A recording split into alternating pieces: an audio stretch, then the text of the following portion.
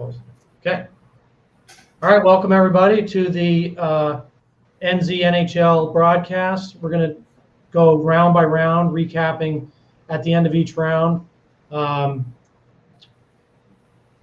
Ian Moran to my right, who runs our NZ NHL, Director of Scouting. Myself, Brendan Collins, and Brian Murphy are more on the amateur side, but we're going to help out today. We've got Ed Bessinger, Michael Crawford, Paul O'Hagan, and Donald Goudreau. Donald Goudreau runs Western Canada. Paul O'Hagan runs Ontario. And Michael Crawford, basically, he's all over the place. He's all over North America. Ed Bessinger, Northeast, but really covers all the United States. So that's our team. We're going to walk you through picks round by round. We'll start with a recap of last night. Let's start, we can start off with the first pick, and we can talk about things, as they come up. But start with Buffalo Sabres select Owen Power. Ian, what do you think of this pick? No, he was dominant last year in the USHL. He had a great freshman year at Michigan. He's big, he's strong. Any questions about his skating? I think we're eliminated at the World Championships where he's playing against men and playing 20-plus minutes a game. He's a big, strong kid that you can build a defensive core around. He can play in all situations. He can play against the other team's top guys. He can kill penalties, power play, special teams. To me, he was the obvious choice. Yeah, Paul, we saw this kid when he was a minor midget. We had him number 2 in our OHL draft. Yeah. Coming up. What do you think of him as a younger guy? He's been on our radar for years. Late birthday, so he's in the cohort of Quentin Byfield and Jamie Drysdale, some of the guys that have already played in the NHL. And from our view, he was the second best prospect that year coming out of minor midget hockey, and not a surprise at all to see what he's done. We felt very strongly that he was going to be, if he had taken the route in the OHL, he would have been a stud defenseman in his first year. He went the different route. He went down to the U.S., Chicago, and at Michigan, and I think just a class prospect. Well, what was the feeling when he chose to go college rather than OHL? It's tough up here, right? Because we love to see our Canadian kids staying and playing in the CHL, but going to Michigan's good for him, good for his career. The late birthday helped him. It gave him an extra year to sort of develop, and he's in a strong program there. So in our view, prospect's a prospect. It doesn't matter where he plays or where he goes. But he would have been a stud defenseman in the OHL for sure in his first year, and it's nice to see. It doesn't matter what route you're doing, we'll find you. He's been on it, like I said, on our radar for a few years here. Great size. A few years ago, I would have said he needed to work a bit on his puck handling. Compared to some of the other more polished, but that size and the skating ability, you just cannot argue with it. Very, very good player. Yeah, for me, with a big kid like that, with a late birthday, going the college route is I might say it's the better choice, but I think he's got more of an opportunity to fill out physically. You do a college training program. I think it puts him in a better situation long term. If he was a January 1 or 2 birthday of the 02 or 03 class, and he's one of the older kids, and he goes into the OHL, I think it's a little bit different setup. But as a late birthday going to school, going to Michigan, and the college route gives them the extra time just to train off ice. And I didn't even know about the hands, like you were saying, but I've always thought just physically put on another 10, 12 pounds and just be ready to grind that way. I think too, something to keep in mind. We've got 3 Michigan kids played at University of Michigan in the Big Ten in the States, and there's 3 of them that went in the top 5. Owen Power, Matthew Beniers, Ken Johnson. They're all late 02 birth years. And actually, I was looking up kind of the analytics of that last night, and late birth years tend to go higher in the NHL draft, but it doesn't correlate necessarily to production in the NHL. They actually kind of overperform. been a lot of talk, I think, in the last 5-10 years, whether they should just do complete birth years and not do the September 15th, switch off with 02, 03s. So, something to keep in mind. I'm not saying that they're not deserving, but if you think of Owen Powers, Matt Beniers, Ken Johnson, if you did it the other way, they would have been in the draft last year. was late the year before, too. Right. So just something to keep in mind.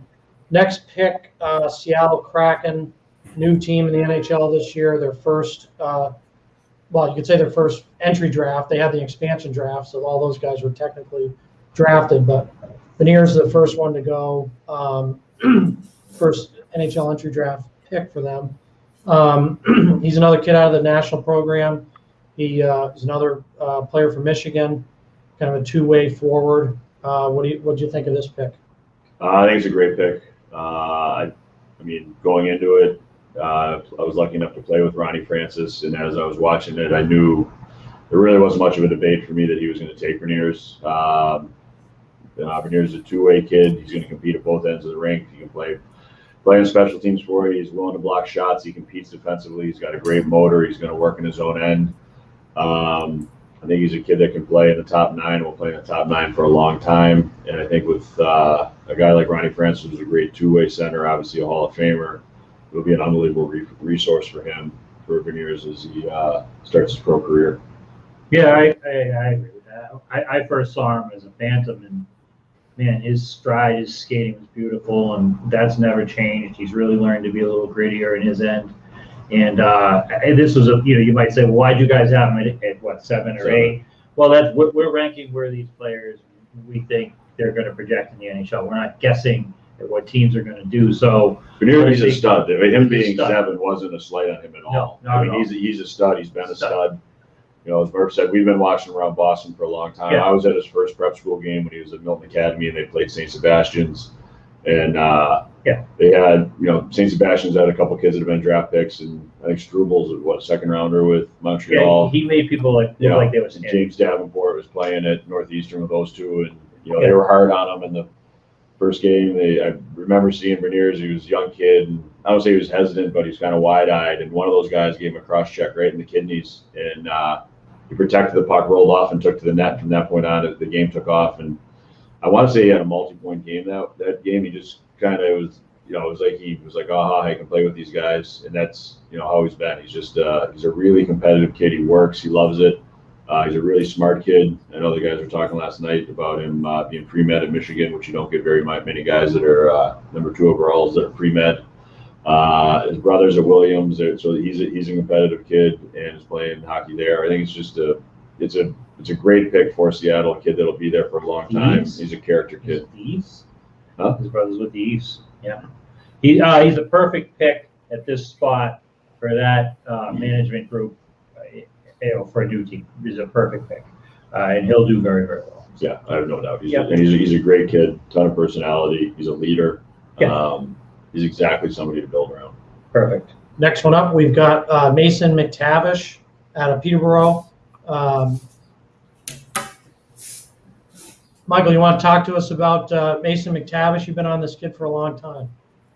Yeah, Mason McTavish. The first time I saw him play, I went to a tournament in Ottawa. It's his home base, basically. The first time I saw him in 2 shifts, I said, "This guy's a pro." It's got pro written all over him. He's a big, strong kid. The thing that he's got the skills. He shoots like he's a shooting machine. His percentages are okay. He'll get better as he starts to practice more with pros. And the other thing that that kind of worries me about Mason McTavish is the speed of the game, because I wrote in my report that that's the part that he needs to decide whether or not he wants to play at the top level. He's a bit top heavy. He's over 200 pounds. And you see the speed of the game. It's not so much of the bull in the china shop with him, which is what I see. He has to be quicker, and he has to be let's say smarter with who he decides to take on, because he's now going to be playing against men. He was always bigger and stronger than anybody that he played against. So he went over to Europe and he played against us in a second division league in, I believe it was in Slovakia or something like that. And he had a bit of trouble playing against the men. And he didn't have that swagger. He didn't have that confidence. And that's going to take a bit of adjustment. But by no means am I giving up on Mason McTavish. He's going to play in the NHL. They're going to give him a chance because he got drafted so high. He'll get at least 200 games. And if he works really hard on his skating, his mobility, being able to absorb checks from big men, he's going to be a long time pro.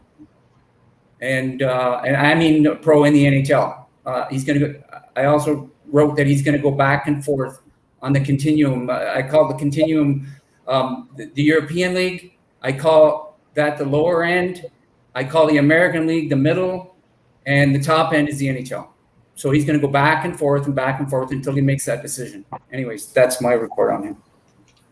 Thanks, Mike. So, we first saw, we probably saw him after you, Michael. I saw him at the Marlies tournament when they brought those all-star teams up from Ottawa. And he was the talk of the tournament because we all knew the GTHL kids, but you didn't know those HEO kids. And he was a sniper. I mean, his shooting ability was off the charts. He could score from outside. He could deke inside. He was dynamic that way. But there was a question mark in terms of the competition level he played. I remember getting ready for the OHL draft. What impressed me about him at the U18 Worlds in Texas was he's added a component to his game where he's a two-way player now. I think he was a little bit of a one-dimensional goal scorer, in his minor midget year at least. And now he's added where he's finishing checks, he's playing physical, he's up and down the ice. I think he's added a step in his skating. He's not a burner by any means, but certainly added that component to his game. So I think the combination of knowing that you've got a pure goal scorer, which are hard to come by, and now you've got a complete player who's willing to play at both ends. I think that's what would, make Mason McTavish go so high here.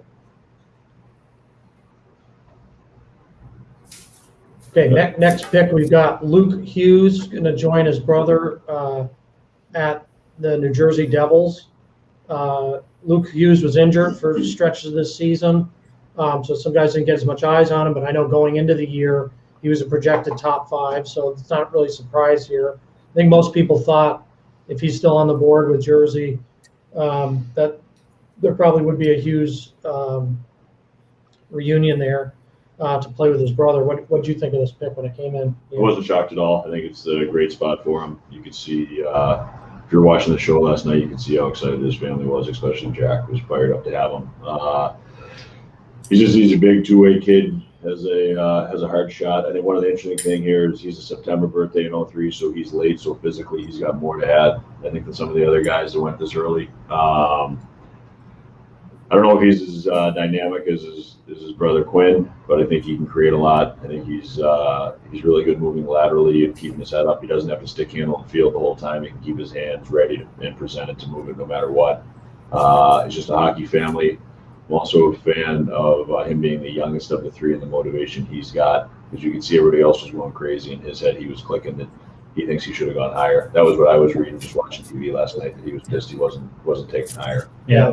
Which I loved, obviously. Yeah. If he had been taken one, I to be honest, I wouldn't have been shocked. And they were talking on ESPN about his skating and how it wasn't great. It's improved his skating. He's always been very good. He's always been able to skate. I mean, he made a kid fall down in midgets and playing for the season. It's not like you with pond hockey. Yeah. You make guys fall down. I make guys fall down upon hockey. There's no question. It's just, but that's toe dragging.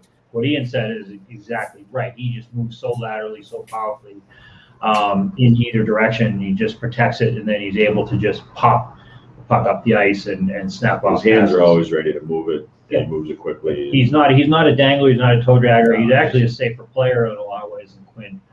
He's a lower risk player. I don't know if he's as dynamic like you said, but he had gone one. He's gonna be a top pairing kid. I would not have been shocked. Interesting too on the video last night. He's definitely bigger than his two Oh, brothers. it's not even close. Even though he's younger, he's the biggest of the family. Got that. His footwork is outstanding. We'll see. I just thought he looked like he was pissed he didn't go sooner. No. Yeah, like right. You know, Sure. everybody else was pumped for him, and he was pissed. And then I thought it was great that he put on a Devils jersey and it was Jack's jersey. Yeah. You know, and he's like, this is BS. He just the youngest brother being pissed. I liked it. The only knock I've ever had on Hughes was he got really good really quickly in terms of he was the upper echelon of that age group in the States. And then he kind of catapulted from, say, a top 20 player to a top 5, top 2. And I thought he tried to do too much, and he made some questionable decisions, which you don't mind when they're young because it shows they're trying to push the envelope. But he's going to have to shore up that. He's almost a year younger than Power. Right. I mean, for sure. Yeah. He's got a lot of development just physically. And like you said, he's bigger than his brothers. Right. He can carry 10, 15. Oh, for sure. Without a doubt. For sure. It's all going to be in his legs and his ass. Right. So. Yep. The tools are certainly there.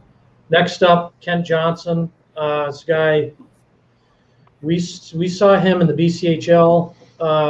Very strong player there, and then made his way over to Michigan. Another one. I mean, it's kind of interesting. You look at Owen Power. Typically, those kids would be in the OHL. He went down to the States. Kent Johnson is another one that probably people probably thought would be in the Western League. He did develop a little later. I don't mean to just. They grew up playing in the GTHL, right? Hughes, didn't the brothers play it there? The Caesars, or no? I don't know if Luke did. Jack and Quinn did. Luke played in Michigan. Caesars. Luke was a Caesars kid. Okay. Yeah. I knew it was Caesars at the end. I didn't know when he was younger. Yeah, and there never really seemed to, like with Jack, he had no idea which side he was going to go. I feel like Luke the whole way was pretty NCAA. Yeah. I think. Ken Johnson, he's a guy who kind of popped in the BCHL his first year in the league. He stood out because of how young he was, and he was able to play regular shift and make plays.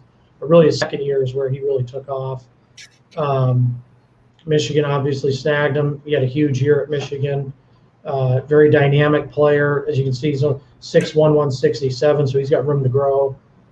In terms of like hockey sense and playmaking ability, he's as good as any of the players above him. Just a little bit of a different style. So He's a supercomputer, man. He processes things really, really quickly. We talked to a couple of Big Ten coaches and asked about the Michigan group, actually. And they said the most dynamic and explosive player in that group was Johnson. So, and he plays smaller than he's listed. And I mean that as a compliment. When you see the way he moves, and then you realize he's 6'1", it's shocking because he plays like he's like 5'9". He's just a water bug. He's all over the place. His edges are great, slippery, slick. I love this man. I love it. Dom, did you see much of this guy out west? I know he kind of popped later. Yeah, I watched him pre-pandemic when he was with Trail, and I think Brian's bang on. Like when I watched him play, he darts all over the ice. I think he's got really good hand skills and just his feet and the way he gets around the ice so quickly and just kind of like he's slippery. And that's what I always took away is a lot like Murph was saying that you look at his physical numbers and you're just kind of like he moves a lot smaller than you would think, and you get kind of surprised by the fact that he's kind of a bigger kid around the bigger end. Okay, next one up, we've got Simon Edvinson. It's a player that really stood out to me at the U18 Worlds. We went down to Texas to try to cover that as well as we could to get the Euros because we couldn't travel this year, obviously, to Europe. Ian usually makes that trek for the U18s, but luckily it worked out. It was in the States. We were able to get down there. This kid, to me, was the most exciting player in the whole tournament because he's listed here at 6'4", looks even bigger than that on the ice. He can skate. I mean, he can really skate. He's as good a skater as Luke Hughes, and he's 6'4", carries a lot more weight, moves the puck really well. He defends well. He's got really long reach. His stick is awesome. Yeah, he's got a great He stick. can shut you right down. He can add offense. He's another guy like Murph said. Wouldn't be surprised if Hughes went 1. Edmondson would have been a little bit shocking at 1, but not at 2 or down, because in terms of pro ready, might be the most pro ready outside of Power of anyone else here. There is some raw to his game a little bit. He's still developing. You know, I'd put him in the Luke Hughes category. Tries to do too much at times. Needs to kind of more controlled, but huge ceiling. Good pick here for Yzerman with the Detroit Red Wings. Yeah, he's just a big, fluid kid. Skates really well for his size. It's actually shocking when you see how smooth he is. That he's 6'4". It's unbelievable. Yeah. He's got, for another thing, he's being so big. He's got really good touch in little tight area passes, especially below the goal line. If he's in the scrum, he can pull it, poke it to a center, 2 foot little poke that he gets it so the transition starts. And then he's got almost shocking closing speed, and he gets his stick out there. He hides it and extends it really well. Gets a stick on everything. I don't know if he comes over now, but when he comes over, he's going to play, and he's going to be an impact kid in my eyes pretty quickly. Yeah. Next one up. If I may add, yeah, go for it. sorry. If I may add, Yzerman, who's taken over a sinking ship, he played with a guy named Nicholas Lidstrom, and he made some comparisons, and that guy was probably one of the best defensemen in NHL history. So that says a lot for this guy. So yeah, no, thanks for that. That's That's a great tidbit. Next up, we stay in Sweden with Will Eklund. We had him ranked high. We had him at 2. Totally can understand how he'd go down to 7. He's doesn't have great size. He's not a blazing speed type, although he can definitely scoot. What we liked about him in our, this top 9 is pretty solidified. I think every list in America had, in Canada and Finland, Sweden, everywhere, had these 9 in some order. So there wasn't really a surprise in the top 9. But what Eklund brought is he's played against pros. So as Crawford said earlier in regards to McTavish, he went over and played pros and he struggled a little bit, and he had to make it, adapt. These other guys, NCAA is older competition, but still you're playing in a league where the overwhelming majority will not play pro hockey. Edvinsson played in the SHL, a little bit and had some success, but really Eklund is the most proven guy in this draft among pro hockey players. Played in the SHL and he produced, not just points wise, but he played in every situation, a lot of key minutes, playing against 35-year-olds. So for us, we thought there was a safety there with him in regards to some of these other guys. But, he's 5'10", he's under 75. He doesn't have, the size of some of the guys above him. Maybe doesn't have the ceiling of some of the guys above him. So I think it's fair that he dropped here. But in terms of NHL ready, he's as ready as anyone up there. Well, I mean, he played in Djurgården. He was playing with Holtz, who went 7th overall or 8th overall last year. He had more points than Holtz, had a better plus minus than Holtz. He might be smaller than him, but I think what he's going to bring to the team, he's going to be potential top line kid who produces and can create. And I'm not a total huge fan of plus minus because I think it can be inflated or it's more of a team stat. But it is something to pay attention to as a kid who's supposed to be small and slight. That he had, I think he was -2 or 3 on a team that had a pretty varied plus minus. So that to me was pretty interesting. Yep. Doug Wilson had the flow going. Did he ever? Huh?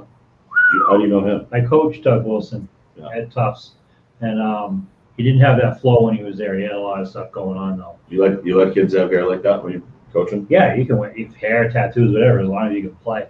But he, I think from a value standpoint, you'd be hard pressed to find a better pick than this one in the first round. Yep. So next up, we've got. Yep. Oh, can I add one more thing? Here I am always sticking my nose in and get things again. No, keep going. Love it. So this guy played for the national team also, and he was the best player for I watched about 6 of his total games, and I call him Mini Me, Peter Forsberg. I was lucky enough when my brother was coaching Peter Forsberg. You just can't get the puck from him, and that's what this guy does. And he has a vision, kind of Gretzky-like. You know, he sees 4 or 5 guys. He sees everybody. So this guy he's going to play pro. He's going to play in the NHL next year if he decides to come. Oh, that's great. I love it. We have him at 2. We want that on. We want that out there. Next up, Brant Clark, going back into the OHL. Brant Clark was a standout at World U18s. We've liked him all along. Paul can talk about kind of what we saw from him as a youth player and then into the OHL. But at U18s, I thought he was one of the most complete players in that tournament. You know, they talk about his offense, obviously, in his skating ability, athleticism, but he's very good defensively too. I think he's underrated defensively. But Paul, talk to us about Clark and what you've seen from him over the years. Yeah, you know, he played on that Don Mills team with Shane Wright and Brennan Othman, who, you know, Othman's we're going to be talking about later, and Wright next year will be a consensus top 2 pick. I thought Clark was kind of the straw that stirred the drink with that team. You know, he managed the puck so well. He was smart, very smart player. That team didn't lose many games all year, and anytime they were down, Clark anticipated the play so well. The pinch, really aggressive on it. He was that kind of guy who'd step in, make a play, turn it over, get a goal, tie it up, or be involved in the winning goal. He was always around the action from the back end. And I think he's a steal at 8. 8 or where did he go? 7 or 8? 7. No, 8. You're right. Sorry, 8. Yeah, I think he's a steal. He's got an awkward skating stride that, you know, there were some questions about that. But he gets around and just LA's going to love him. They're going to love him. He's going to make that team, and he's going to be a player at that level who can produce points and get involved offensively. I can't. You know, Jamie Drysdale's a comparable from the year before. Drysdale's different. He skates much better than Clark, but Clark has that offensive anticipation, the ability to jump into the play, the confidence. If he can continue to carry that confidence forward at the next level, you know, he's gonna produce points for a long time in that league. I know, Crawford, you got the same. No, you've seen him as well. Yeah, I just worry about, you know, he's not ready to play yet because he went over and played against the men again. And what the tricks that he pulls playing on a stacked club, which only lost 1 game all year. And they went into I think it was, so the other team that was comparable was the Red Wings in Toronto here. But he has a few tricks, but the pros will figure him out.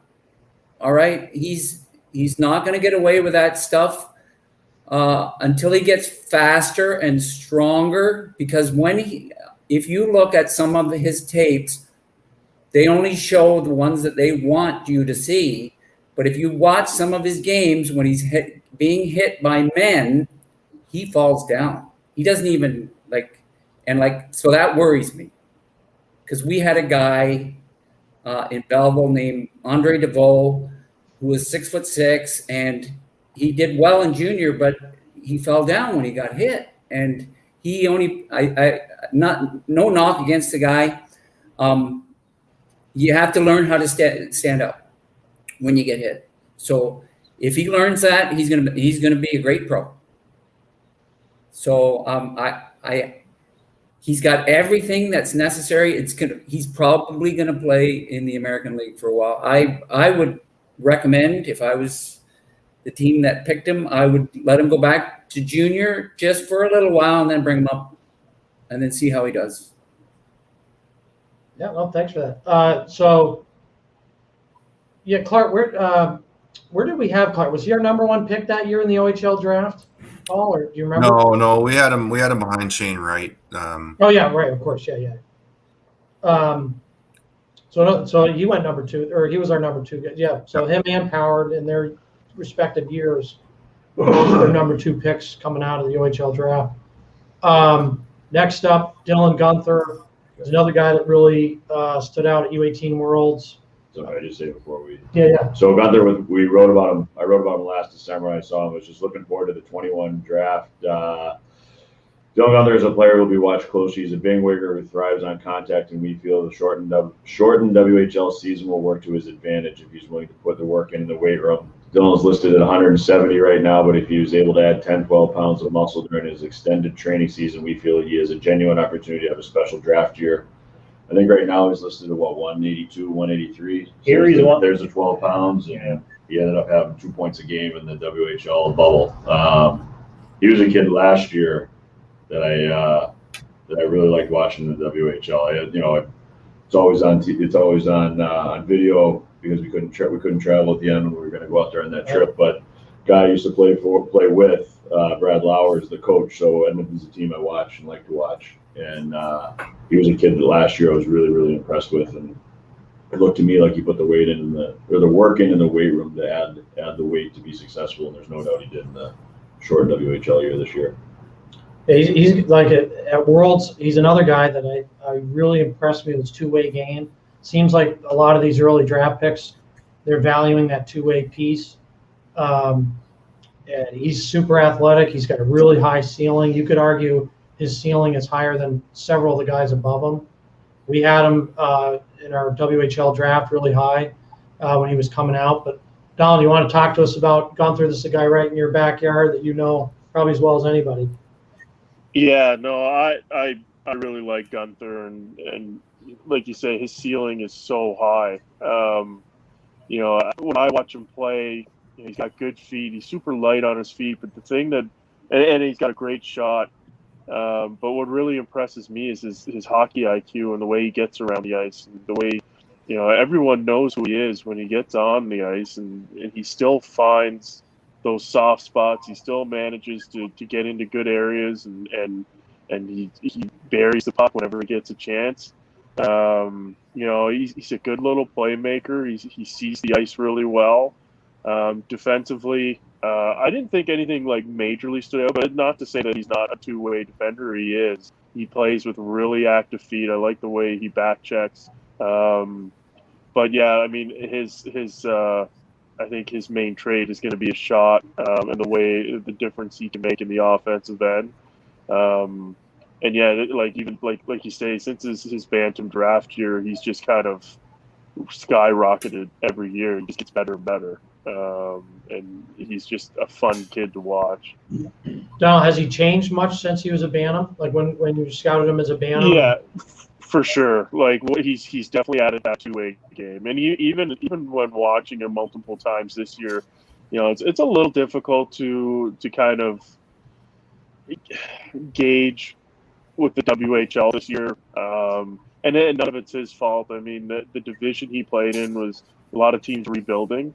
And the Edmonton team was just a monster of a team. But what I always have liked about his game and what he's really kind of, and even at the Worlds, what he's kind of impressed on me is that he has brought a little bit more maturity to his game, especially on the defensive side, and that he's not just kind of relying on that natural skill set he has. Yep. Thanks, Donald. So close out the top 10. We've got Tyler Boucher out of the national program. Boston University committed to signed by Ottawa, not signed, selected by Ottawa Senators. Ed, this guy's in your backyard in the Northeast U.S. Yep. Growing up playing prep school hockey at Avon Old Farms. What do you think of this kid? Yeah, we saw him at Avon, like you said, on the New England prep circuit. I think what sticks out is just how athletic this kid is. Fluid skater, gets up to speed pretty quickly. Doesn't take much effort to get up to speed. Plays fast, direct, north-south. And then just has good hands. Can make plays in tight spaces, but just what stands out, I think, is the pace that he plays the game at. Yeah, for sure. He was a guy who's hurt this year, so kind of hard to get viewings. He missed the U18 Worlds, so I think because of that, he'd slipped on some draft lists. But in terms of athleticism, including ours. yeah, including ours. Yeah. In terms of athleticism, like you said, Ed, his skating ability, he's got a two-way game for sure. He's got a physical game. I don't know if the offensive skill is, first half of the first round of the draft. But I think if you look at the next, 10, 15 names, there's some safety, and then I think he'll play in the league. He's got that kind of body, and you can put him up the lineup, down the lineup. He can be a penalty killer. He can play a fourth line role where some of these other guys, if they're not top 6, top 9, might be a little less opportunity for him. So, but the only question I have with him is does he have the high-end offensive skill to be a producer at the next level? So this is my take on him is he's going to BU, Ottawa. So he's going to have interaction with Kachuk brothers. BU just hires Jay Pandolfo to be on the bench. Jay was a kid who was an offensive player growing up, made a career in the NHL being a third-line guy, killing penalties, playing against the other team's top line.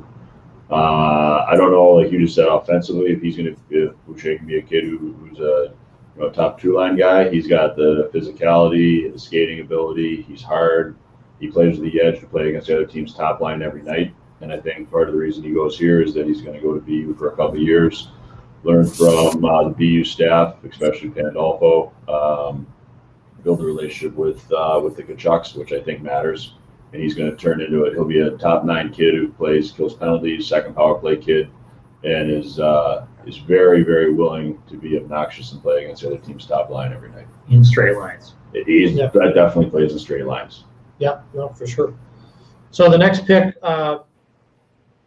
Arizona Coyotes, voided that pick. What was that? Was a trade violation or something? It was a combine violation. Combine They did some sort of testing, right? Anyway, I have no idea what Do it with Marlin? Yeah. Is it a neutral zone combine? Yeah. Might have been. Sorry about that. But they, I don't know. So that, anyways, they lost their pick. Next one we got is He was in Wellesley that day. He was in Wellesley at the PHL. We tested him. next one up is Cole Sillinger for Columbus. Columbus had several first-round picks. Pure goal scorer. He's a Western League kid, but because of COVID and everything else, he made the decision to come down to the States this year, tore up the USHL. Guy we've been watching since he was at Bantam. Donald, you can talk more about him, but what stood out with me is just the way the kid can score goals, fills the net, smart player. Take it from there, Donald. The interesting thing about him, and I kind of talked about it last night a little bit on Twitter, but at the Rocky Mountain, when Marlon and I covered him in Bantam, like as we're walking through the doors, like everyone is saying, you got to watch the Sillinger kid. He's electric, and after that tournament, both Marlon and I kind of walked away going, he's okay. You could see the athleticism, you could see the natural scoring ability, but I don't know, he almost felt like just a one-dimensional, almost kind of a selfish player. So we you like the skill set at that age, and he's going to go high. He's a good skater. Just overpowering his opponents at that age, and then you cut to the next year where he's playing at the Max tournament, and he was a monster. He was playing against St. Albert one game. And St. Albert actually went on to win the tournament. Their goalie was unbelievable that year. And the first game of the tournament, they had to play against Regina, which was a team Sillinger was playing for. And they were just getting goalied. They were throwing everything at the net, and this goalie was turning everything around. And I just kept watching Sillinger, and he just kept coming and coming and coming. He was working so hard in that game, and I remember, and he was physical on the forecheck. like just couldn't beat the goalie. But I remember walking away going, "That's the player I was hoping for." And then when he gets to the WHL, he continues to be that kind of physical force that I know a lot of people. I don't think he gets enough credit for, maybe because he is such a good finisher. But I like the grittiness about him. I like that he plays with good speed and he makes plays at pace, and of course his finishing ability is really good. He's got a great shot, puts himself in good areas. But for me, being able to watch him kind of develop into this hard-nosed player with offensive upside has been really fun to watch. Yeah, no, I mean, he can rip it. yeah, he can can absolutely rip it. Yeah, it's interesting. We talked about like some of these other guys, Boucher, Ian just talked about. We talked about it with Eklund, McTavish. Versatility is a big word. Not a big word, but a word we use a lot with our scouting reports. And I think that Cole Sillinger, what you just said about him, speaks to that totally. I mean, he was a pure goal scorer, and that's kind of all he was as a youth. And then he's developed another element of his game and just gotten better and better at that. And you're right. He's a force now in the forecheck. He can play away from the puck. So good for him and nice pick there. Next up, Calgary selected Matt Coronado out of the Chicago Steel. And Chicago Steel actually has some other ties here. Owen Power played for Chicago Steel before he went to Michigan. Sam Miskevich, who's later in the draft, he's Chicago Steel. So kudos to Chicago Steel for 3 alumni in the first round. Coronado put up gaudy numbers this year in the USHL. I think he had 51 goals or something in 57 games or something crazy like that. So definitely the stat line, high skilled player, really smart. Who would have seen him? What do you think of him, Ian? No, he's tenacious. He's got a great attitude, his work ethic. He's always around the puck, always around the net. Chicago obviously has a great thing going right now. The players, the style they play, they're real puck possession. They're real creative. People argue that their players' numbers could be inflated, but they've got the kids that play that way. That's the system they want to play, and it's the rest of the USHL's job to adjust to what those guys are doing. It'll be interesting now to see that Ryan Hardy's left for Toronto, but I would think they've set the template with what they want. Coronado to me is just a kid that he works and works and works. He's going to be around the puck. He's going to be a buzzsaw. He will dig for the second and third, fourth opportunities in front of the net on a rebound. I was kind of surprised he went this high, but I'm at the same point, I'm not up to the numbers he put up this year in Chicago.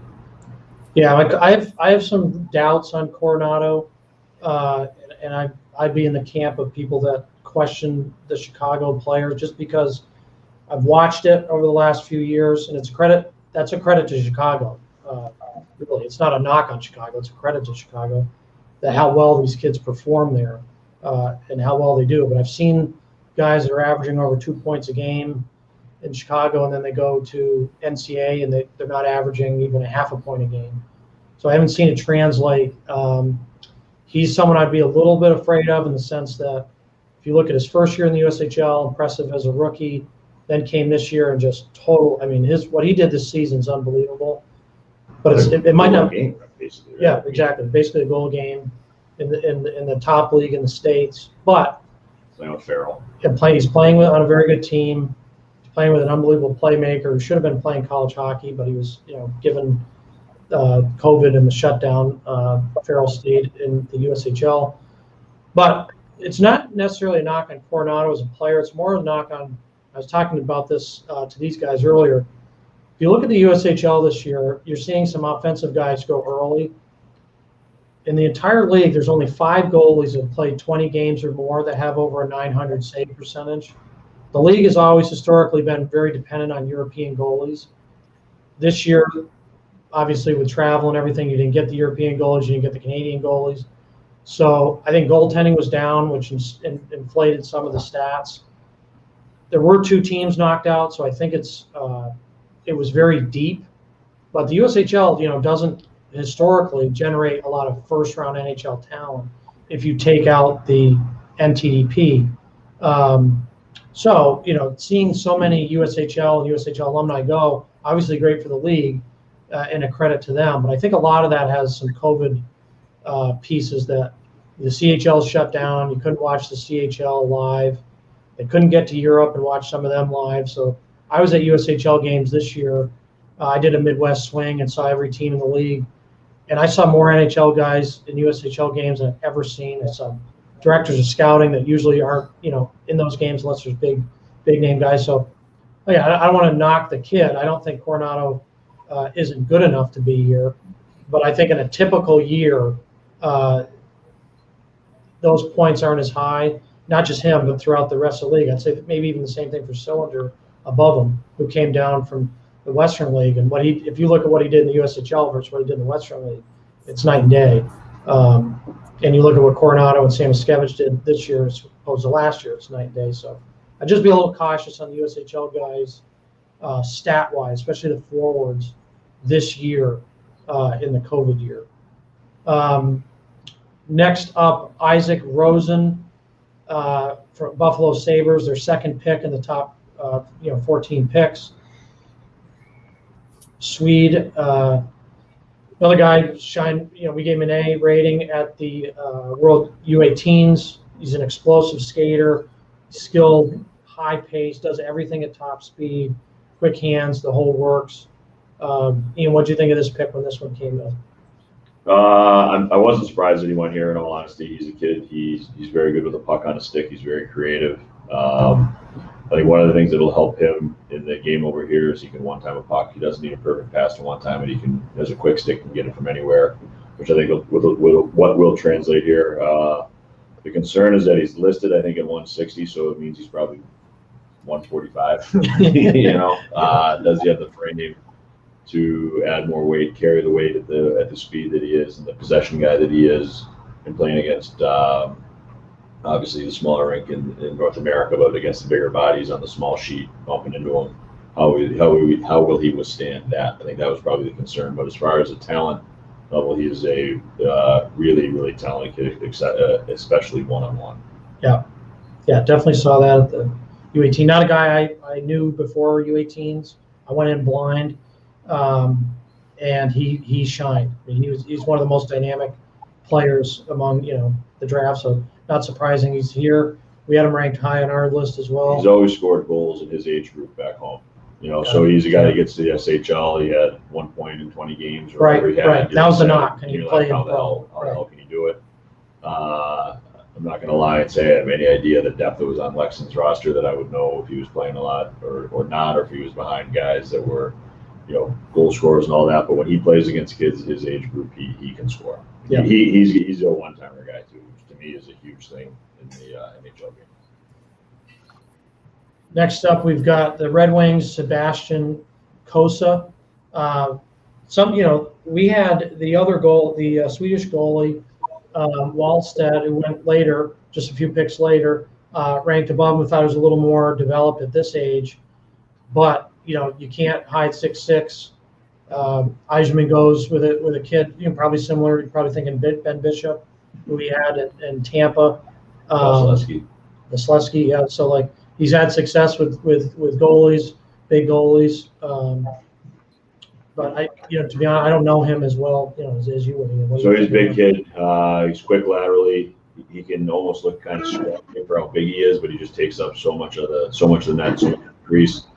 I'm spacing right now on the goalie that Detroit traded for, the kid from Carolina. But by them trading for that kid and taking this guy, they can be patient with him. There's no rush. There's no need for him to be the man.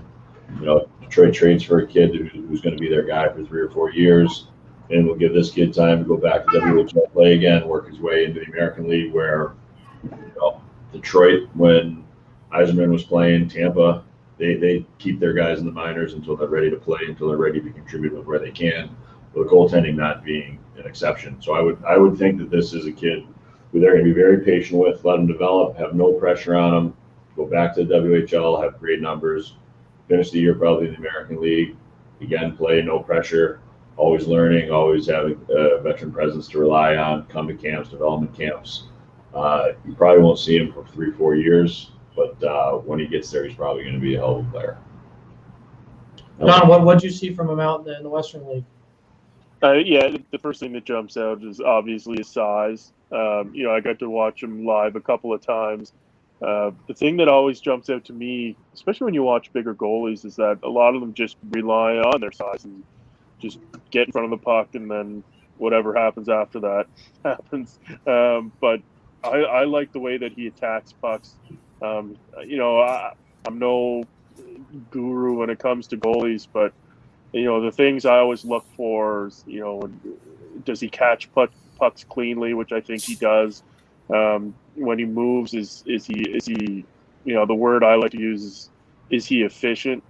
It's one thing to push and get across, but is he at a position after he pushes? And I feel like Kosa does a really good job of being precise in his movements and being efficient in his movements. And I like the way he attacks pucks with his hands and his legs. He isn't just a big guy. There's athleticism there, and I can see that potential in the next couple of years of him just being a dominant goalie.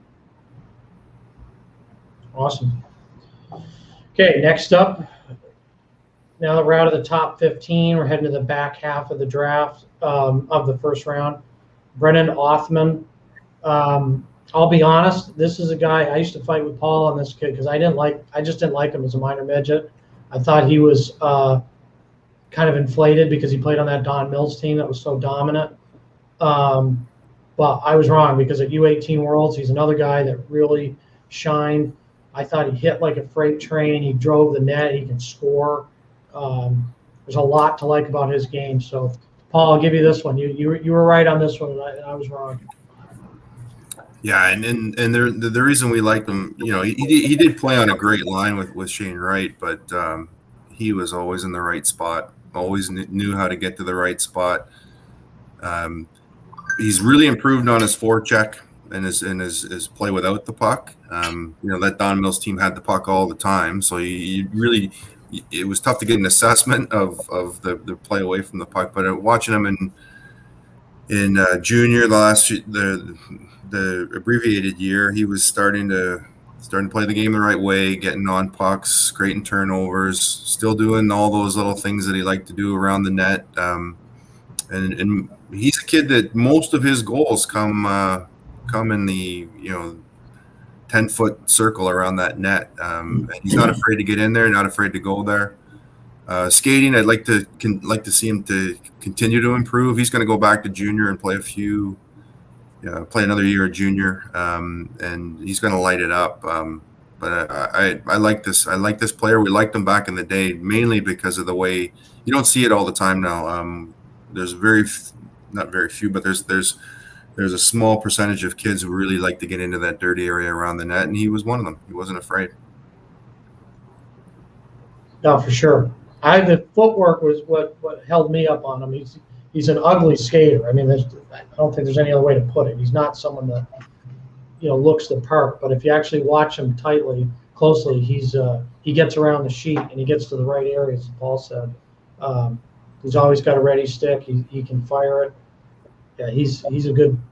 And I think he's developed, like you said, away from the puck as a two-way player. So this is what I wrote about him after the Worlds in June. I love how this kid plays. Love how he competes. He's been able to find the scoring area and put the puck home since he was a young player with Don Mills. But all you really need to know about him is the impact he can have on a game. And it happened at the U18 Worlds. There was 1 minute, 15 seconds left in the gold medal game versus Russia. D-zone face-off.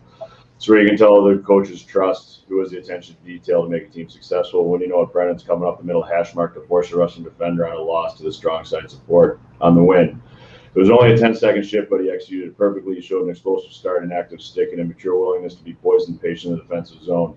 All told, in the final 4 minutes of the gold medal game, the pure goal scorer played 2 minutes and 5 seconds of that.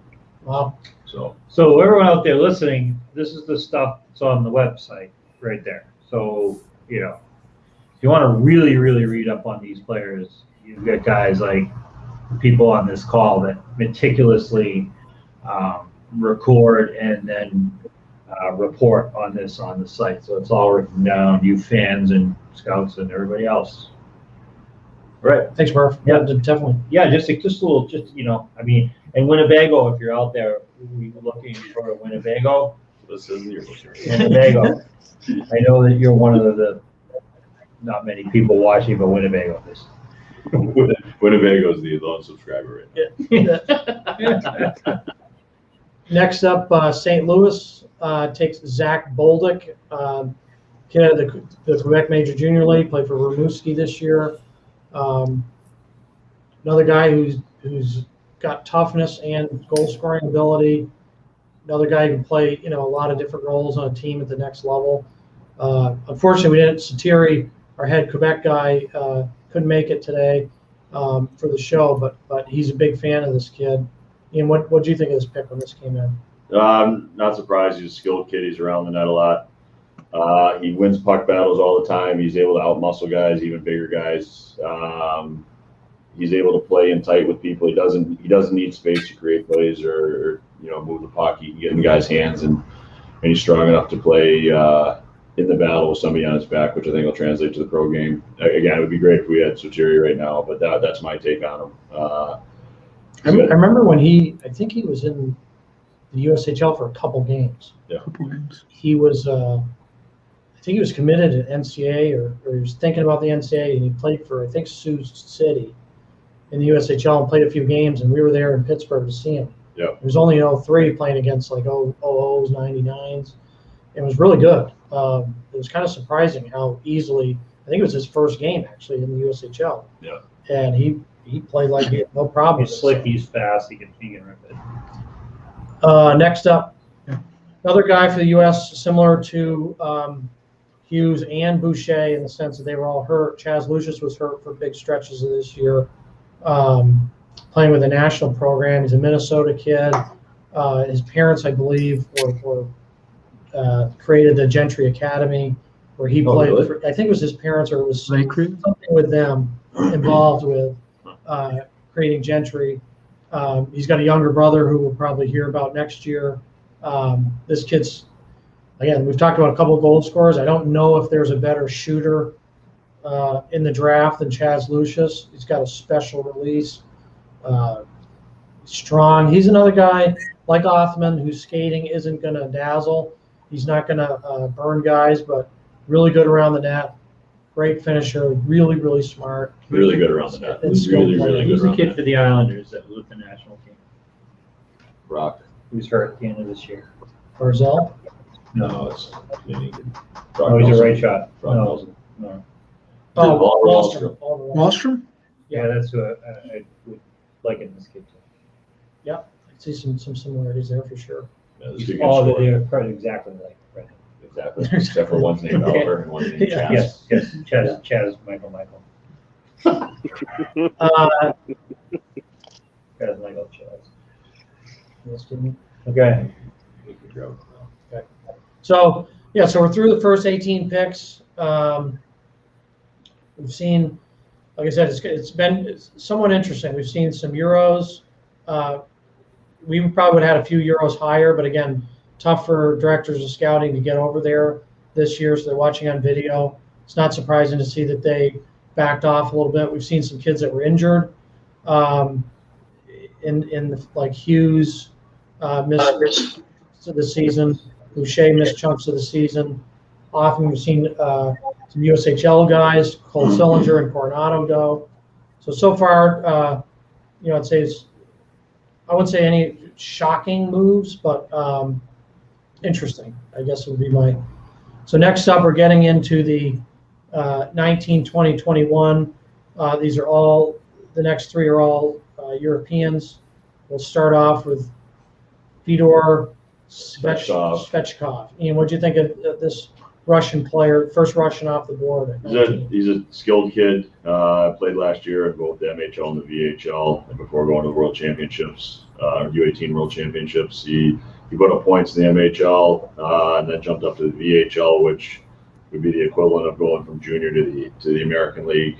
So he started playing against men. He's kind of a two-way kid, which most Russians, you think when they go in the first round, they're going to be straight offensive guy. But this, he competes on both sides of the puck. He back checks hard. He's not afraid to bang.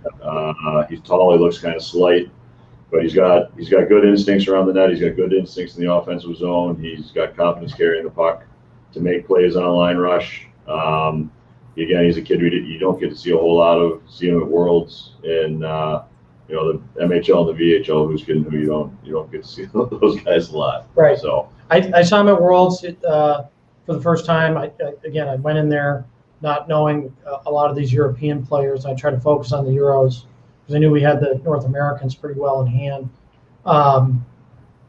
He shot. I mean, I think he had 10 points. I think I just 10 and saw 7. Yeah. 10 and 7 games. He's got speed. He's got some north-south game to him. He's got a good shot. So he compete. Yeah, he Really. competes hard. I just thought he was a player there. I don't want to say complimentary player because he wasn't. He was one of their top guys, but he's somebody that you could put with a really skilled forward. What's the He's going to make him for better. the Russian? Oh yeah, I can't try. Whatever his name is. I mean, he was getting whatever his name is, was getting all the looks, and he was the name you hear. But whenever there was something around the net, or whenever there was a play on the wall that needed to be made, it was Svechkov who was the one who was doing it. Hitchcock and Met something.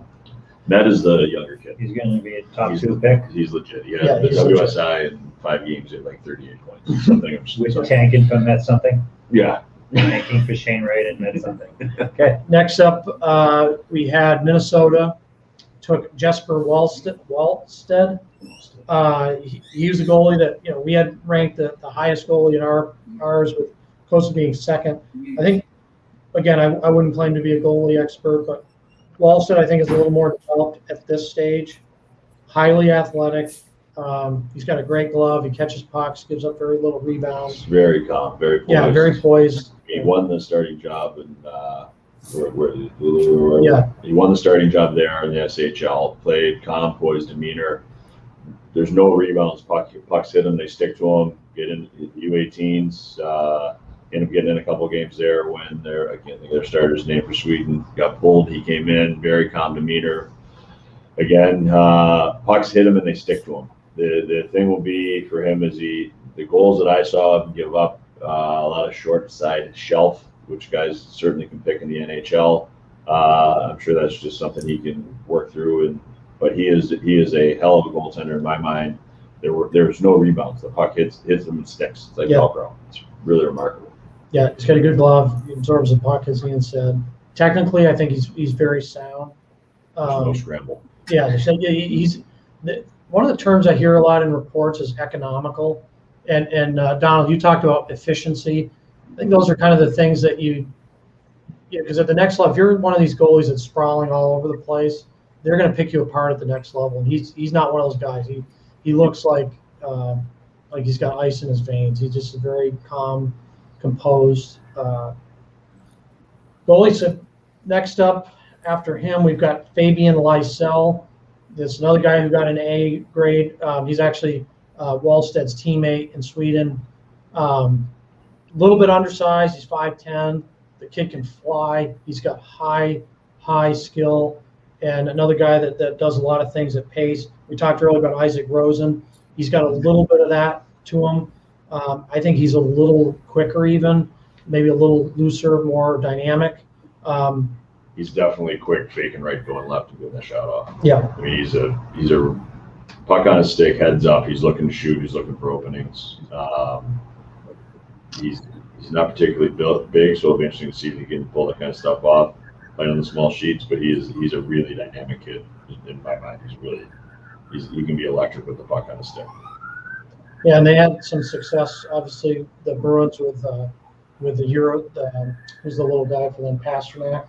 So they've had some success with upside guys out of Europe. So hopefully, I'm sure they're hoping he's in the same fold as He probably won't go over for a couple of years, I would think. Yeah, right. He's going to be a little heavier, a little quicker. Yeah. Ready to battle.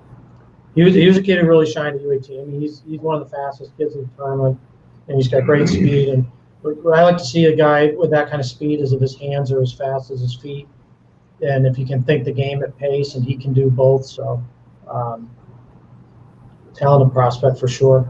Next up, we got Edmonton Oilers with Xavier Borgold, sorry. Another second Quebec Major Junior League player off the board, played for Shawinigan this past year. Centerman, what do you think of him? Shawinigan. Sorry again. I like this kid. I think he's, obviously you just watch the playoffs. To creating offense, a lot of it comes off the walls and on the cycle. He's a kid who's really good on the cycle. He shows great anticipation about where the puck is going to go off of rebounds, not just normal bounces off the wall where you can read that pretty easily. He seems to be able to read shots from line mates that are going far pad and where those rebounds are bouncing. He's got good speed. He's got real good feet, coming to the neutral zone, stops and starts, and can separate from a guy. He's going to obviously spend more time in juniors, but he's a kid who playing off the wall and being able to cycle and then bring the puck to the net off the body contact is something that is going to translate really well to the pro game. And then Dallas Stars up with the 23rd pick, Wyatt Johnston. This is another guy to the Ontario League. Paul, I know this is a guy that you really like, and Michael, I think you like him too. What do you guys think of him? Go ahead, Mike. Go ahead, Paul. Okay, I'll go first. Let's trip over that one.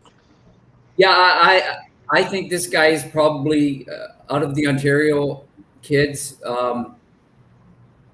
He was the smartest hockey player I've seen. He's undersized right now. We didn't get to see him play except for the few games that he played for the U18 team.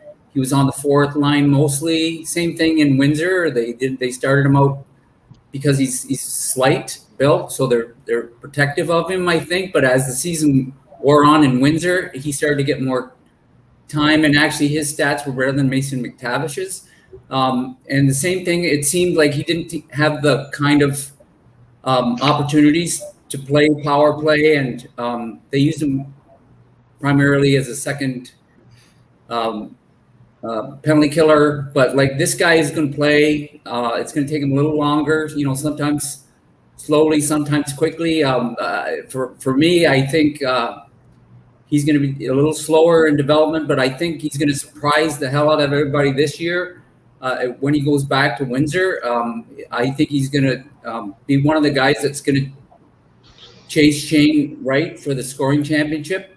And a couple of years from now, he's going to be he's going to be playing in the NHL, and he may even, I put it in my report, he may end up playing for Team Canada because he's so good, he's so smart, his anticipation is amazing.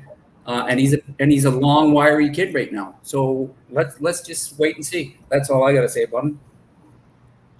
Yeah, and just to reiterate there, like the second half of his first season in Windsor, I think he had 28 points after December 1st, right?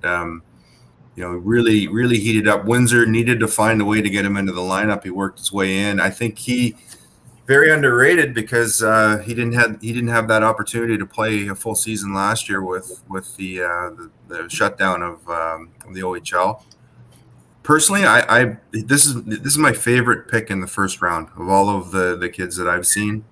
And like Mike said, sit and wait on him. He's going to be a hell of a hockey player. Very, very underrated. We had him underrated. Coming out of minor midget.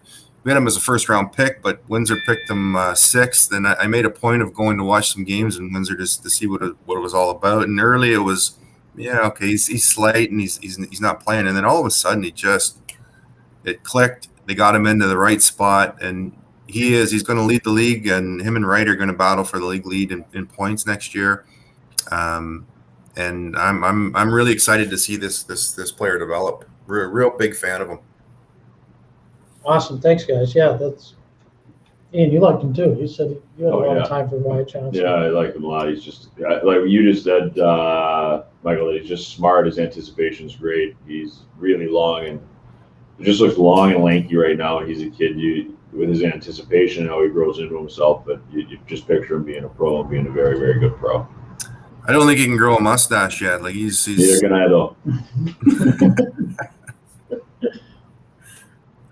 Next up, we've got the Florida Panthers select Mackie Samoskevich This kid played at Shattuck St. Mary's, another guy, like most of these guys above him, that we've been watching since he was a Bantam. Highly skilled player. He's committed to Michigan. So Another college kid. Going yeah, to Michigan. so that'll be another, four Michigan players in the first round. He's another kid, again, played for Chicago Steel. We talked about Coronado. He was teammates with him. Super skilled, smart player. He can really scoot, balance. You know, he can play through contact, which, you know, especially at the college level where he's headed, that's what you have to do. So a little high, you know, from our rankings, I think from some others as well. Where's he going to play at Michigan? On the line. I'm being serious. So what I was just I mean, going to say, his role when he gets to the pros with his skating is going to be a third line kid in the penalty kill. Because that's What he is. Yeah. He's got leadership And on he's that fine. team of all the superstars. He was one of the captains, so you like that. Smart kid going to Michigan, but his role when he gets to the NHL, if he gets there or when he gets there, we want to phrase it, he's going to be as a third line kid who plays against the other team's top line because he's smart and he's such a great skater and he kills penalties. His angles He's not going to be a kid who's going to be looked at to put up 60 points. Everybody He'll else be abrasive, pain in the ass, who nobody likes to play against. Yeah. Okay. And do you know him at all? Yeah, I think he's from Connecticut. So before, when he was out at Shattuck, he'd play in some of the tournaments around New England in the summer. Just to echo what everyone else just said, skating. He can play up and down the lineup, I think, because of his skating. So I think he's super skilled. But also, you're right, he could play a bottom six role too at the next level because, how well he moves around the sheet, takes good angles, pressuring the puck, and really just has a high motor. So yeah, can play up and down the lineup. So solid pick. Next, back with Columbus again. Let me see, is this their second or third pick? He's their third. Yeah, third pick. They took Ken Johnson earlier, Cole Sillinger, Big fan and this is of this pick. Corson Kuhlmans, who I think might have been a little surprising to see this late at 25. I know we had him higher. I think others had him higher as well. Coming off a strong season. We finished with him at 27. Oh, I'm at So 27. this is Sorry. right around where we Sorry, are. I think this is the ideal pick for him. It's the Columbus's third pick of the first round. He's a kid played in the AJ. I think he had 7 points in 4 games, or there are 11 points in 4 games. But he's not a kid. He's not going to be ready for a couple of years, even though he's 6'2" and 200 pounds. He's a kid. He's going to take a couple of years to develop. Where's he going? Denver, right? Or Wisconsin. He's going Wisconsin. Wisconsin. So he's going to go. He's going to play a great, great college schedule. But he's the ideal for somebody that has multiple picks. Never mind 3 picks in the first round. He's the pick to go in this area because there's going to be no pressure on him to come wheeling and dealing in this year or next year. He's going to have time to grow into himself and be a solid 2-way kid. I know at World Championships they were talking about how they wanted to be kind of an offensive guy, and he showed really well defensively. Like he's strong on the He's puck. a top 4 guy. I don't think he's going to be a pure offensive. Right. So I think he's he's showed that element to him. He's big, strong. Right. Doesn't always get the love from Hockey Canada. I think probably because he's decided to come down here and play in the States for college. But we liked him a lot, Don, didn't we? In the coming out of the WHL draft. Yeah, he was one of my favorite Bantamish defensemen at the time because he's always been a big kid. And then he gets picked up by Brooks, and this year was a little difficult to watch him. That's why I was glad to see him at the U18s because with the AJ they kind of did their what do you want to call it, like pods. So they would play 3 games against the same team or same 2 teams. So he kind of got to feast a little bit on some weaker teams. So it was a little hard to evaluate, but I agree with you guys. I mean, he's always been aggressive at both ends of the ice. He's heavy on pucks. I've been hearing people kind of question his defensive liability or reliability, and I personally think he's a good defender. I think If you're just basing it off this year or even off some AJ games, yeah, you can see like he looks more risky because quite frankly, he's kind of playing against weaker teams, so he's taking more chances. He's probably trying to engage himself a little bit more by challenging himself. And but when I watched him at the U18, I was really impressed. Like he looked the way I wanted him to look. He was hard to play against. I thought he moved better than I was expecting him to. Not necessarily a huge fan of his stride. Maybe I'm wrong on that. It looks a little awkward to me, but he gets around the ice fine. But yeah, I think there's potential here for him to be a impactful two-way defender, and I think he's going to develop nicely at Wisconsin, and I think there's reason to be excited if you're a Columbus fan after the first round. That's for sure. Oh, Yeah, for they sure. did great. Yeah. Next up, Carson Lambos. I think I might have been confused with Lambos. Might have been. Yeah, I really like Lambos. Yeah. Lambos is lower than what I thought he would be. Yeah, I thought he was going to go higher. I know that I heard people talk that he went over and had a tough time playing, but I think in the J20 he was about a point a game kid. Okay. I didn't see anything he did this year with Winnipeg. I have no idea if he did get any games or not, but I can tell you last year he was a kid that I thought he was solid, two-way kid, moved the puck well. I remember watching him and his acceleration, defensively retreating backwards off the blue line.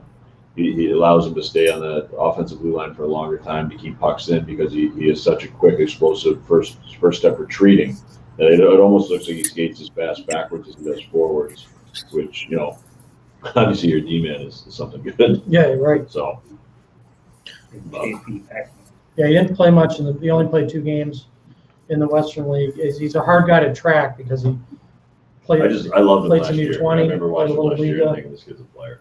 Yeah. We were hoping to see him on the World 18s, but I thought he was injured or didn't. Something's going on with his health. Yeah, Right? he got hurt, and it's a little. Winnipeg has been pretty vague with what it was. I'm pretty sure it was some sort of leg injury. But yeah, he only got into 2 games when he came back. So I agree with everything Ian is saying, and his skating for me is where it all starts.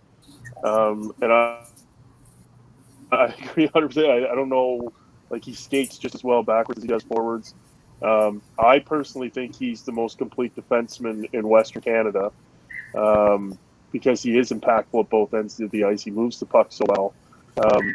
I wish Marlon was here because I know Marlon and I kind of have debates with him. Marlon's got his issues with Carson. But I really like him, and I was surprised that he wasn't picked up until now. And I wonder how much of that is based on the injury and his lack of playing. But I'll tell you, if it's any comparison for you guys, Marlon and I were talking before the U18s, and from Marlon, he was really excited to see Lambos comparing him with Brant. He thought that those two were going to be very comparable. He liked Brant more, but for Marlon, he was like, if he's going to get in my good graces, I'll be able to see him play against Brant, and if they're comparable, I'll kind of jump on his side a little bit more. But I really like the kid, and like I say, for me, it starts with his skating, and he's got good instincts. I just think he's going to be an impactful player at both ends of the ice. Yeah. Thanks, Sal. Yeah, well, it's hard to get in Marlon's good graces. I think there's even first rounders. Right. What's your name's Ed? Loves that. Loves that. But Loves that. But he, he's tough. And Ready for Pittsburgh yet? Yeah, I'm ready. Let's do it. It's good to have guys like that on Got our 4 cases of on our Pedialyte staff. already. But Lambos, credit to Judd Brackett. He's the director of scouting at Minnesota. Before that, he was with Vancouver. Obviously, you can see a lot of Vancouver's having some young talent that have come out and play right away.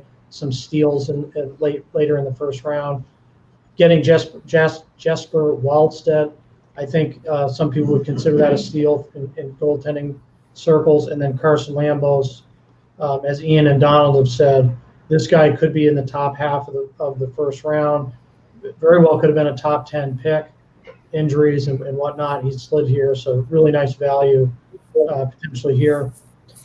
Then next up, Nashville, Zachary LaRue. Yeah. And I think they traded up for this player. Yeah. So they must have circled this guy. This kid, to me, I mean this is a massive, as a compliment, he is a pain in the ass. I don't know this for sure, but I know he's had some issues with how he needs to grow up, but he's a kid, he scores goals, he taunts the other bench. They don't like him at all. I mean, he's despised when he's played. He's entertaining. He's going to bring, people are going to like watching him in Nashville. They're going to love him, and when he goes to every other building, they're going to be throwing stuff at him. He's just something else. That's the only way I'm going to put it. He plays with an attitude, I guess is the best way to put it. It's tough for the Quebec guy. You were seeing, there was, I think, 3 Quebec League this year, but it was tough for them because they didn't participate in the U18 Worlds. They only did Ontario and Western Canada, so you couldn't see a lot of those guys. It would have been an internet incident. This kid went to Dallas. I love it.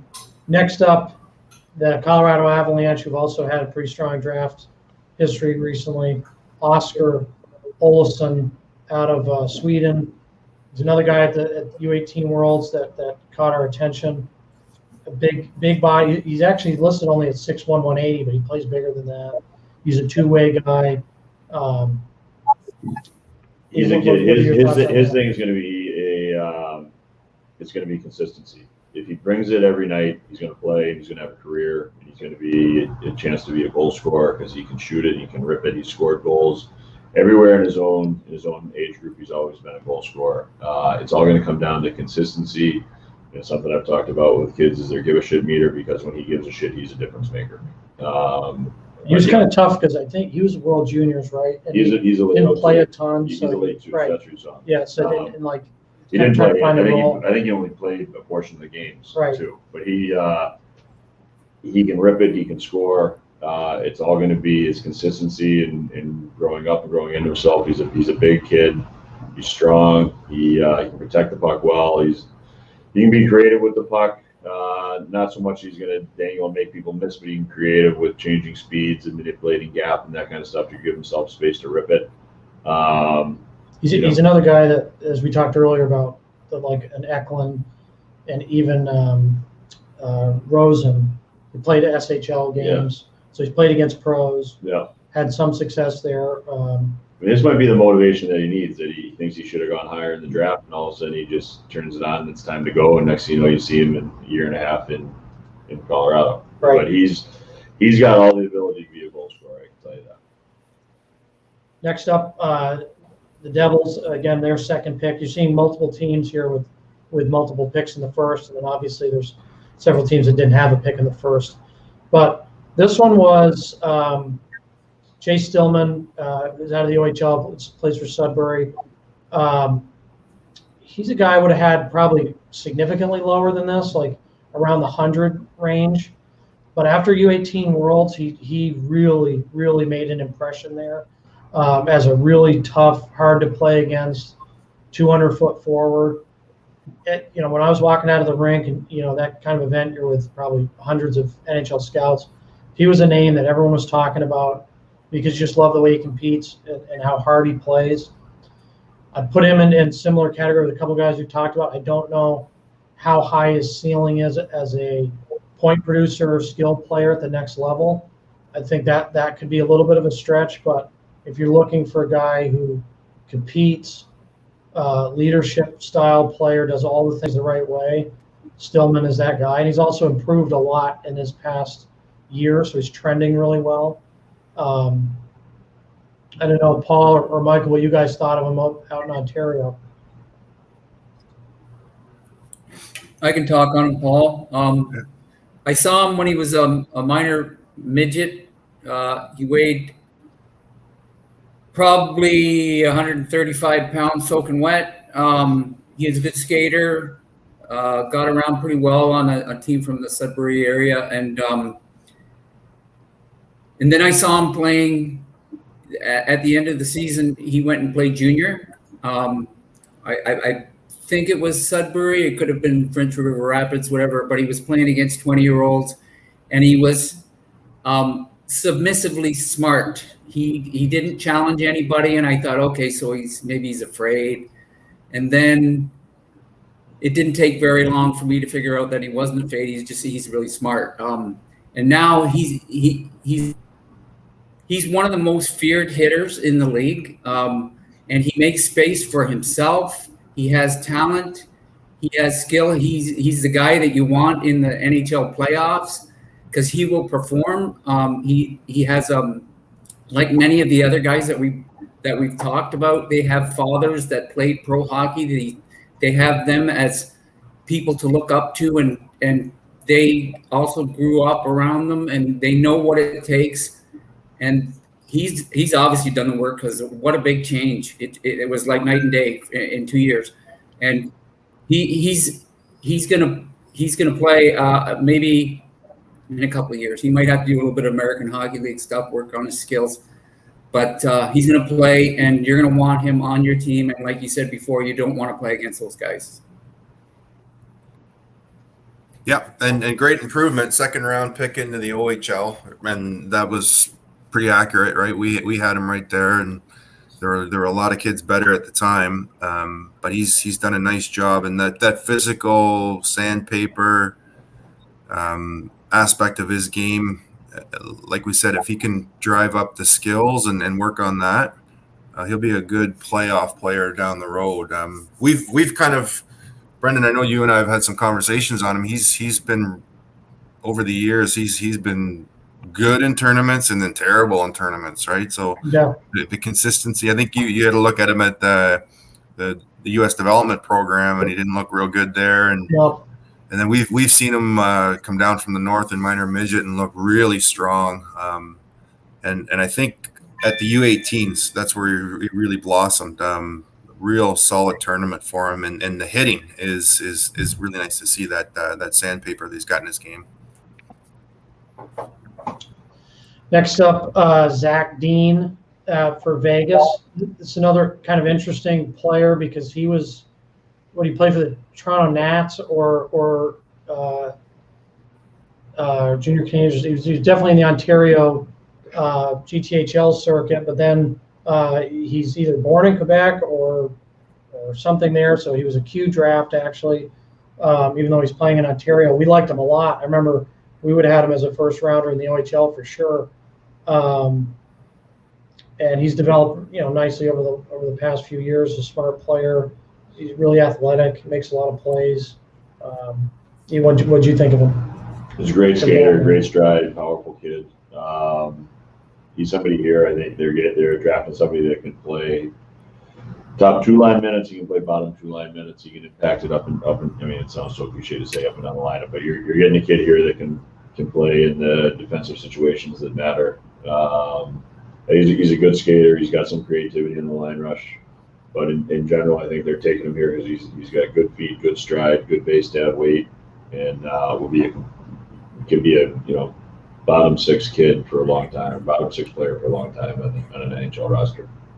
What the Ontario guys think of him coming out of minor midget? He was right there with the best centerman that year, right? Like it was. If we talk about Shane Wright a few times, Wyatt Johnson. Dean and Francisco Pinelli. They were two of the kind of, I would call them the next tier of centers. But we thought he was an Ontario kid playing in Ontario, and we had him as a projected first round. I think he went first round to Quebec, and we liked him. I liked him a lot. Yeah, he's a newfie, by the way. There's a few newfies in the league. They've started to come on board. They've traveled across Canada to play. The family, I sat beside them at a few games. The father was coaching, and no favoritism whatsoever. The kid more of an opportunist when he was in Toronto. He knew that the stats meant things, and he could put the pucks in the net. And then they were talking about with him in Gatineau. He plays in Gatineau, and they were the weakest team in the league as far as I'm concerned. They haven't figured things out there yet, but he got plenty of opportunity to score. He started. I think he got 20 points in 30 games this year, or whatever that we played. So, the kid is going to put up numbers. He's going to do whatever it takes, and you're going to see him probably, I think you guys got it right. He's probably a top 9 guy, and then maybe work his way into the top 2 or the second tier. Okay. Next pick, Montreal Canadiens select Logan. I think it's Mayu. Interesting. He hasn't actually played any games in the OHL. So if you went, he played overseas this year in Sweden. But if you go back to North America, he's going to be straight from the GOJHL, which is a nice hat tip to the GO. And one thing the Canadians do, I think, well, especially in the Ontario market, is they put, top end OHL picks in Junior B and let them develop and let them have the puck.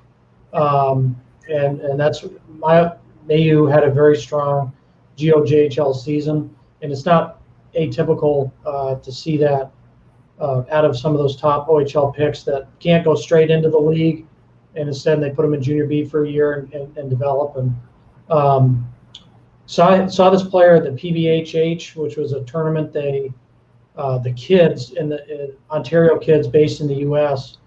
Ontario Hockey League players. They're based in the U.S. They put a tournament together. All the kids put it all together. It was really awesome event. He was kind of the highlight of that tournament. Really pure skating defenseman. Can move pucks. He can play physical. Highly versatile. I think we had him at 35. But there's controversy surrounding this player. He got in trouble over in Sweden. I don't know all the details of how that all went down, but he had talked about pulling himself out of the draft, and the Canadians came up and snagged him here. So I think, shock waves across the NHL. But as I said to Merv today, I don't know the kid. I'm not going to talk about the kid's character because I don't know him. I think a lot of people blasting him don't know him either. So I'm just going to stick to hockey with him. And as a hockey player, he's a good player. He's versatile. He can do a lot of different things. 6'3" and he can skate. Yeah, 6'3" and can skate is something. So I don't know if anyone had any comments on him. Well, I got a brother that's a scout with Montreal, and let me tell you, there's no exact science here. All the scouts here will guarantee me on that. There is no exact science. And every one of these kids, you said it right, they're kids. They're trying to grow up. And a lot of them are let loose. And he's made a mistake. And I think he understands that. And let's hope for his sake that he sees the light. And because he has talent coming out of his yin yang, this guy is, I don't want to start talking about other people from the past, but a lot of them are coming out now and talking about their mistakes, and so maybe he'll learn from that. And this guy's a really good hockey player. Again, he'll either, I don't want to Star Wars it here, go to the dark side or go to the light. And let's hope for his sake that he picks the right path, because he's going to play in the NHL if he does. Well said, Mike. Thanks. Last pick, Nolan Allen, Western League player, another guy who I thought shined at U18s, but it was funny when I got back, a lot of people were dismissing him and kind of saying they thought he played poorly. He's not an offensive guy. He's not a puck mover. He's not fancy. Yeah, but he's mean. He's tough to play against. And he plays the game the right way. I think I liked his game a lot, actually. So yeah, so people that are bitching about his game is because he's not going to be pretty. He's not going to be doing all the highlight reel stuff. But if you're a partner, if his partner is going to be somebody that has a green light to take chances all over the ice and do whatever they can, and someone that can defend odd man breaks and break them down consistently, play with an edge, basically be the defensive guy that allows the number one to take all the chances. This is the guy. The people that would bitch about his game would be the ones that are looking for all highlights and looking through the Instagram crap. If you're building a team and you're looking for a top pairing guy with the potential to shut down the other team, he's got what it takes to be a top 4 guy. Obviously, he's got to get stronger, but he's got the brains to shut down odd man breaks consistently. I think it's a smart pick. He's going to be, in my mind, he's going to be a top 4 guy without a doubt, with the option to be a top pairing guy that just cleans up the other guy's mistakes. Yeah. Sorry, I'll just do something real quick. His dad's 6'7" or 6'8". I don't think he's finished growing yet, believe it or not, at 6'2.5". And I put down that there was a guy, he was a little older than me, but I got to watch him play at the end of his career before he passed away, Tim Horton. He was the strongest pound for pound guy. And that's what I said. I think he's the strongest pound for pound guy coming out of Canada. And if he grows some more, you're going to have a monster back there, and you can put anybody with him and he'll take care of business. You can, and the 4 guys that leave the zone, he's going to be there taking care of business. Well said. We had him going at 47, and Central Scouting had him at 40, and most other places have him going much later than that. So obviously, we saw value in his consistency and reliability to be the stay-at-home guy who can do what needs to be done in a winning team. Yeah. Don, what'd you see from him in the Western League? Sorry, I apologize if I'm kind of repeating what all you guys said, because my internet, I think, sucks. But he's a strong defender. I like his skating. He's got a nice little physical side to him.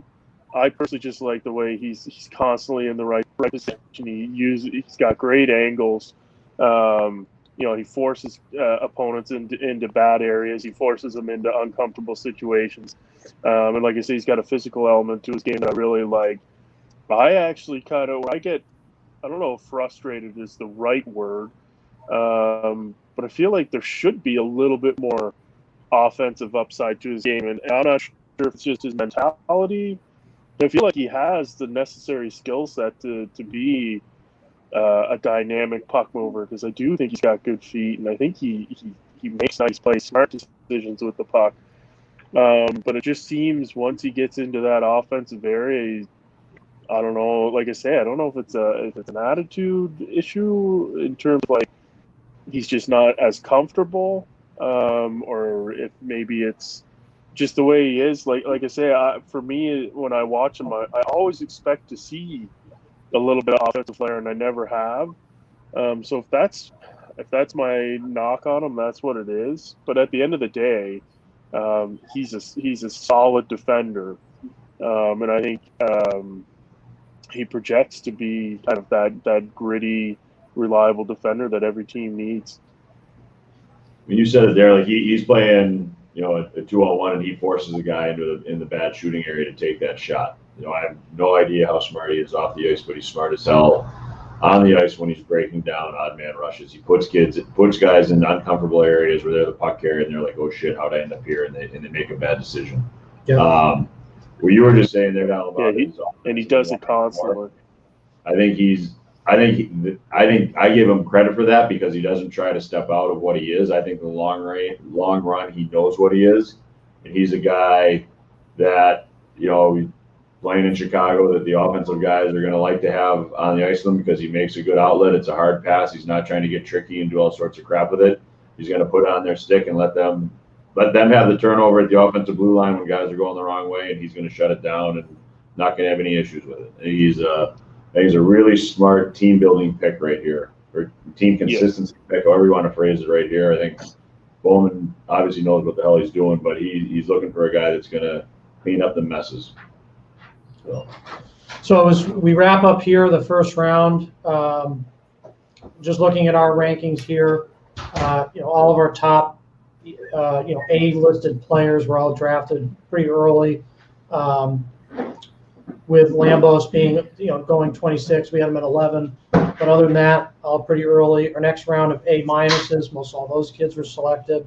Couple that weren't, and I think I was reading some articles last night about this. There seemed to be a little bit of a knock on the Russians. They didn't take a lot of the Russian players. Like we've got Danil Cheka at 13, and we've got Nikita Chibrikov at 16. Neither of those guys went in the first round. One of the concerns, I guess, and I don't want to speak for the NHL teams because I'm not an NHL team, but is that the Russians, because of the KHL, has gotten so much better. A lot of those kids won't come down and join like the AHL and try to work their way up this system. They'll stay in the KHL until they get a one-way contract. They're making big cakes. And they're making real money. So like I think there's a little bit of a concern there. And again, we're just talent evaluating, not trying to project those guys, but guys like Danil Cheka and Chibrikov, not only what they did at U18s, but what they've done this season. Yeah, those are first-round talents. If they're playing over here, they're taking. Yeah, If right. there's no concern, if they know they're coming over and they're willing to do their 60 games in the American League, they're going to be selected right now. Yeah. Or by now. And then I don't know with Atu Ratti, he's kind of fallen off a little bit in terms of like he was a projected top 10 pick. I loved him last year. Yeah, I mean a lot of people did, and he's slid. Central Scouting still had him as the third top European.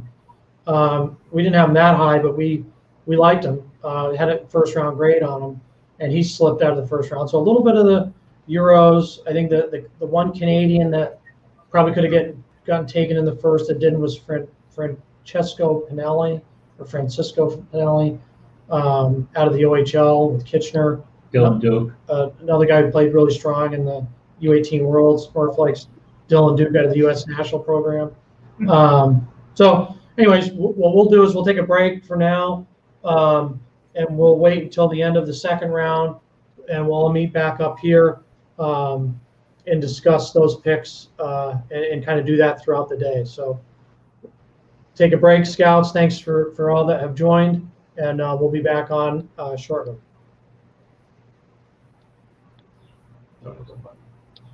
Don't hit that button. Let's go look at that. Thank you.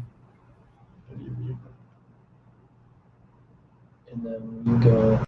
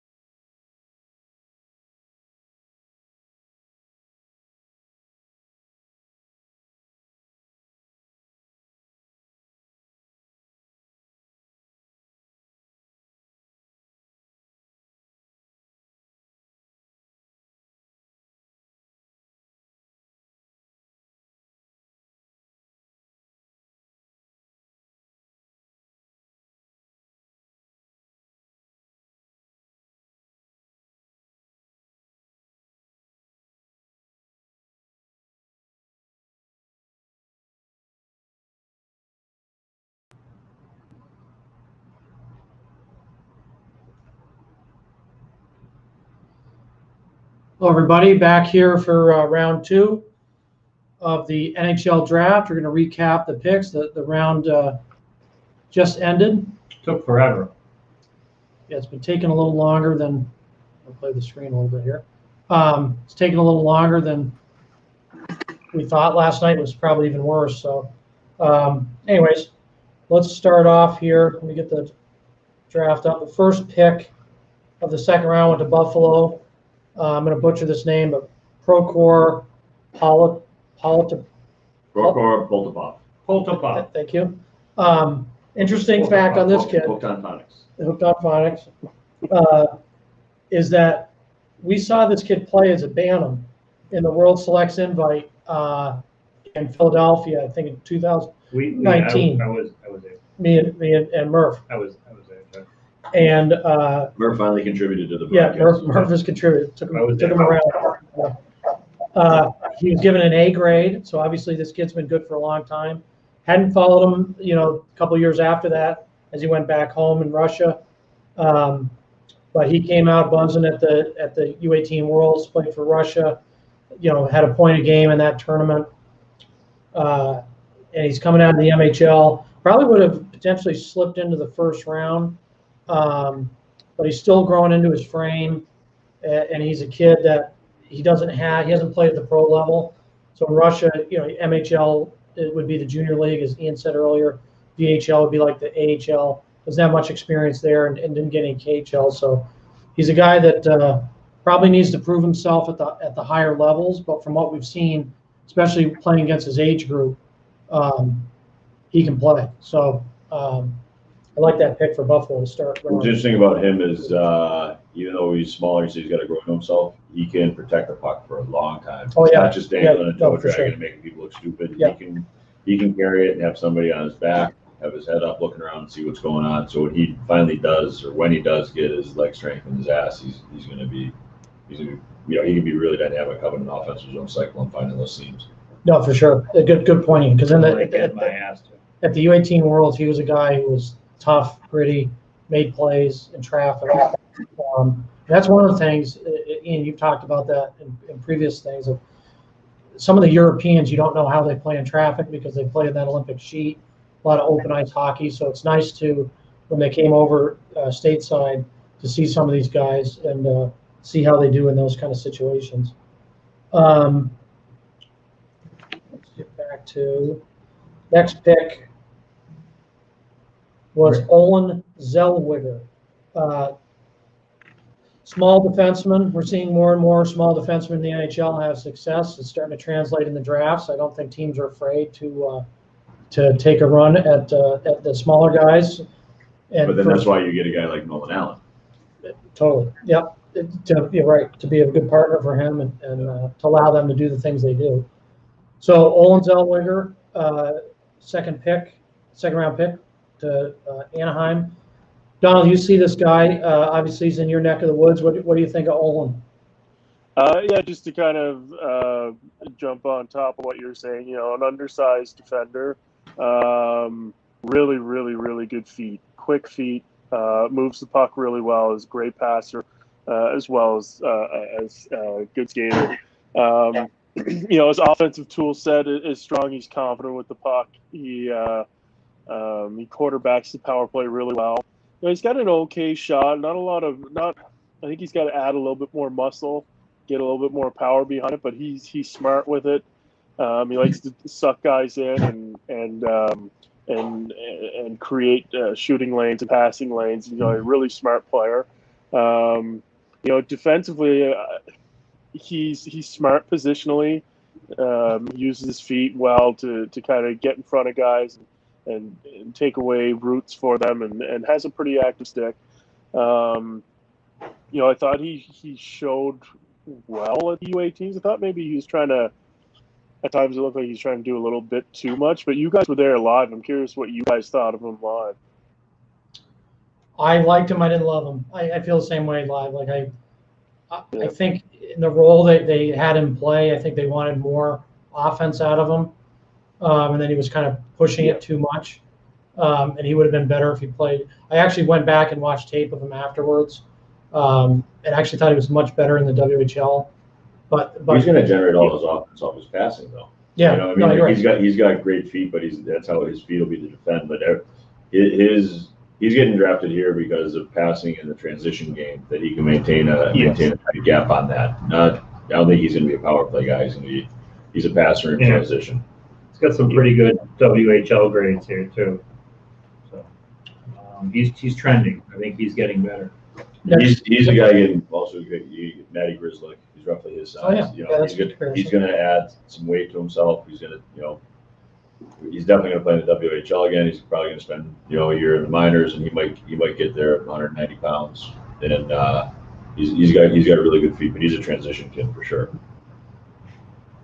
Next up, Seattle Kraken with their second pick, Riker Evans, staying out in the Western League. Another defenseman under 6 feet out of Regina. What do you guys think of him? I personally, he's a 2002, so he was eligible last year. It's hard to find holes in his game, but there's nothing that really jumps out.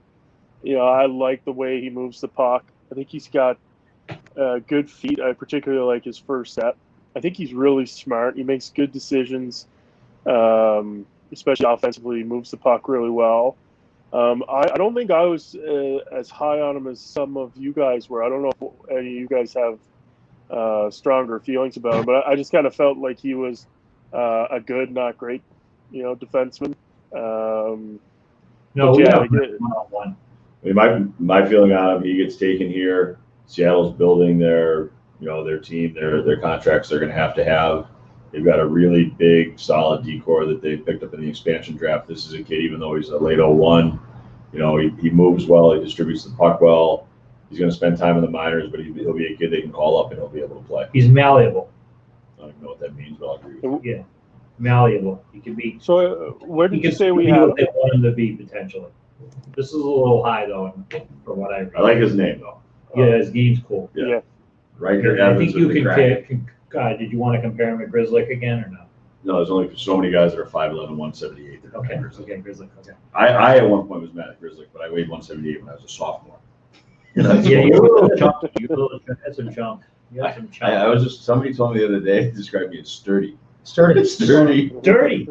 Big boned and sturdy. Wow. Sturdy. Wow, sturdy. You certainly are You are a sturdy. sturdy defense. You were a sturdy defense. No, they were talking about right now. I'm sturdy. You were skating. I don't know. Jeez. Next up, You we had a great got career. Congratulations. yeah, absolutely. Fondaki. Next up, We're gonna Detroit win goes it. back to with the USHL, Shea Buim, kid out of Shattuck St. Mary's, played with the Sioux City Musketeers. Really tall, athletic defenseman, can do a lot of different things. He was used in every situation this year. I saw him live 2 or 3 times. Seen him a lot on video. Really like, as I said before, I just really like his athleticism. I think he's a player that has a tremendous upside. He's going to play. He's a little raw, He's so gonna I play. get that Yeah. going to the second round. But in terms of upside, he's a first round. We gave him a early second round grade. This is a fair spot for him. But like I said, I really like the way the kid's trending. Big kid, moves well. He's going to go to Denver. Right? He's going to Denver? Denver. So yeah. Yeah. Yeah, he's another player that plays smaller than he looks. Than Yeah. he's listed. I like He's him. 6'3". He can scoop, get around the sheet. Yeah. Surfs the blue like a shark. He's good. Shark Week just ended. Next up, another overager. We're starting to see some overagers come off the board. Josh Doan out of Chicago Steel. Talked about Chicago having a lot of kids. A great job they're doing over there. Again, I've been a little hesitant on some of these kids. And again, not necessarily the players, but the league. The stats to me are a little, this kid's got 31 goals in 53 games.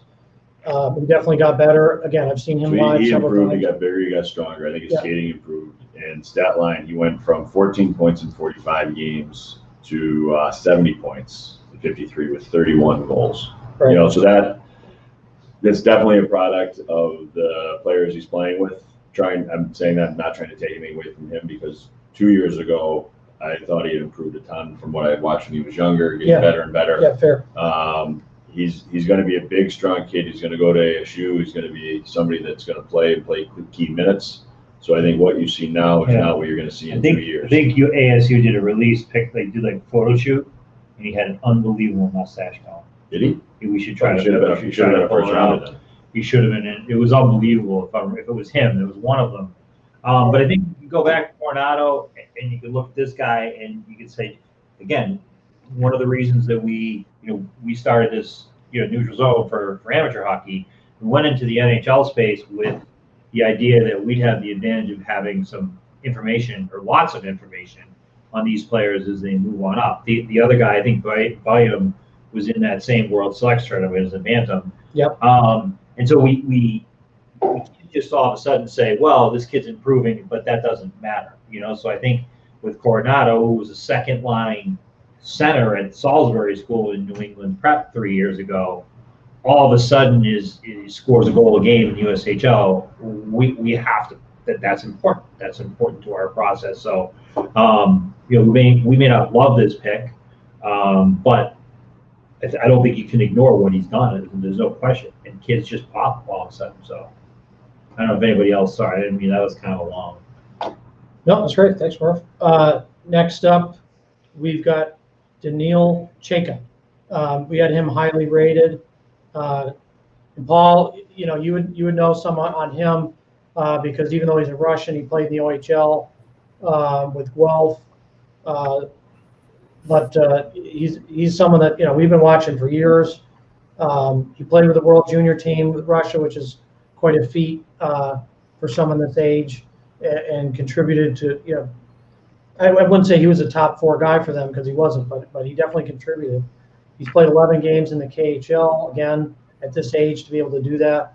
We liked him higher. I think he's somebody that is what would I say, low risk, high reward here. In 2019-20 season, before the OHL had the shutdown, he was 34 points in 56 games as a defenseman. So I think this is a very good value pick here. Yeah, nothing but upside with this kid. He's a big kid. He's got good reach. He's got good gaps. Even though he had 34 points, I don't think he's going to be an offensive guy. But he's a guy who skates well enough that he's going to be able to play against. Skates well enough, and he's big enough that he's going to be able to play against the brute force of guys in the NHL. He's going to be able to play against smaller, quick guys. So I think he plays and gets games. I think it's a good pick. I like the way just his game as well. He's challenging himself. He pushes the pace. He gets up into the attack. He's not a one-dimensional defender, and he's not afraid to make mistakes. I like that attitude in the big lanky kids on the back end. When I see their willingness to engage and get in there offensively, he's definitely he was Guelph's best as a second-year player. He was their best defenseman. Let's see what happens next year, where he ends up. But there's some good upside with this player as well. Nope, definitely. Ottawa Senators with Zach Ostapchuk, 6'3" defense or 6'3" center out of Vancouver in the WHL. Donna, what are your impressions of this player? I love this kid. He's got loads and loads of potential. He's, I think right now he's like 6'3", 190, 195. So he's a bit of a lanky kid, still got a frame to grow into. But unbelievable hands, good skater, good long stride, and he does everything at a high-end speed, makes plays, scores highlight reel goals. I know when I first started watching him, I felt like he took a giant step between last year and this year. But when you really dig into him too, you understand that he's not just kind of this high-end offensive talent. He's also relied upon heavily with the Giants to play in all situations. He's their number one center. He's number one on power play, number one on penalty kill. I really like him. I think he brings a complete game. I think he went a little under the radar this year. He started to make, or at least I started to see some noise and see his name pop up a little bit after the season kind of ended. But I think he's kind of gone exactly where I thought he would. But I think what's most exciting about him is the potential he's going to bring. I think he's a kid with his skating and his skill level, you know, at his size, 6'3", 190, 195. He's going to get bigger, and he's a guy who can play. You watch the playoffs, the big grinding guys wear the opposition down. He's going to fall into that category. Next up, Scott Morrow, who is a draft pick of Carolina Hurricanes. He's a kid who played Shattuck St. Mary's growing up. To be completely honest, didn't love him as a midget player. Committed to, I think it was North Dakota at the time. Yeah. Thought he was a little overrated. Made a lot of questionable decisions. Tries to do a lot. Yeah, tried to do too much. Tried to be an offensive guy. I will say in the last 2 years, I think he's matured, especially this year. He went back to Shattuck St. Mary's prep team. It was a little bit controversial. People thought he should be playing in the USHL. Maybe he was hiding out at Shattuck. But you're getting very good coaching there. Coach Ward, who's coached in the NHL. I thought he kind of slowed it down a little bit, made more mature decisions with the puck, improved his game defensively, saw a ton of ice. And where he really popped for me, I would have had him as a bottom half of the draft. But his playoff run in the USHL was really, really strong. There was games where he was one of the best players on the ice. And for a kid to come out of U18 hockey to step right into the USHL during a playoff push and be able to play key minutes, he was power play, he was penalty kill, he was blocking shots, he was making quick outlets. It was really impressive performance. So we had him at 45. He went 40. I honestly, when I put him at 45, thought it might be too high. That I have a recency bias there, that he's just played well recently. But he was really good in that playoff stretch. I guess he passes like an NHLer, and he has for the last 2 years. Yep. I mean, there's times he tries to do too much, confidence, whatever. Saw him at 18 Nationals, and he passes like an NHLer. He zips it. He doesn't need to dust it off. It is hard. It's on the tape. He handles passes really cleanly. There'll be no issue with him passing wise. And kids, we've said several times, you know, he tries to do too much. Keep trying to do too much. Okay? Oh, yeah. If you want to develop, don't be afraid to make mistakes. As long as they're aggressive mistakes, okay?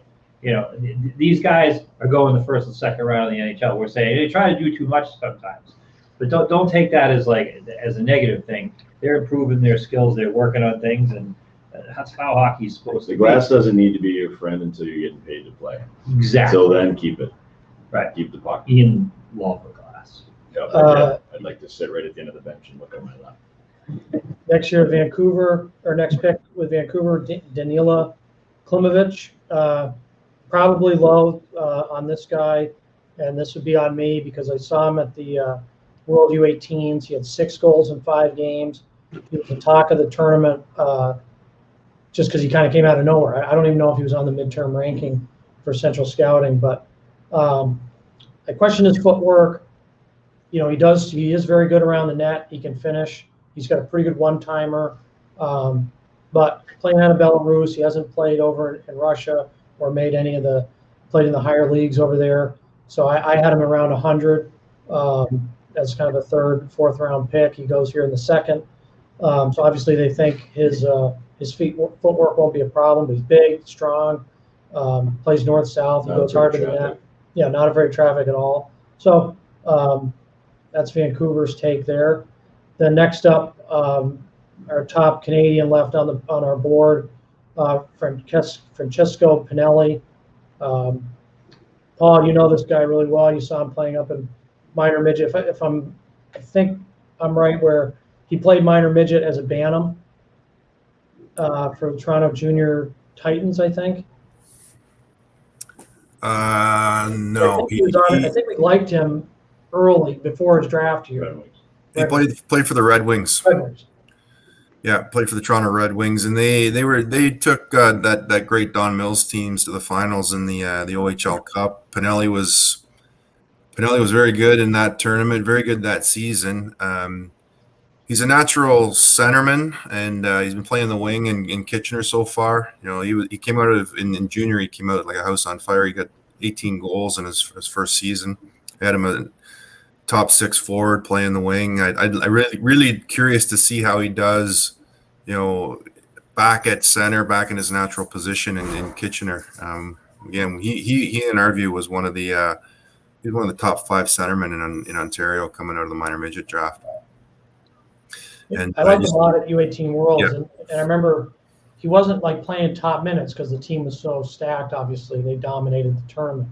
But I remember leaving the rink, and the guy wasn't talking to me, and I honestly don't even know who it was, but it was an NHL scout, I think, with Columbus. And either way, he said, with Pinelli, he said, if you put Pinelli on Sweden, the U.S., or Russia, he's a top 6 forward, and he would be a consideration for the first round. And that kind of stuck with me. I went back and watched a little more tape on him, and I think he's right. I think he's been a little bit. How's the skating? He can get there. Not pretty, but He's he not gets fluid. there. He's not fluid. No, he's not fluid. No, but he gets It's weird there. because he doesn't look like, to me, he doesn't look like he's athletic when he's skating because he just, I don't know how to describe how he skates, but like he does a lot of athletic things with knocking pucks out of the air, grabbing them, putting them down, Yep. that kind of stuff. You know, so yeah, let's go. No, I think that's fair. No, that's okay. Next up, now we're getting into. We talked earlier about how Europe was probably difficult for the NHL guys to get evaluations on this year. You know, on our end, it's a little easier because we're just watching hockey and we're watching how good the players are. We don't have to deal with interviews or any of that kind of stuff. So I think for the Europeans, it's tough because they can't get over there and talk to these kids and see them with travel the way it was. But the first one, Ilya Fedotov. He's a skill winger, tall, thin, athletic, good puck poise. He handles it well. Played junior in Russia. I think he might have played a game or two in the KHL, but he was a junior player. So hasn't played at the top levels, but I like the pick here because I think he's got a really high ceiling. He's still got room to grow. He moves well. I don't know if anyone's got anything else on him. Not really. I didn't make it over there this year. You don't really love that. Next up, That's how Murph pronounced this name. yeah, Which one? I'm on another site. Alexei. Alexei Hemoslami. Salami. Alexei Salami. Hemoslami. Alexei Hemoslami. No. He's a D. I'm typing it in here. Little under. I mean, 5'11" is absurd to say it's undersized, but it is, I guess. Right. Finland. He's a 5'11" defenseman out of Finland. He played it in the World U18s. I mean, you look at that. We got 5 reports on him. I mean, come on. Played U21st out last year. More letter. He's put up points where he's been. Sorry, I'm pulling up the other report. Yeah. Not as good with the Europeans by name. I've got to look them up. So to put after his game against the U.S., skilled defender, consistently contributed to the team's offense in this, registered a goal and assist, 2 shots, skilled and mobile defenseman, goes to work in open ice, playing the game with his eyes up, leaning in on his edges, make quick outlet passes. He does a great job jumping up into play. He's got good speed, yada, yada, yada. Plays well defensively, good stick, good angling, and we gave him an A. So obviously thought very highly of him at 18s. Finland had a kind of a tough draw. They had to play a lot of the top teams. So I think it was tough on the Finnish defenseman. So, he showed well. 5'11" a little, like Murph said, it's weird to say that's undersized, but it is. But I think with a kid like that defends well, he's not a pure offensive guy. He can play at both ends. Okay. That makes sense. Now we just go to Sweden. 6'3" forward out of, again, Sweden Junior League, William Stromgren. I have the report right here. Yep. We have a stronger, smart, skilled offensive player. He's decent size, 6'3" is decent size, 176 is fairly light, so he's going to put some more on. With the puck on a stick, he has a hard shot and reads the game well in front of him. Did job firing passes through open lanes. The neutral zone was responsible for creating quality scoring chances off the rush, making plays at either blue line. Utilizes passing the offensive zone, working well in the tight spaces, and moving the puck quickly to teammates to present themselves. When in scoring position, Strongman doesn't hesitate to get a shot off. He showed a quick, heavy snapshot, hit the post twice. The offensive instincts allow him to find loose pucks in scoring areas, and he is quick to try to capitalize on those opportunities. Overall, he's a smart, skilled, was a big part of Sweden's offensive attack, both while on the rush and in the offensive zone. So I think we had him. Yeah, we had him pretty high, 38. 36, 38, somewhere there. Yeah, 6'3". That's good paper. Next up, Samu Tumala. This is a player I loved at World Selects. He might actually have been one of my favorites. Little surprised he went this late, but yeah, he's a little on the smaller side. But pure skating ability, one of the best players in the draft. Excellent edge work. He's got a fluid stride. He gets the most out of it. He's fluid in the hips, which is very good in transition. Quick first step, agile. Talking a lot about his skating, but his skating is phenomenal. He handles the puck well. He's smart. He's a heads-up player. He's the kind of guy that probably going to play the wing at the next level, but he's a guy that makes everybody better around him. I like that pick a lot for Philly. So Brendan, the kid Hima Salmi was the first Finn taken at 44, and now this kid's taken at 46. Could it be, like you have been saying, that some of these Europeans, they have the they could have the talent to go higher, and we keep saying, we're surprised that the kid's in the middle of the second round, or potentially we thought he was in the first round. Is it because the limited viewing with COVID that the North American kids were just seeing more? Yeah, could be. I mean, this is a prime example. Scott Morrow, let's say. Scott Morrow played, 90% of the season U18 hockey. Yep. U18 hockey, he might be the only kid that gets drafted out of U18 hockey. And you're going to have other guys that are playing in the KHL, and maybe they're playing a fourth line role, but they're playing, and he's going to go higher. So, I think it's complicated. I think it could be viewings. It could be that they can't get him in for interviews. It could be a lot of things, but you got to think that people making the decisions at the NHL would be the director of scouting or the general manager. Most of them are located in the United States or in Canada, and they couldn't travel. So I got to think. They're gonna have big trust in their Right, their guys that are running Europe. Right, and their decision makers first can't see rounder them. into that is going to be tough. Right. So We're seeing a run on it now. Next up, and someone made in the comments on our broadcast, they wanted to see Logan Stankoven. I forget what team they were. I think maybe Edmonton. Go in the second round, but he's picked here 15th pick of the second round to Dallas Stars. Little guy, skilled, fire hydrant. Absolute fire hydrant. Yeah, good, very sturdy. Yes, Or very he's sturdy. Very sturdy. He's been that way since he was a Bantam player. Another sharpshooter, high skill guy. Donald, I remember you and I saw him out at John Reed. Was that 2-3 years ago? He lit that tournament up. What are your thoughts on him? Yeah, he's just an energetic player. Obvious skill set. Really good shooter. But yeah, what always jumps out to me is that he's a second, third effort type player. And he has to be when the moments when he's not moving his feet, he kind of looks average. But he's strong on his skates. Always in your face. Despite his stature, I don't think there's much back down. But yeah, he with good skill. I was kind of thinking maybe Montreal might take a chance on him in their first round pick there at the end. Hopefully, maybe they took a chance on someone like Gallagher a few years ago. I thought they might do the same thing last night, but I think this is probably where he's supposed to go. And yeah, I think maybe his size kind of scared off a few people, but he plays bigger than he is. And I think there's a lot of upside here.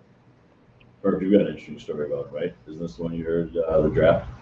Oh, no, yeah, we were all, again, back to World Selects when these kids were bantams. He was playing a game very impressively for, I don't know, a Western or something. And he got drafted. He got drafted by Kamloops while the game was going on. So he was very good. He was very good. The show there was the other kid, though. Connor Bedard. Yeah, Connor Bedard was okay. He was just Connor casts a pretty big shadow. Yeah. Yeah, he does. But Stankoven is, from what I remember, it doesn't look like he's grown much.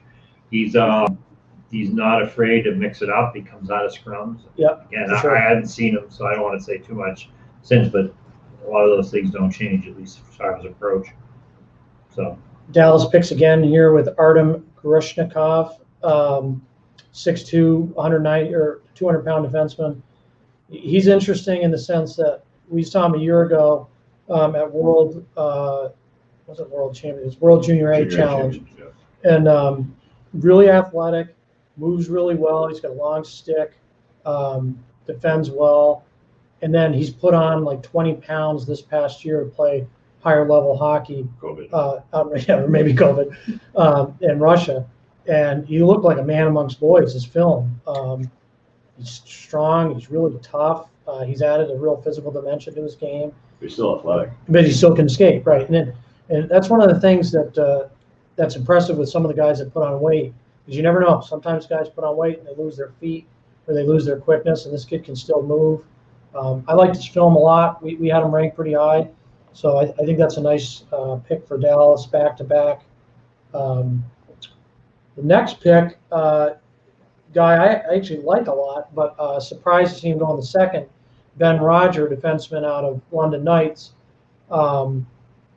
He's a player. He was in that PVHH. Right? Yeah, he was in the PVHH. Thought he played well there. He moves well. He's got good size, athletic. So he's certainly got the upside. Defends well against the rush, but still fairly raw. I mean, he doesn't really have. I would say he's a player that doesn't have a lane yet. He's not really a shutdown type. He's not really an offensive type. But he's 6'4", But he's 205, and he can he's skate. playing in London. Right, and he can He's skate. getting coaching. Certainly going to get coached. He's going to play, high leverage situations. He's going to have time in London to grow into himself, and he's going to get drafted here. He's going to get signed, and in 3 years, he's going to weigh 230 pounds, and everyone who runs into him is going to fall down, and he's going to be in the playoffs as a key guy. all right, everybody get that? Okay. Yeah, seeing him. To be honest with you, I haven't seen him play junior hockey. I saw the Knights play a dozen times before the shutdown, and he wasn't in the lineup. So it'll be nice to see him. Big role in London, good minutes. He should be a leader on that back end. And again, like the guys were saying, raw talent, great size. As he fills into that frame, he moves pretty good for the size that he has. And as he fills into that frame, you're right, he's going to be a good, sturdy defender down the road. Paul, did we have much on him as a minor midget? It's not a name. When I saw him in Erie, it wasn't a name I remember. Roger? Yeah. Yeah. He played up in Quinny. Good team. I wouldn't have put him in the top tier of defenders in that 0-2 group. London picked him 4th round, I believe, and probably a little higher than we would have thought at the time. But obviously they saw something, and at the time he was I want to say like a bit of a deer, right? Like tall, lanky, not too sturdy on the feet, and it looks like he's filled out over the last few years. So that's good. And a heads up for we mentioned London. They've had a couple of draft picks. London, and Paul, I think we've talked about this before, but London, obviously has a lot of resources, and people get on them, but they actually do a very good job in the scouting department. Granted they have more resources, they probably have more scouts than most teams, but they always pick some guys that sometimes we're like, oh, really? You take that kid and they develop. And so I think that's credit to London in their draft process. They've picked kids like Roger and others that maybe aren't as well known or as well thought of, and they seem to work out. Okay, next one, Nikita Chibrikov. This is one that personally I'm surprised to see him this late at the 50th pick. This kid can play. And he's a leader. Yeah, high skill, Motors. speed. Yeah. It's one of the better players at the U18 Worlds. I guess I don't know what you. And he's a cat. Like I give kids their leadership. The captain. I always think that matters. He was captain of that team. Captain of the team. He played in the KHL a bunch this year. I'm really not sure why he fell this far, but I obviously think it'll be tough getting him over. Could fall into that. could be, You could fall into that. You're expecting the first rounders and second rounders. First rounders, obviously to be over soon. Maybe they think he's not coming because he's, big in the Russian international tournament. Maybe he wants to play in the Olympics. Who the hell knows? Like, could he be one of those kids that's, good enough to do that? Who knows? Yep. So I guess you could say something about his size, but it doesn't seem to hold him back. He's a jet. And his. Okay, next up, now we're going over to Finland. Kid who dominated in the U20 SM Sarja League, played for Karpat U20s. He's another guy that was strong showing at the U18 Worlds. He's a little bit different than some of the other Finns in that, like, a lot of those guys play this kind of tough, gritty, hard on the puck game. He's definitely got the grit, but he's fast. He's light on his feet. He can get east-west pretty well for a 6-footer. I think he's a little raw for a second round. Not saying he doesn't belong in the second round, but he's a little raw for this level. But his ceiling is really high. So he's going to go back and play in the Liga. See him in 2 years, and he's going to just He's a dynamic one-on-one kid. He can make you miss. He's that kind of kid that when he comes over a little bit heavier, he's I'm a big fan of the Finns. I like how they play because they're abrasive. And this is a kid he can play that abrasive style. But I think he's skilled enough that when he comes over, he can be a top 2-line kid. Yeah, and like you're saying, he's 6 feet 168. So maybe like you said, he's in the 150s. Could be and he 148. Yeah, he looked that way at U18s, and so I think you're absolutely right. Once he puts some weight on, high ceiling there for sure. I really like the way he skates and the way he handles the puck at speed. Next up, Atu Ratti fell quite a bit in the draft. He was projected as a top 5, top 10 going into the year. His teammates with Kuvinen. Yeah. So see teammates going back to back. He's another one. He's 6'2", 175. He could fill out, but what do you think of his game? Yeah. He's a kid offensively. When he was younger, he always did really well. I just thought he was he's a late 02, so he's a little more mature. I thought he was gonna have more success in the Liga this year. He didn't. It's the Islanders right now. They're expecting him, so he's gonna come over. He'll be in Lou's system, which is a hard, abrasive system. They're patient, which suits the Finns really well. Again, he'll probably spend another year over there and then come. I'm not sure. His numbers didn't look like you would think they were going to do this year, and that's why he dropped. But he's a kid 2 years ago. Everybody was talking about. Yeah, he was in the World Juniors as an 18-year-old, which is really hard to do, especially for Finland. They had a pretty good crop that year. He was the youngest guy in the team. He played really well. Yeah. So he's playing in the league as an 18-year-old and played. He had 4 points in 12 games as an 18-year-old, and then this year he makes it up to the league. He has 6 points in 35 games. So I don't, maybe he's battling injury. Who knows what the story is there? But I think a smart pick for the Islanders for what the kid can be. Okay, next pick we got Buffalo back on the board. Murph, you want to try this name? You should be able to do this one. Alexander Kizikov. Nice. Excellent. Yeah, that was a good one. I don't know how you can get over to Russia. Kizikov, he's a late 02. Getting a lot of late 02s coming through here. So with the reports on him, I didn't see him at Worlds because he was in late 02, so didn't get a chance to see him live. Played for Dynamo Moscow. He's a slight build center, quick set of hands, instinctual playmaking ability, wins faceoffs, can separate from defenders in tight areas and in open ice. He's got great speed and elusive stick handling, makes defenders miss. Some serious numbers with some penalty minutes. Definitely has the resume.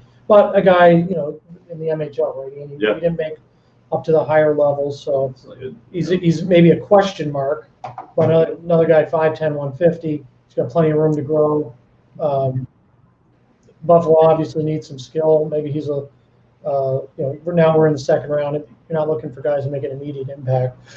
So I actually kind of like this pick here. Yeah, he's a kid you won't see for 3 years. Yeah. He's 150 now. What do you think he really is? Yeah, right. Next guy up, Jack Pert, out of Minnesota High School, Grand Rapids. Didn't get a chance. Well, I saw him in the Elite League earlier in the year. He's fantastic. Really, really smart. Two-way defenseman, strong skater. Didn't get to see him in the state tournament because the Grand Rapids didn't make it. But he's another guy who finished the season in the USHL and performed very well for Fargo. Murphy, you've always been a big fan of Jack I Pert. love Jack Pert. Mr. Hockey this year, I believe, in Minnesota. The best defenseman in this round. That's That's it. it. That's it. all I'm going to say. Yeah, what do you think of Pert? Big fan of him. Big fan of his feet. Remember, was it 2 years ago at Nationals? He was the kid that jumped out to me. I loved him. Oh, his Absolutely. feet are a thing of beauty. Yeah. Yeah. Literally, it is Yeah. beautiful. He's strong, Brings a he's tear got to some my eye. tough, He's athletic. and he can move it. He's just very versatile. I think The he can best play defenseman anywhere. in this round. For period. I'm going to make that statement there. That's worth statement, yeah. Best defenseman in this round. You Next mark up, that down. I would have thought he would have gone to the Coyotes earlier. Coyotes. Well, they took Morrow. I thought maybe Oh, I Morrow's got a little bigger, a little rougher, but he's Morrow size wise will be ready. Morrow, sooner. whatever. But per can play, man. He's Next up, Vincent Iorio, defenseman out of Western Canada, played for Brandon Wheat Kings. Was he a Shattuck kid too? Yep. Yeah, I remember him as a midget player. He's definitely growing. He wasn't 6'2", 190 when I saw him. Donald, have you seen Vincent recently? Yep. Yeah, he's it's been a lot of chat about him kind of being part of that secondary group of defenders after Ceulemans and Lambos. There's nothing about his game that's elite, but he's just a solid all-around defenseman. I like his puck retrievals. He shows a little bit of deception back there. I particularly like the way he absorbs pressure. He protects the puck well. He deals with pressure well and moves the puck. He's got pretty good feet. He's a nice passer. He sees the ice pretty well. I think he can try to be a little bit too aggressive sometimes, but he tries to kind of bite off a little bit more, and he can chew with his passing and try to force the issue a little bit. But no, he's smart. He moves the puck well. He's got a little bit of offensive upside. I don't know how much that'll translate to the pro game, but with the Wheat Kings, he's got a bit of poise on the blue line, and a smart shooter. He's a solid defender. Awesome, Donald. Thanks. Next up, we've got Evan Nas, left shot D out of Quebec in the QMJHL, 6'2", 186. He has a good stat line. He's always been a smooth skater, good puck handler. I remember watching him with Newbridge. Would have been 2 years, or I think it was in Burlington, Vermont. I saw him play, but I didn't see him with Sioux Falls, or at least I don't remember him at Sioux Falls, and I haven't seen him this year. But he was always an athletic kid that could handle the puck. I remember him last year at Sioux Falls. He was good. I thought a couple times I saw him play. I thought he was the best D-man on the ice as a young kid, not because he was doing anything crazy, just because he was smart. And then saw him after he went to the Q, and I thought he just gets better and better. He's a big kid. He's like 6'2" now, right? Yeah, So 61, That's 186. the first Q defenseman taken. Yeah, I think so. I think So, so. but I like this. I like him. I like him because he gets better every time I see him play. Or I think he gets better every time I see him play without trying to do crazy stuff. Yep. All right. Next up, Toronto selects Matt Nyes out of Tri-City of the USHL, 6'2", 210. And what are your thoughts on Matt Nyes? Murph, go. I'm not prepared to go yet. No. Ed, do you know much on Matt Nyes? Yeah, I remember we saw him play for, I think he's a Phoenix kid. Yeah. We saw him at the U16 Nationals in Grand Rapids. And I just, I remember how big he was and how he moved well for a bigger kid. I think he committed to Minnesota maybe right after the Nationals. But yeah, I mean, just a big kid, strong, north, south, and just, would get the edge on defenders wide and have the reach and the speed to beat defenders wide. Again, just always around the puck, always making plays. Definitely a standout. At least when we saw him play U16 hockey. Yeah, he's a late 02. He played 2 years in the USHL at about a point a game each year. Yeah, his last. It's big. I think he's a big, strong kid. He's kind of straightforward and direct. Even in a year when you said about the numbers and the goalies that could be inflated, he's been a point a game kid for 2 years. And, I think he's a solid pick here strictly because of his size. He's been able to be consistent in the USHL. Yeah, and you got an A in his last report from the USHL, basically echoing what Ed just said. He's relentless, hardworking, starts a lot of plays, goes to the net, hard before check, has the feet to hunt pucks on. So. Yeah, it's Matt Nyes here at 57. We have him 73. My only knock on him is pace of play. You find that a little bit with USHL. It's a heavy league, but it's not like the same kind of speed that you can see in the OHL or some of these European leagues. I don't know how he'll do, and I'm not saying he can't play at pace, but I'd like to see him play a little more pace. Staying in the USHL with the next pick, Tristan Braz. Braz should have been picked last year, in my opinion. Yeah. He should have been a late round pick last year. But. Yep. He's a player at Fargo. He's had a terrific season. He's a Minnesota commit, I believe. Out of Minnesota, he's I think one thing that he doesn't get a lot of credit for is he gets credit for his offensive ability. He's kind of he's patient, thoughtful player, but I think his brain is high Very end. smart. And he doesn't get a lot of credit for it. A lot of is on the physical tools, but he's a really smart player. I think he's going to be an immediate impact player at Minnesota. He's very competitive. Yeah, competes like a bastard. Yeah, and he's only 178. He's got room to grow. I like him a lot. I think he's a real true center. A lot of these kids are centers, and some of them are going to have to play wing at the next level. No, he can play He's a center. Yes, he's a center. He's a kid. I honestly thought he should have been selected last year. He would have been. I think we talked about it. I think he would have been a great late pick. He's going to go. Go to school and get bigger and stronger. He's going to play in the key situations. He'll go and he's going to take the key defensive zone draws, all the stuff you want. He's not going to be a top two-line kid in the NHL, but he's going to be somebody that can, be a key defensive guy, a killer, taking draws. His compete is and always has been excellent in my opinion. Next guy up. Did a report on this guy. I called him Lurch. He's 6'6". Not very nice. No, not in a bad way. He's got decent feet, although he's got to get quicker. But he doesn't get beat wide. Sam Hellenius is his name. Sam Hellenius, sorry.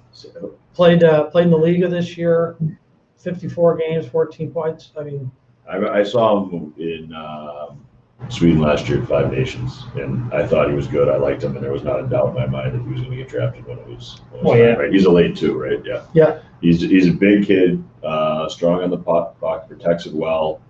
I just remember at that time thinking that he's in Europe where he's playing on the big sheet that's actually going to help his feet. There's times it's good for kids, times it's bad. Finland has a hybrid sheet, but it's bigger than in North America, so he's got to work on his feet that way. He's going to work on it playing against the smaller water bugs that are bouncing around in Finland in international competition. His dad played in the NHL. There wasn't a doubt in my mind he was going to get drafted. I think he's going to end up playing at some point. Yeah, we had him at 64. He went 59, and I'm looking at on his elite prospects page. You can see some of the other scouting agencies. Some people had him as high as 117, as low as 44. So he's a kid that's kind of all over the map, which you find with kids that are 6'6" and raw. But I like that pick a lot. I actually credit a little bit to LA. Look at some of their picks so far. They've got some good value so far in the first two rounds. Who's in LA? Mark and Eddie. Mark and Eddie. Williams College. Another one, see how it all came full circle. Groton. What? Did And you go to- Groton School. Yeah. Smart Williams. kid. Really You smart could kid. shoot it. His father was Winnipeg scout and was the big push to get Keith Kachuk selected back in that 90s. He used to play the top when we Really? played them on the power play, and the job was to try to not let him shoot. Didn't work. Okay, next But up, Garrett, and he was a great player. next up we've got Phoenix Coyotes, the 60th pick overall. This is the first, what I'd call double, triple overager as a 2000 birth year. So report on him is a Swiss defender, 6 feet, played the season in the NL, had 30 points in 48 games. Captain. As a captain, he is big on the captains. I think it matters. I agree with you. 7 games at World Championships, had 2 points. Let's see. Smooth skater, retrieves pucks with ease, wheels out, takes ice. It's given to him in the neutral zone.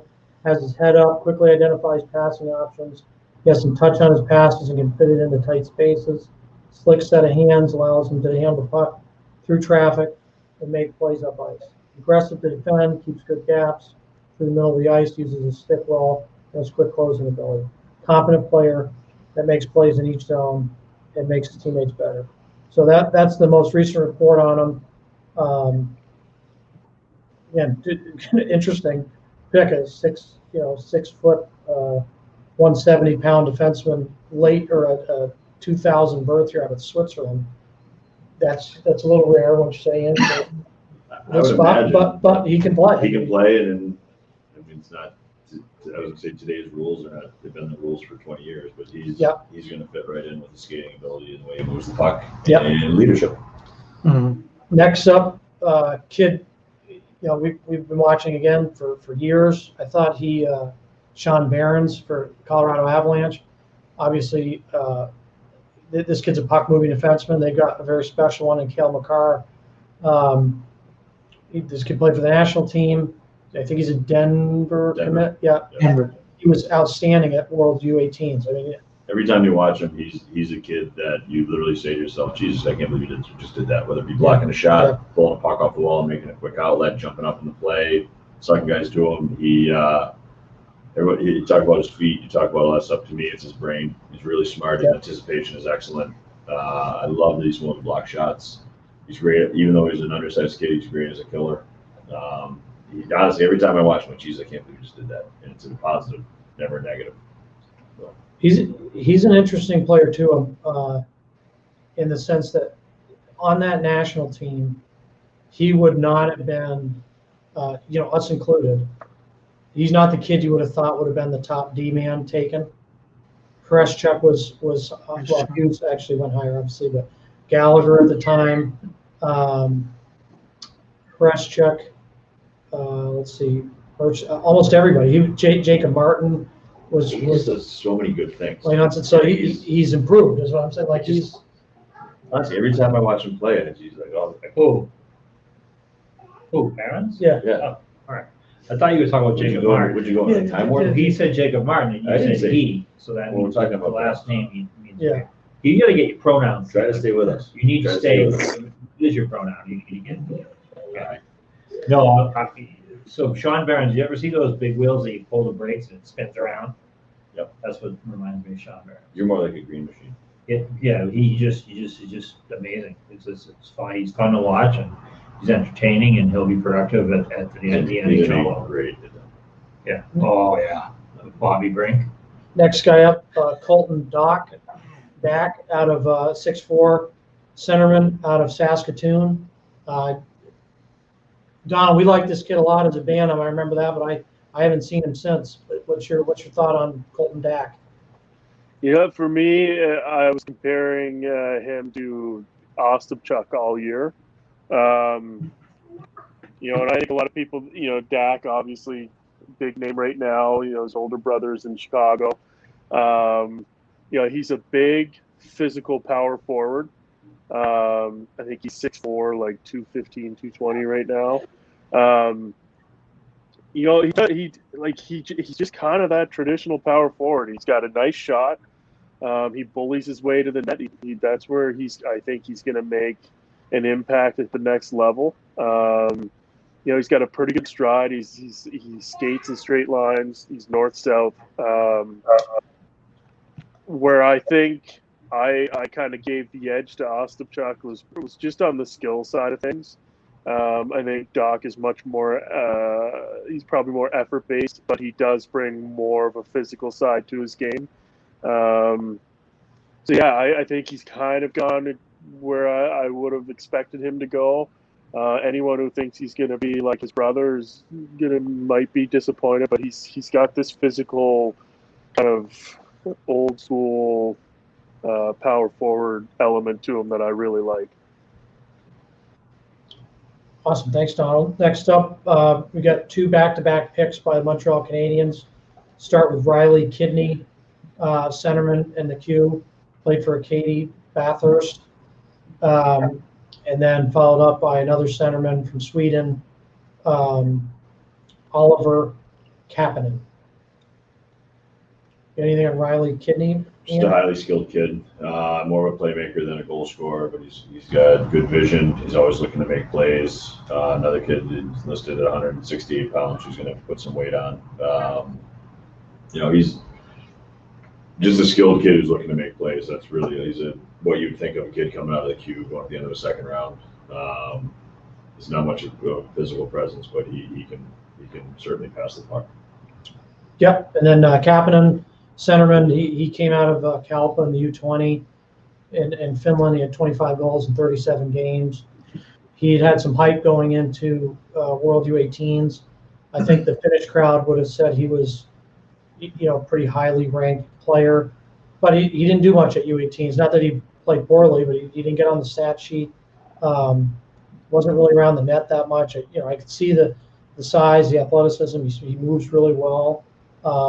But he was a little later for us, I believe. We check our rankings. No, actually, sorry. No, we had him at 60, and he went 64. So we actually had him higher. But another guy, like you were saying, Ian, with the last one, that was only 166 pounds. He's 170 pounds. So he's another guy who's got room to grow. And interesting to see taking back-to-back centermen. So, Yeah, well, I have a question. So the U18 World Juniors, it seems like the last 3 picks, the thought was that the World Junior U18s helped Sean Barons. Is that correct? Yes. Yeah. Yeah, absolutely. And then I think in a world that we had this year where there was, no OHL and tournament shut down and very little hockey, there was so much focus on that one event, right? Yes. So, some of these players, and I believe in Sean Barron, so I'm not questioning where he went, but being the first D besides Hughes, yeah, I mean, that's because I really like Greshik, I like a lot of those guys. And you're saying, so in Riley Kidney's case, it almost went the other way, like his performance. In Kapanen. Yeah, I'm sorry, Kapanen. Yeah, There was a little more expected of him. Sorry, I get a little more results. It's annoying. The NHL can't put 32 on one page. They put 30, 31 or stuff. So Yeah, going into the tournament. so that tournament was so huge. Was really an enormous event. Yeah. And again, we have, we're lucky to be able to rely on, the knowledge of our guys that have seen players in midgets and where they were headed, but. A lot of teams don't have that. A lot of teams don't watch players that much until they reach their draft year. So I just find it interesting that the amount of stock that was put in that one event, and it'll be interesting to see how that plays out down the road. But anyways, that's it. So we end here in the second round. We'll get back to you at the end of the third. Just looking at our list, there's only one player left with like a high grade that you'd put in the kind of second round. Simon Robertson, out of Sweden, 6 feet 190. He's probably going to get picked right now. We could see him in third round, or we'll see. But other than that, we'll sign back out after the third round. All right. Simon Robertson.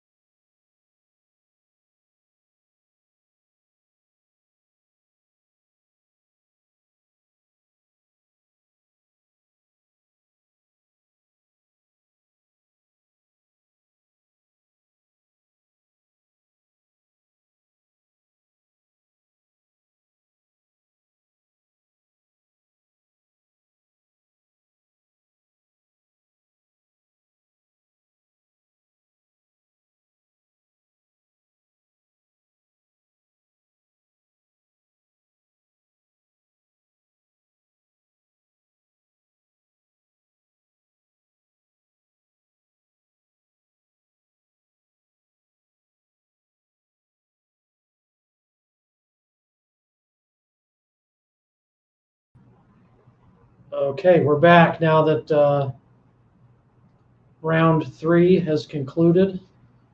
We'll be going through the picks just like we did in the first and second round.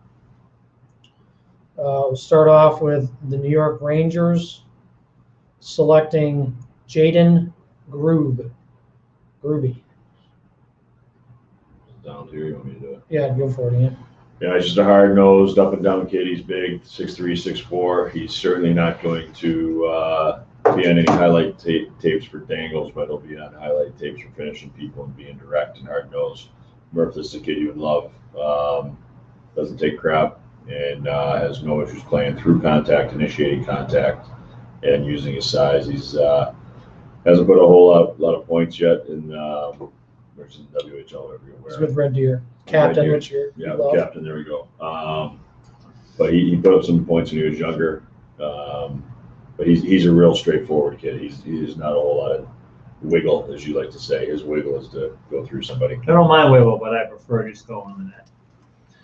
Donald, we got Ian just walked us through his thoughts on Jaden Groob. Yeah. He's been in your backyard. I remember him as a Bantam playing with the Buffalo or the Bison. Mm-hmm. What's your thought on Jaden? You know, when I seen he went right away, I was a little surprised when I look at my list. I have a couple of guys ahead of him. So I opened up my reports on him. And my reports kind of seem more flattering than the guys I have rated above him. Essentially, he's a big 200-foot player. Not a ton of I don't think he's got a ton of top-end skill, but he works his tail off, and he's impactful, and he's got a nice big body. Like he's another big centerman, at least centerman at this level. Like he's like 6'3", 200 pounds. So, yeah, I think it was probably a good pick. Next pick was up. The Anaheim Ducks selected Sasha Postijov. Sounds Russian, but he's actually on the U.S. national team. He's committed to Notre Dame next year. Ian, what are your thoughts on Postijov? Offensive kid, primarily a shooter. I think when he was growing up, he kind of cheated offensively that side of the puck. Can still kind of get away with it with the U.S. team. Going to Notre Dame, that will not be allowed. He's going to be taught to be on both sides of the puck. It'll be good for his overall development, even if he doesn't put up the numbers that people would expect. Highly skilled kid who loves to score, would be the way I describe it. Murph? Yeah, he plays his offside. It's particularly effective on the power play. The left shot on that right hash off that half wall. Gets it, snaps it. He can one-time it. He can wrist it. He can take it space and hit the guy cross crease. So he's a strong player. He's a station-to-station player, zone-to-zone. His skating is average, but has a chance to get better, and I think it has gotten a little bit better over the last couple of years. But he's a shooter. He's a player that's going to get pucks to the net, create rebounds, and this is probably a little bit later than where a lot of people would have thought he'd be taken, and probably including me. But it's possible that his skating is something that people look at and say that's just got to get better. So. Yeah, he was U18s. I don't want to say exposed because he still scored and made a lot of plays. But I thought that was the first place where I saw his feet be a problem. It's not a problem in the USHL, and it wasn't a problem against college teams. He actually plays well against college teams on his tape for U18s. But I thought of the World U18s, his feet showed up in a negative way. But again, he still produced. So He'll be very good at Notre Dame, and he'll improve there, and they'll teach him to play behind the puck, and he'll come out of there a very good player. So this isn't. Yeah, it's going to teach him to be responsible on both sides of the puck. Yeah. That'll be a good point. He's going to come out a good player. He's got a real chance, no question. So it's a good pick. next guy up, Ryan Winterton to Seattle Kraken. Another kid out of the OHL. Paul, I know this is a guy that we've had for on our list for years now. Yeah. What are your thoughts on him? Yeah, he's good up and down forward.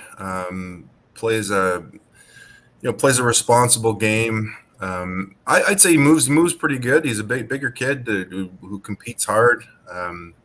Not afraid to go into the net, into the corners. Supports his guys down low as well.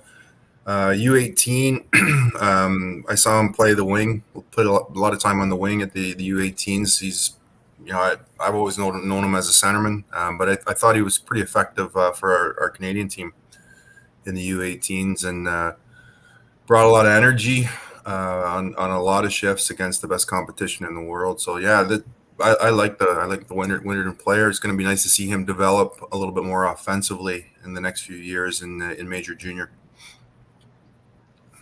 Yeah, for sure. Next up, New Jersey selects Samu Salmonen at 68. I think we had him at 65, 63. This is another guy who really showed well at the U18 Worlds. He was a captain of the Finnish team. 7 goals in 7 games. He scores them through hard work. He's not a flashy player, but he's direct, competes really hard. He's got a great brain, sees the ice, sees everybody, moves the puck well. He's got better hands than he gets credit for, but I think he's more of an energy guy at the next level. He did have a great season in the U20 this year, but didn't make it up to the Liga, which actually is probably by choice because I see that he's committed to University of Denver in the U.S. So it looks like he's going that route. Playing for Joker, they have great unis. They do. They're great unis. But big kid, big center. He can play center or wing. 6'3", 190. Like I said, he's a high competition. Interesting that he's choosing college. Yeah, you don't see that a lot in the Finns, No, definitely not. especially the higher end Finns. Where's he going? Denver. Maybe they got him a job somewhere. Yeah, that's legal now. Right? No idea. No Maybe idea. sponsored. It is. Yeah, you can be Maybe he's sponsored. being sponsored by Joker. Joker, imagine that. Good up. Good. Next up, we have Stanislav Sovzo. Sovzo. Just looking up he's a Czech defenseman. 6'1", 182. I don't know him. We have him we had him ranked 71. And our thing, he's another guy who's we have high grades on him at the World U18s. Good A's. He got A's. What do you think of him, Ian? He's good defensively. He stays on the right side of the puck. I know it's all the cliche kind of stuff, but that's really what matters right here. You're getting in the 3rd round. You're just starting to take chances on kids that'll come over in a couple years and play. This is a kid that he's smart. He's good on both sides of the puck. It was a big part of the offensive attack from just joining and in transition. In the one game, I'm looking at the notes here. He was good at using the scissor play from activating from the point, and he moves the puck quickly in breakouts. Does not try to do too much. He isn't fancy. He just makes the right play and he makes it hard. So that's And the two A's in both of his game reports from the U18s. Yeah. Playing against good competition. So another pick there for Columbus. Columbus had a lot of picks so far. Yes. Next up, Detroit goes with a local kid, Carter Mazur, who played dream come true. played with Little Caesars growing up, which had they're sponsored by the Red Wings. They got the Red Wings on their shoulders. Yeah. He was a very good player in the States in midget hockey, and then made his way to the USHL. He's coming off, I think, about a point a game season. Yeah, he had a slow start to his first year in the USHL, and then he had a ridiculous highlight goal last year and got a season going. I remember. Yeah, sometimes it's strange how things like that. He got a season going, and he went back this year. He's committed to Denver now, so another Denver commit going. Where was he going initially? Michigan State. Going to Michigan. Is it Michigan State? Michigan State. Yeah. And last year, 20 goal scorer, 44 points. Hard-nosed kid, competitive kid, always has been. He's not afraid to get in there and yap. Not afraid to have the puck. No. Again, we got another captain here going. So Denver has 2 captains going the last couple of picks that are committed to Denver, the Finnish kid and Missouri. So leadership matters. He's got some bite. He definitely has some bite. Yeah. Being a Detroit kid, it's got to be huge for him. So we really like this pick, and Brendan's not so high. Why? Yeah, his feet aren't great. Not saying they're good. Not going to hurt him in college, that's for sure. Really, because I think his straight line is really good. I think he'll be fine in college, but at this level, he's 6 feet 170. I don't like the game that he plays at the USHL level. I don't know if you can translate that to the pros. I don't know if he's big enough to play that game. Definitely got to compete. Still, you're looking at a kid here. They start going to the third round. You know you're not going to see him as an organization. You're not going to see him for 2 to 3 years. You're going to see him in a development camp. For sure. And he's a mother. He's a dog. He's a dog. That's a compliment. No, he's a junkyard dog on a bone. Yeah, but if I'm having Right? a junkyard dog and a bone at the NHL level, I want him to be 6'3", 215. Really? Not 6 feet Really? 170. Would you think those guys would go in the first round? No. No, not junkyard No, dogs. junkyard dogs up on the first round. You know, No. just dogs. No, studs. Just Purebreds, purebreds, Studs. boxers, Studs. boxers. No boxers. The boxers. No, they're hard to control. I love my dog. Love my dog. Next up, we've It always got goes back to you, Mark. St. Louis You fucking select brought it up. Simon What did you Robertson. say? You brought Well, I it up. couldn't hear you said that. You said it. I might have said the F word. 71 Ooh, Shut overall. us off. Simon Robertson is a highly ranked guy for us. Out of Sweden, played in the U18s again. We keep talking about that tournament, but as Murph said, it had a lot of, that's where all the GMs and all the director of scoutings were. See a lot of these Europeans live because of COVID. Kid Yeah. tore it up in the J20 league and then played 22 games in the SHL. Again, we've talked about some of these Euros that have played pro hockey. Played pretty well. He's an up and down player. He's strong. He's tough. He's got a great two-way game. Highly competitive. He's the kind of guy that when he loses the puck, he stops on it and fights hard to get it back. He does not like losing possessions. I think. Does he have a ceiling that some guys have in the draft? Maybe not as high a ceiling, but he's got to be one of the more NHL ready players at this stage in the draft. 6 feet 190. Leadership, along the line. Playing for the lefty over next year. He's a kid that'll come over in 2 or 3 years. He'll be like Sammy Paulson, abrasive, hard-nosed kid, stops on every puck, good compete, be abrasive without getting a ton of penalty minutes, and could be a third or fourth line kid who's just tough to play against. Yep. Next up, another guy we had ranked pretty highly, kind of around here though. Anton Olsen is another player, similar game to to our last pick. Robertson, sorry. Didn't perform as well at the U18s. U18s actually might have hurt him. I haven't seen what his midterm ranking was with NHL Central Scouting, but he's got a good frame. He plays a hard two-way games, really physical in his D zone. And he played 39 games in the SHL. He's played pro hockey, got a +2 rating, played for Malmo. He's another guy that could have gone higher, I think. If you'd seen No, I would just say he's a kid. He's going to stay in Malmo. He's going to stay a couple of years. And he's 6 feet 185. Physically, he's an early birthday. He's January of 2003, so physically he might be closer to what he really is 6 feet 180. Does he come over and he plays? Who knows? But he's definitely a hard-nosed kid who defends very, very well. Next up, Arton Martino. He's an Ontario kid. We saw him playing in the. Paul, did you see him as a minor midget? I know we saw him in the OJ, Murph and I. I think you and I actually saw him in the prospects game, the CJHL prospects game, and forget where we were, Hamilton maybe. Yeah, minor midget. We looked at him. He wasn't on our list. And literally, I remember the conversation because I've always kind of kept tabs on the player. I liked him. He's fast, but I don't know if he weighed 100 pounds, right, at the time. And the thought was, he's too slight right now. This is a perfect late bloomer kind of story because I know that he's gone off. He good year in Toronto with the St. Michael's Buzzards, I believe, Yeah. in the OJ, and then spent some time in the BCHL and USHL. So, I'd like to hear what you guys have seen in him in the last few years. I liked his foot speed, but the size at the time when he was U16, he just was not big enough to play the game effectively. Yeah, he's like you said, he played at St. Mike's there. He played with Ryan Alexander, and Finn Brown. Like they had a good group there. He was a little bit understated, I think, at that time. Yeah. And I don't think it was until, his second year in the OJ, put up 79 points. He was definitely might have committed to Clarkson at that point.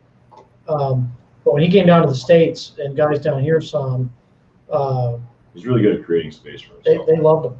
I remember on rushes, even with St. Mike's, he would create space. He read the defenseman well. If the defenseman stayed inside the dots, he wasn't afraid to button hook or slow up and stop and find the late attack. He's definitely slight. He's going to have to put on some weight. But he's a slippery kid who can create space for himself. Yeah, he uses speed, pushes bad gaps on opposing defensemen. His last USHL report wasn't A. And again, we watched right up to the end here. So Another interesting stat with him is he led the team in points when he only played 38 games. The other guys played 52, 53, 50 games. And, Omaha had a tough season this year, but he was still a +4 rating. I think, yeah. he's a burner. He's a burner. He's got skill. It's a well thought out pick here. Next one up, Oliver Johansson. This one's going to catch some people by surprise. It caught us by surprise. Not that he's not good enough, but he just hasn't played a lot. Let's see, I'll pull up his. Zimmerman. Started out in the J18, which would be the lower level. Where not many draft picks are coming out at this age. Then he goes up to the J20, plays 3 games, makes it up to the hockey Allsvenskan, and played in with their playoffs there to finish the year. Kind of hopped around a little bit. Wasn't on Central Scouting. He really hasn't played a whole lot of hockey. Yeah, he's kind of since 2017-18. He's played. There's no international. I think he's played under 100 games. Yeah, there's no international play. Pulled up video on him. As we look up all these guys, he's good along the wall. He's a 200-foot player. He's got a high compete level, decent size, good athleticism. He moves well. But this one's a little bit of a reach, I would say, in the 3rd round. Yeah, if he were 6'5" or something like that, you'd go, okay. He's a junkyard dog. No, he'd be just 6'5". He'd be tall. No. But Taller. credit for them if they know something about him or Yeah. seen him in other places. Or but not. by a Or lot not. of Or not credit. Probably could have gotten him later. I don't know that for a fact. That'd be next guy up, Donald Ryder Korzak, out of the Western League. What do you think of him? He's a speedy, skilled forward, a little undersized right now. I think the last time I might have seen him live, well, no, it wouldn't have been the last time. The first time I know I seen him live was after he got traded from the Hitmen to Moose Jaw. He was back in Calgary, and you could even tell in the warm-up he's ready to make him pay. And he was just electric all game, just dicing up forechecks with his foot speed and his hand skills. He's got a quick release, very offensively inclined, good instincts.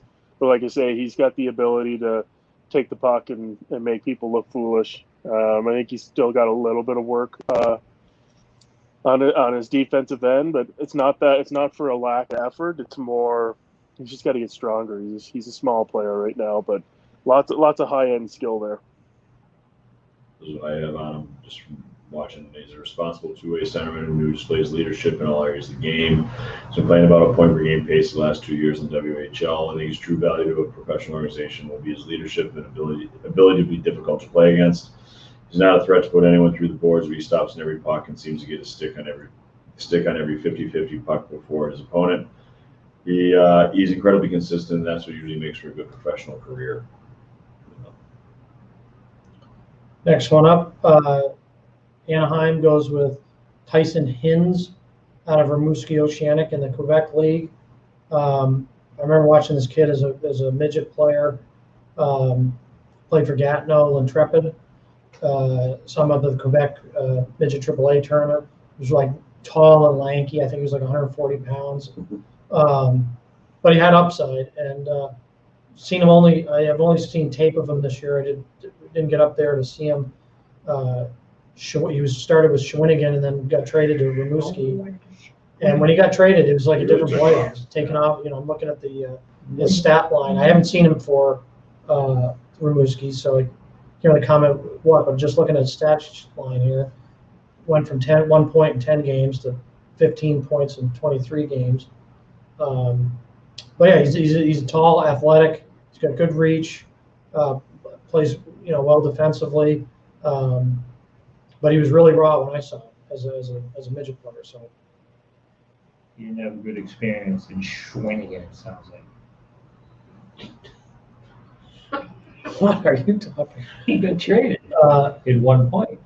We'll stay with in the Quebec League, and this time we'll go with Cole Huckins. Was selected by Calgary.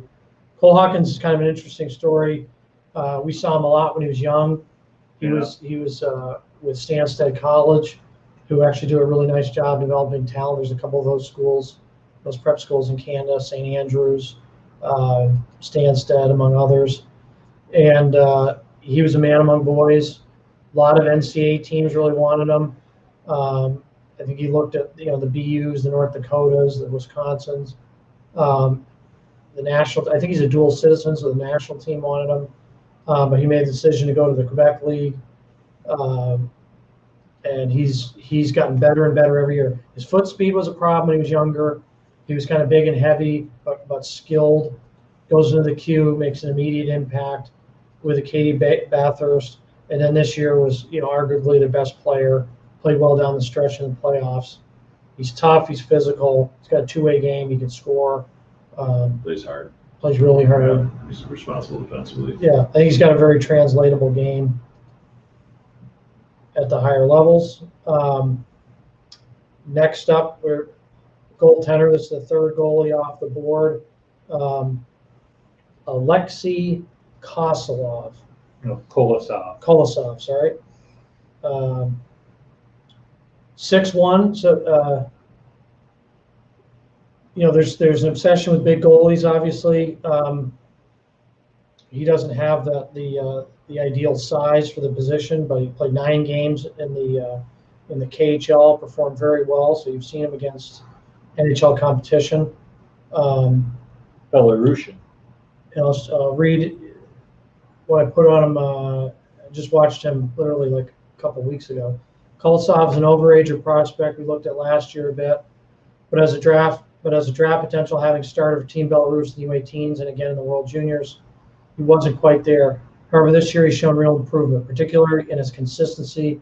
Earned himself a spot on Dynamo Minsk in the KHL. He played 9 games with a .911 save percentage as a starter for Belarus in the World Championships.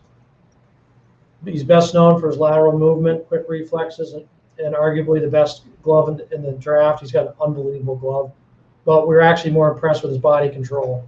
And that's something that, talking to NHL guys, they want goalies that, and Donald talked about it earlier too. You want guys that push off but are then in position to make the next save. Guys have tremendous body control. He fits that mold. Yes, he's only 6'1", but from what we've seen so far, I don't think that's going to hurt him. Next up, talking about prep schools in Canada, Justin Ertl is another player. He played for St. Andrews in this past year, played for Summerside in the MHL, which I talked about Logan Mallew coming from the GOJHL. This is another guy coming out of kind of you could call it an obscure, even though they are part of the CJHL. Summerside Western Capitals is not known for having NHL draft prospects recently, anyways. This kid is a captain of St. Andrews. He's committed to Cornell. So 2 years ago, Yeah. he came down and played St. Sebastian's Christmas tournament or Flood Bar. I just remember St. Seb's, yeah. he just had a missile of a shot, quick release, didn't need any space. It was a hard shot. He was always a bit of a banger too. But what I like about him, he's not one of those guys who sort of throws it off the glass and out. He'll heads up, he'll make a play in transition. When he's got his feet moving, he's a handful, right? Goes to the net well, real strong around the net too. So it's nice to see taking a bit of a different route there as well with COVID. Going like Brendan said, going off to play at St. Andrews and prep school instead of the OHL route. So good on him for that. Next up, Washington Capitals select Brent Johnson, defenseman out of the USHL. What do you think of him, Ian? Big fan of him. Moves really well. He's smart. He's got great feet. I think this year, if you said coming in this year, he was going to be a pick, especially third round. I think people thought you were kind of crazy, but he's really smart. He's really smooth. He's confident with the puck. He settles bouncing pucks really easily, pulls pucks off the wall, no problem, makes the quick play. Even though I think he's got the skills to try to do more, he doesn't try to dangle through the triangle or do ridiculous toe drags. He can get a forechecker's feet to open up and put a touch pass through the feet, create space for his, D to D, and there's a center option. He creates space by pulling a forechecker to him. I think he's a kid that is getting better and better. He defends well. He's not a big physical kid by any stretch, but he's got a great stick. He's athletic, stops on everything, drives in the net early to box out opponents. I was a big fan of how he played this year going into the year. Kind of at the beginning of the season, kind of caught me off guard with how strong he looked in battling situations. And as the year went on, I thought he played really, really well. Nice. We have 16 reports on him. I think this kid is upside. He's going to North Dakota, right? He was supposed to go to ASU, and he's supposed to go to ASU, and he's now going to North Dakota, which will help as well. North Dakota's going to be pretty good next year, huh? North Dakota, Michigan. What? North Dakota, Michigan. Denver. At the Boston Garden this week. Anyone out there has a suite for us? Winnebago suite. Is Winnebago a suite? I don't know. Nope, we just lost a viewer. No, I don't blame him. Every time you speak, you lose somebody. Next up, we have an angel gets twins. next up Ben Goudreau out of the San Jose Sharks, fourth goalie off the board. This kid's been pretty special ever since he's been minor midget. Paul, you can speak more to what we've seen out of him over the years, but he started for the U18 World Championships that won the gold. Not that he had to do a ton in that tournament because they were pretty dominant all the way through, but this is a talented player. Yeah, he's easily the best goalie we've seen in Ontario in the last 3 years. Big frame, not giraffe like. He's 6'2", but also good angles, real steady, competes well, fights through the traffic. He went in the first round at Sarnia Sting and deservedly so. It's rare that you see a goaltender go in the first round in the OHL, but he was, like I said, easily the best tender we've seen in a few years. So it would be nice to see him develop. In Sarnia, he got lit up really his first year. It was a weak team, so he's in the right place if you want to see pucks, and he'll be a good one down the road here. Next one, Patrick Hermla. Just skipped Dmitry Kuzmin. Another guy, U18s, keep saying that. Belarus, undersized defenseman, excellent puck mover. He's got 5'10", 5'11" seems to be the norm for D-men. It's almost like you get a 6'2". Yeah, right. He's the outlier at this point. This guy's 5'9". Guy's even smaller. Yeah, he's okay. Sorry. I know what you're. He's a good, really good puck mover. He's got really a good brain. Sees the ice well. He put up great numbers at U18s for that Belarus team. Only issue I have with him, he's a little bit boxy. I don't know what about his agility and first step quickness, which you'd want to see for an undersized defenseman. But he was a breakout machine. I get the pick here. I get the appeal. Moves it really well, sees the ice very well, and was under pressure a lot in U18s. They didn't have a team that was that competitive, and he had 2 forecheckers on him. He could escape and move it up ice, but just would have wanted to see a little more explosiveness when I'm looking at a 5'9" defenseman. Next, we're going to go back into the goalie world. We're starting to see goalies come off the board now. Patrick Hamrla out of the Czech, 6'3" goalie. I know we have stuff on him. I think he was at Worlds as well. Was having 0 games. Played in the Czech second league. Oh yeah, okay.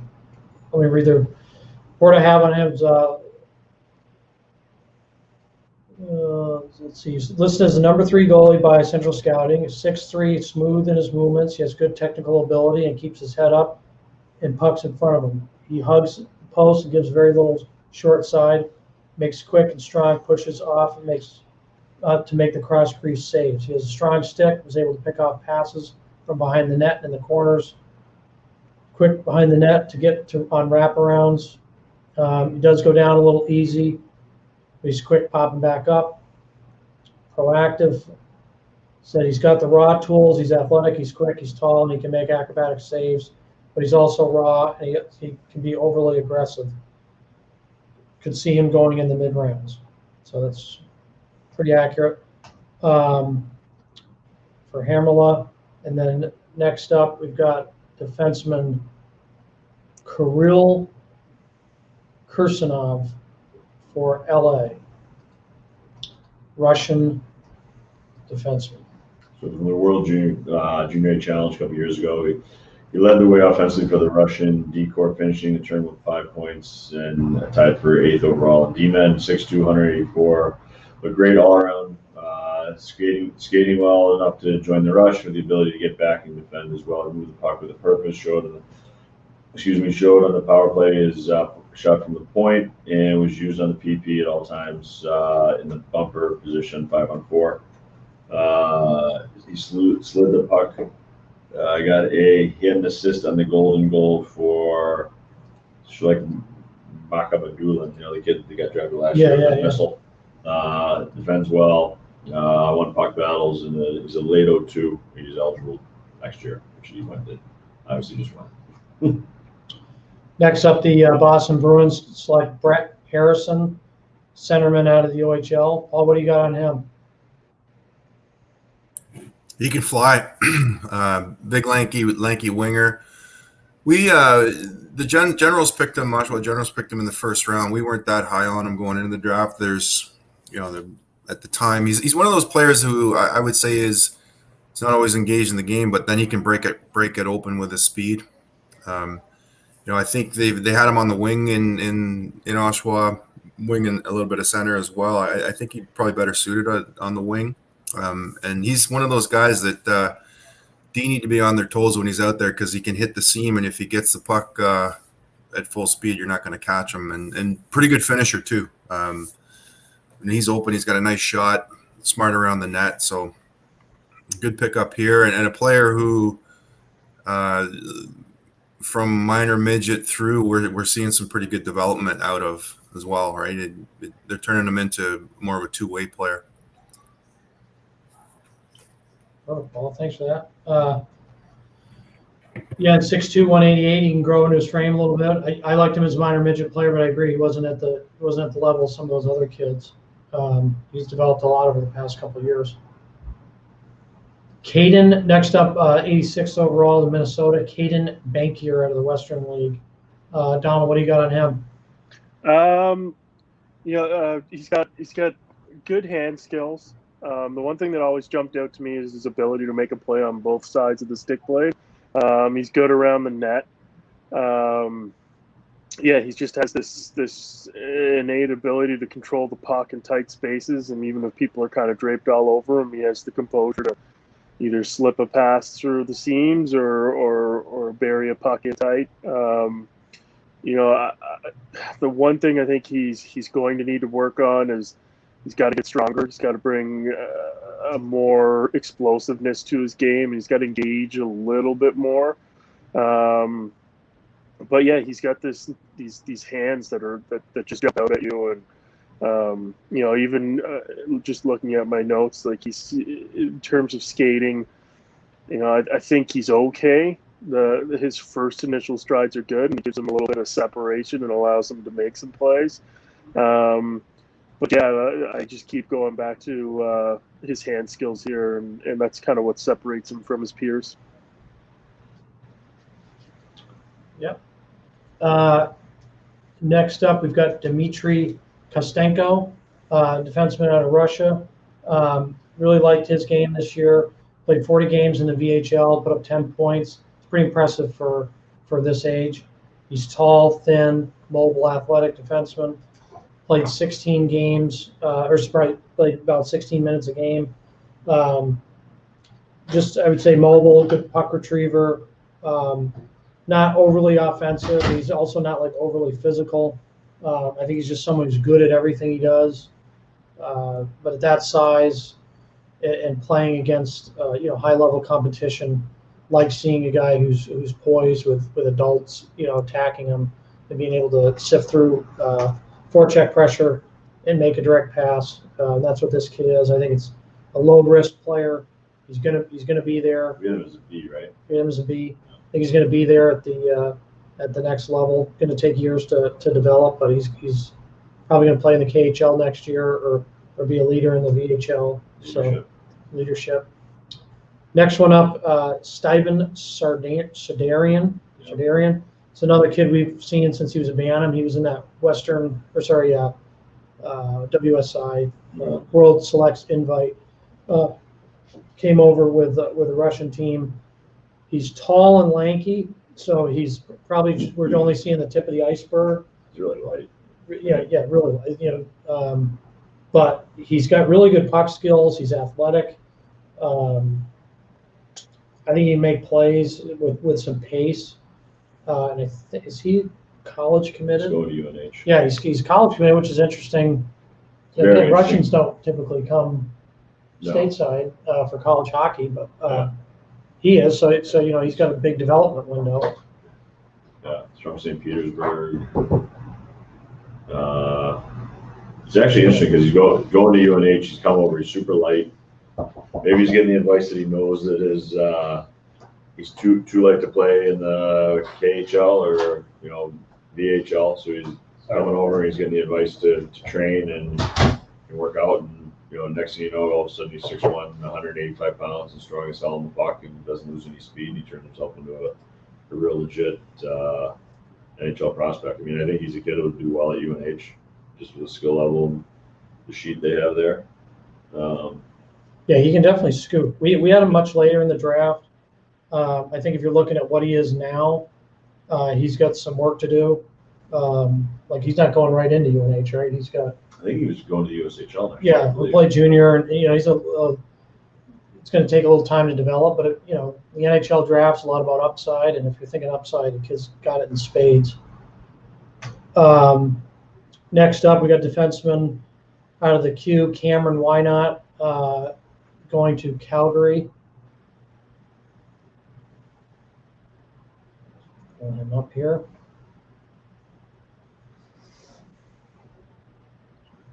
He's a kid that we liked a lot as a midget player. Was drafted by Halifax. I saw him in the midget AAAs. He's got good skating, puck skills. He's got a great first pass. He likes to push the pace and jump into the rush, either as the create an on-man rush or be the late guy coming up. He's not afraid of contact. He's I don't know. I liked him more than where he is right now. I think we had him higher, right? Than we have him as a. We had him higher. Let me see what we had him at. 77. We had him 77. So I'm not too far off, but a little bit. And I'm just reading back through my notes because I remember him vaguely when he was a midget player, seeing him, and it said we didn't know much about this player going into the showcase. However, we left extremely impressed. Powerful skater, beats forecheckers with his skating, crisp first pass. Pushes guys off pucks, strong frame, so has a chance to develop as a dominant defenseman. And that was from when he was a midget playing for Valley Wildcats. So he's a little bit of an unknown coming into the Quebec League and has done very well since. Next up, the 90th pick, Edmonton selects Luca Munzenberger out of Germany. Is this the first German? I believe so. I think it is. Toledo too, big kid, 6'2", 194. Yeah. He's actually going to University of Vermont next year. So this is our second player in the last 3 picks. That's European big body player who's heading to the States to play university hockey.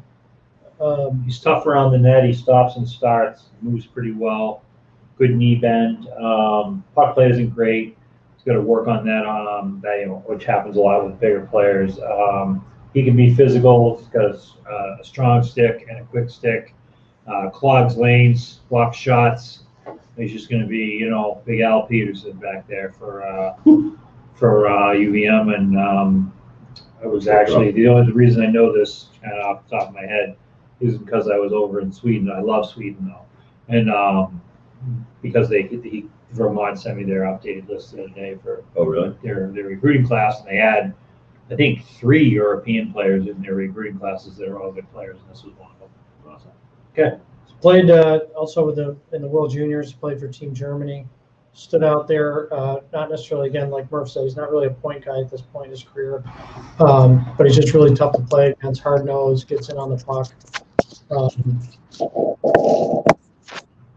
So he's picked there for them. Next up, we have Tage Harding. 6'7". He's going to Providence. university, right? Yeah, he's from He's Providence. They call it university in Great Britain. University of Providence. He's from Britain. 6'6", 235 pounds of the AJ, Fort McMurray. Donald, have you seen this kid play this year? A little bit.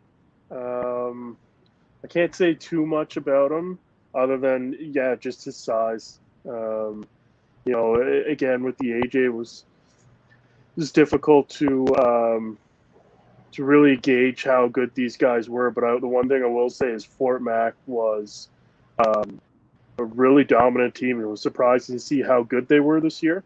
And he was a big factor in that. He just brings a presence, and his size has a lot to do with that. But they play so good defensively, and he's a big part of that. Yeah, second-year guy at the AJ. But also, if anyone hasn't been to Fort McMurray, that's one of the most fun junior hockey places to watch a hockey game. Fans are crazy. Big oil town there. But he was an assistant captain, averaged almost a point a game, and the season that was cut short. Obviously has imposing size and physicality. His feet need a little bit of work. He takes some stick penalties because guys get around him. But he'll go to Providence. He'll have a long window to improve in the university game, and kind of an interesting pick being a Great Britain kid, 6'7", 235. 6'7". Don't see that every day. Wow, they're about 255. Yeah, right. Next one up, Andre Bielewski. This is the second 2000 prospect drafted. It's another University of Vermont commit. I saw him live a few times this year. I saw them play in Waterloo. I saw him play in Dubuque. Against Waterloo, at Waterloo. Saw him play at home in Dubuque. He's got impressive speed. Yeah, he can fly. He's got really good puck skill. Tall, thin. He's still got plenty of room to grow. He's got a really high ceiling.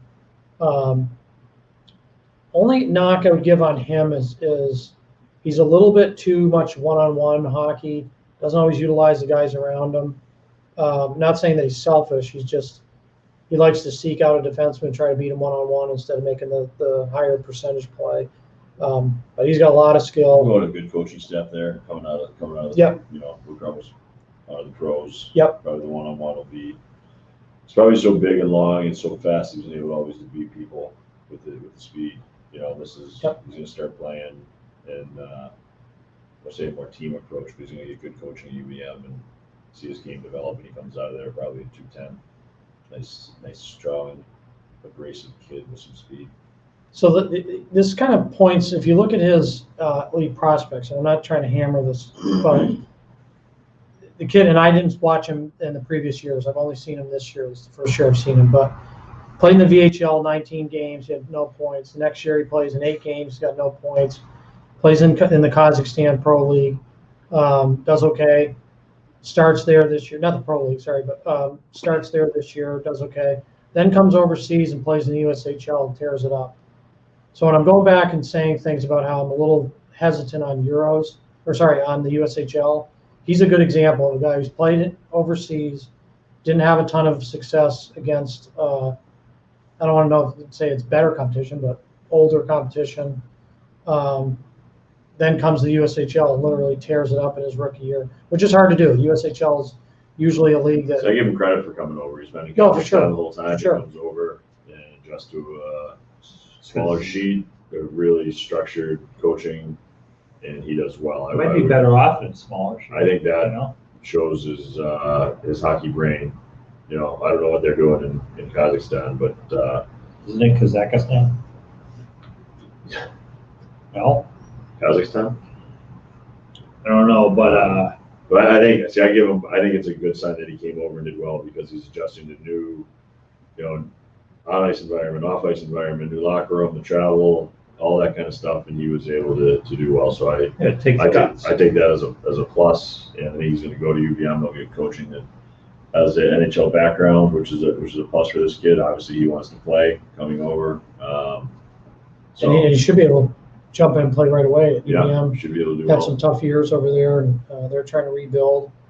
They're obviously doing it with some Europeans, and he should be a focal point for them going forward. Next up, New York Islanders select Tristan Lennox, talented goalie out of OHL. Talked about Ben Goudreau earlier, who was taken earlier in this round, but Tristan Lennox is another kid that Big kid. we had really highly on as a youth player. Paul, what do you think of Lennox's game? Yeah, he was he's a late birthday in 2002. He was definitely the class of that 2002 group in Ontario. His first year in Saginaw, I watched him in the playoffs.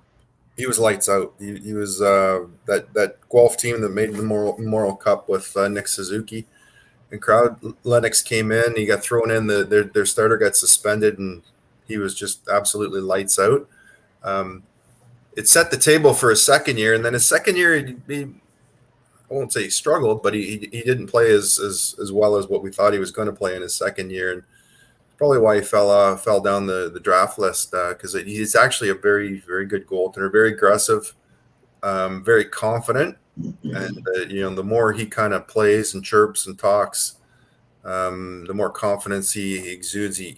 The better, or the more intense he is, the better he plays. So I think this is a pretty good pickup, actually, and I'd like to see what he does this year in his third year in the OHL. Next up, Carolina picks, we have the highest rated guy on our board available, Aiden Hrischik, defenseman out of the national program. He's a California kid. He was drafted in the Western League, but decided to stay in the States and play for, I think he's going to go to BC. Go to BC, yeah. Go to BC. I loved him at the U18 Worlds. I thought he's one of the more well-rounded defensemen on the U.S. team. He's an outstanding skater, edges, balance, quickness, moves well laterally. He defends really well. He can move pucks up ice. I think he's outstanding. I'm actually really surprised he's this late. So am I. I thought he was going to go much higher. You see all the kids that are roughly his size being taken.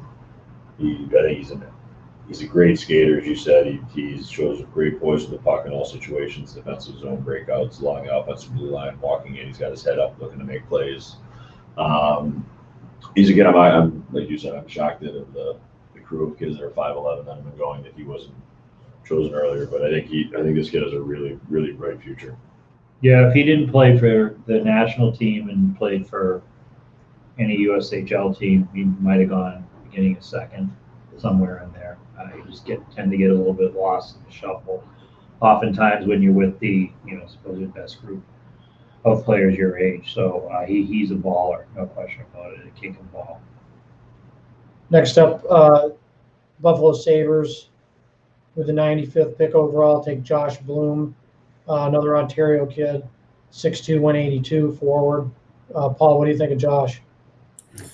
Nice, smooth skater, lanky winger, nose for the net. A little higher on he's going a little higher than we had him. I think part of that is just the shutdown with the OHL. But this kid can definitely move, definitely skate. Good balance, as I see it, and it's tough to knock off the puck.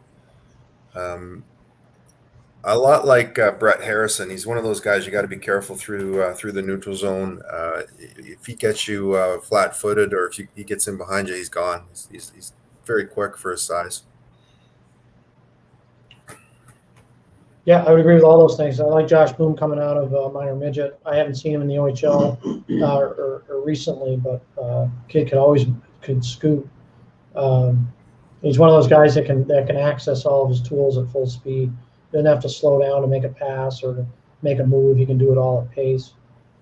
The last pick in this round to Tampa Bay, Roman Schmidt, big body defenseman out of the national program. He actually, Paul, you remember he played for that Don Mills team on the back end, big heavy shot defenseman. And in the past few years with the national program, really developed his footwork. It's still raw, still has a ways to go, but that used to be a real knock on him, and now it's not as big of a knock anymore. He's got some raw with his gaps, like he leaves some loose gaps. He gets a little sucked out beyond the dots. Kitchener next year, right? He's going to Kitchener. He's got a really high ceiling. I think it's a good pick in terms of risk reward for sure. Oh yeah. But he's still raw. He's a project. He's got a little ways. So they're willing to work with him. Yeah. So he's going to go in the OHL, play a couple of years. He'll sign his contract. He's a 6'5" D-man. They're going to work with him. You can see 3.5 years to get his first game. I mean, footwork will be better, puck control will be better, and he's 6'5", 205. He's going to get bigger than that. Oh yeah. Yeah, a player we always wanted to see get a little meaner. Use his size for evil. Yeah. Evil. Yeah. I like evil.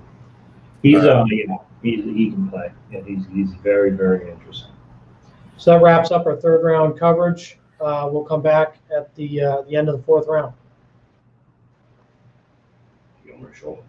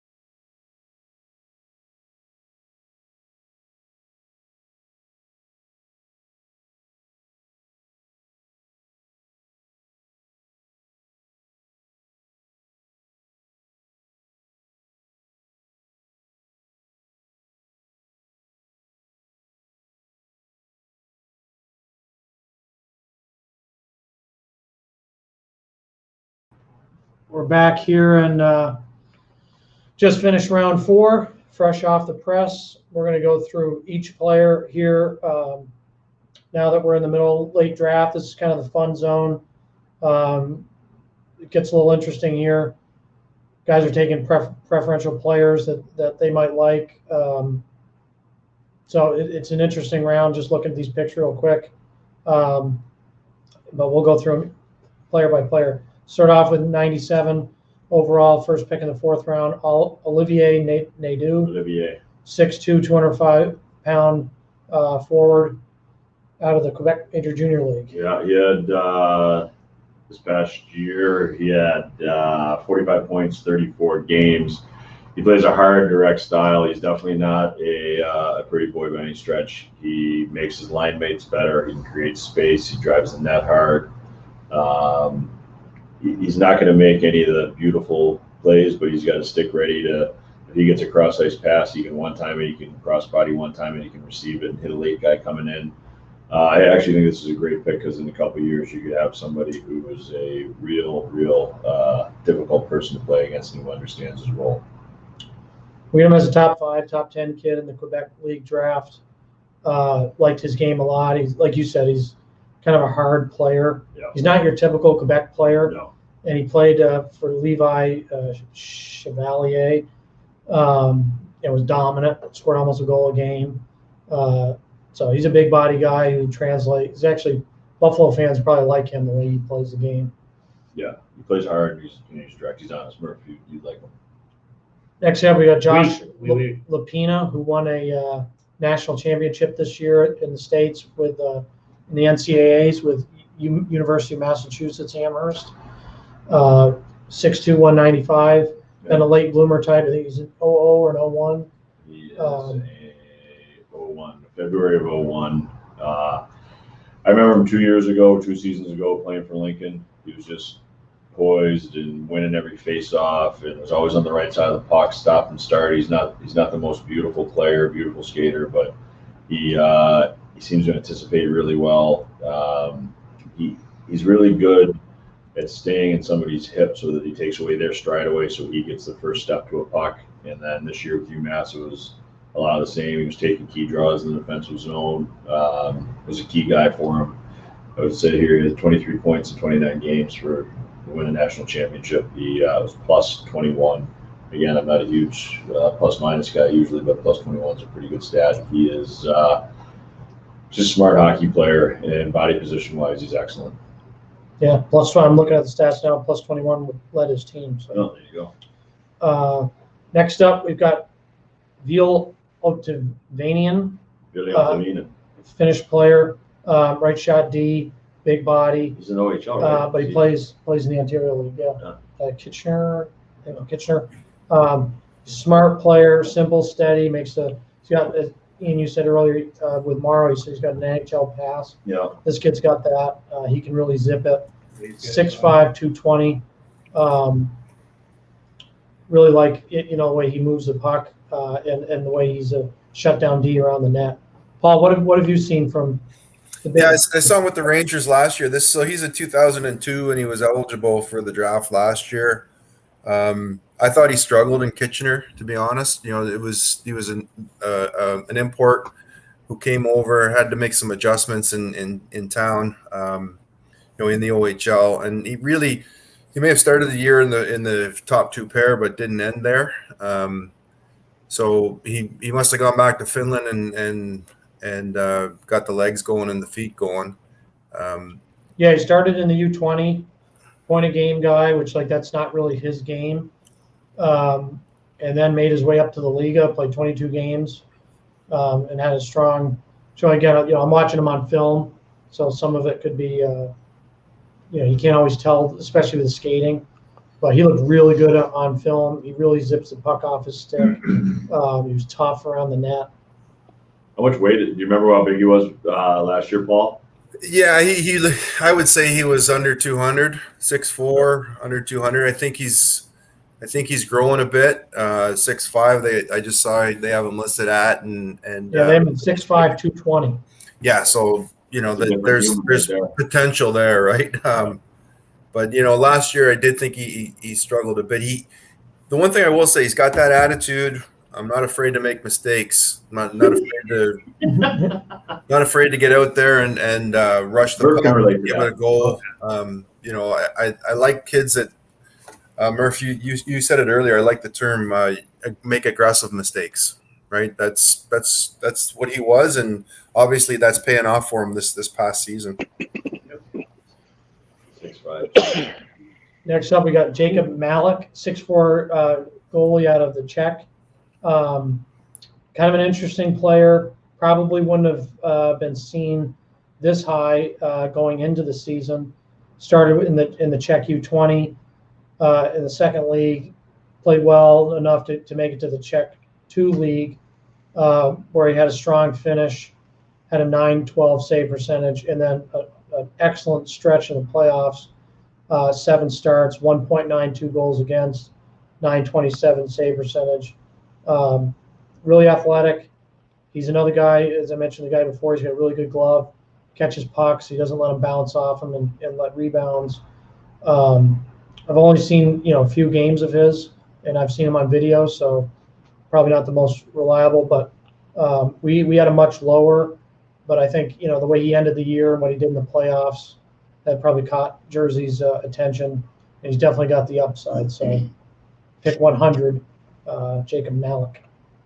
Next up, I think it's pronouncing Guillaume Richard. Yeah. This is a kid out of Quebec.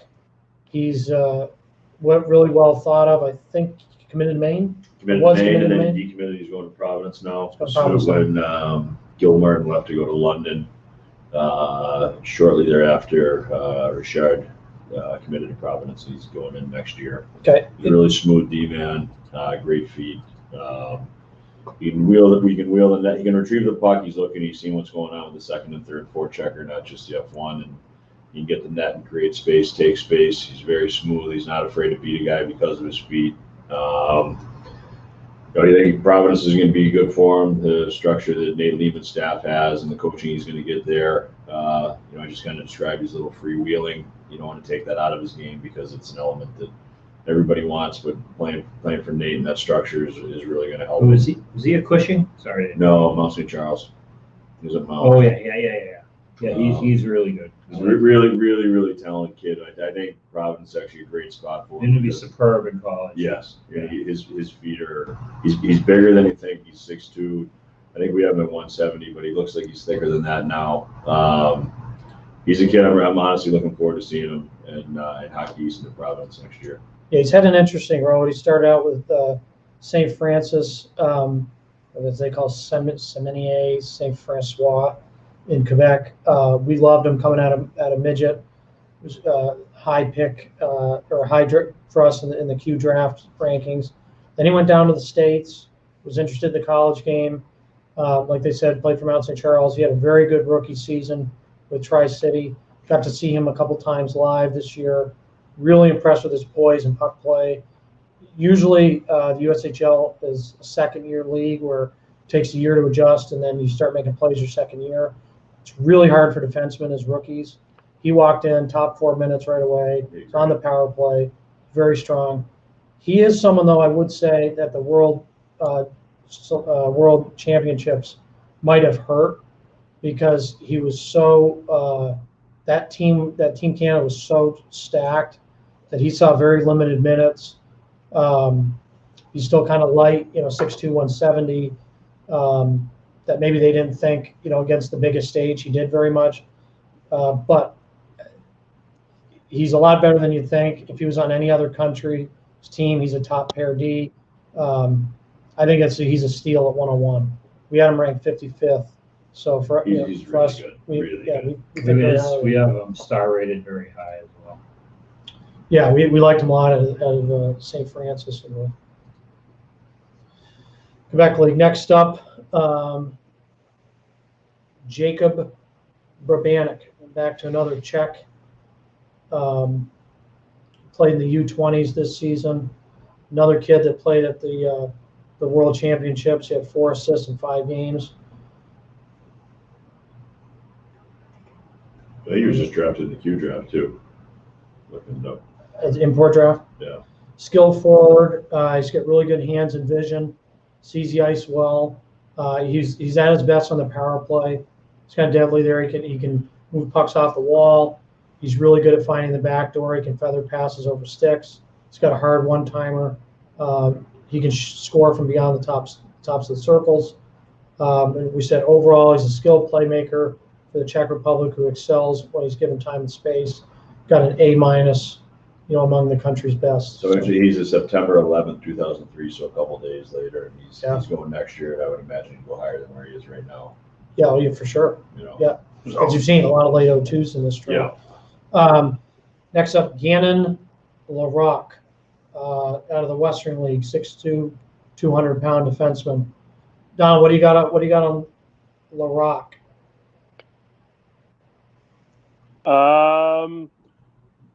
I like his physicality. I think he needs to work on his skating a little bit. But he's good in front of the net. He's good in the corners. And he was playing. I think they're going to give him a bigger role next year because it's a fairly young team. But I think, in the bubble, he looked really good to me. He made smart plays. There's nothing flashy about his game. Like I say, he's just hard to play against. Perfect. Next guy up, we've got Brody Lamb, 104 to the New York Rangers. Brody Lamb, probably not going to see on a lot of lists. He's a little bit of a, we had him for sure, but he's played Minnesota high school, played Class A. So he's not as seen. He was listed as 178 among North American skaters for Central Scouting. But I got a chance to see him at the state tournament. And this he's got special skills. Plays for Dodge County, which is, not a well-known Minnesota team. I think it might have been the first time they ever made it to the state tournament. Kid had 52 goals in 24 games. He had a hat trick or 4 goals in the first game of playoffs. He's electric. He played the last 10 games with the Green Bay Gamblers. And a lot of times when a Minnesota high school kid will jump in, especially at this age, at the end of a season to play in the USHL, it's because the USHL team's out of the playoffs and they're just trying to develop for next year. Green Bay was in the middle of a hunt to get into the playoffs, which they did. And so they felt confident enough to grab this kid out of Class A high school, and bring him up. So really talented player. He's got outstanding puck skill, shields it well. He's only 6 feet, 6'1", 165, so he's got plenty of room to grow into. I believe he's in Minnesota. He's going to go to University of Minnesota. Time to develop. But yeah, he's got a lot of skill for an unknown prospect. Just got lucky this year to catch him. That Dodge County made a run in the state tournament. Probably where the Rangers saw him, honestly. Did he play in the Elite League? Yeah, he played in the Elite League. Sorry, so we would have seen him before that too. But How do you do in the Elite League? Over a point a game. Yeah. He's a player. He's a player. Next up, Ethan Del Mastro, 6'4", 210-pounder. Another kid on that world championship team. Played kind of a bottom pair role. But a guy I remember playing out of the minor midget in Ontario. Paul, what do you think of Del Mastro? Yeah, we've always liked him. Similar to what how Donald described the Gannon Larocque fellow from out west. He's hard to play against. Big body. He's got a active stick. He competes well in front of the net. Got to get the feet going and moving over time. But I think that'll come. The offensive side of the game, I think, needs to develop, and he'll get the opportunity in Mississauga. Now that he's a year older. World or U18 champion with Canada, and real strong penalty killer and shutdown guy as well. In my view, he has good upside, good potential defensively, and really needs to work on that all around offensive game. Yeah. Let's see who we got next here. Next up, Kalle Väisänen. He's a 6'4" forward out of Finland. Played in the U20. He's a point of game guy. He's a little bit raw. His footwork is certainly raw. He lacks that kind of first step burst, but he competes so hard. Love the way he attacks on the forecheck. I just watched film of him a couple nights ago trying to get ready for the draft, and really like his game. And when I saw that he was only 178 pounds, I was shocked because he plays like he's 210, 215. So I think he's a guy that, I know the Rangers are trying to add some grit into their lineup by some of the recent moves you've seen. And this kid's a long-term project. He's probably not going to be there for several years if he even makes it. But this is the style of play I think they're trying to get. Big kids. He's very difficult to play against. That play hard, right, Yeah. for sure. Next kid, Emil Martinsson Lillberg. We got on him, Ian. Not much. Not much. Let's see who we got there. Off the top of my head,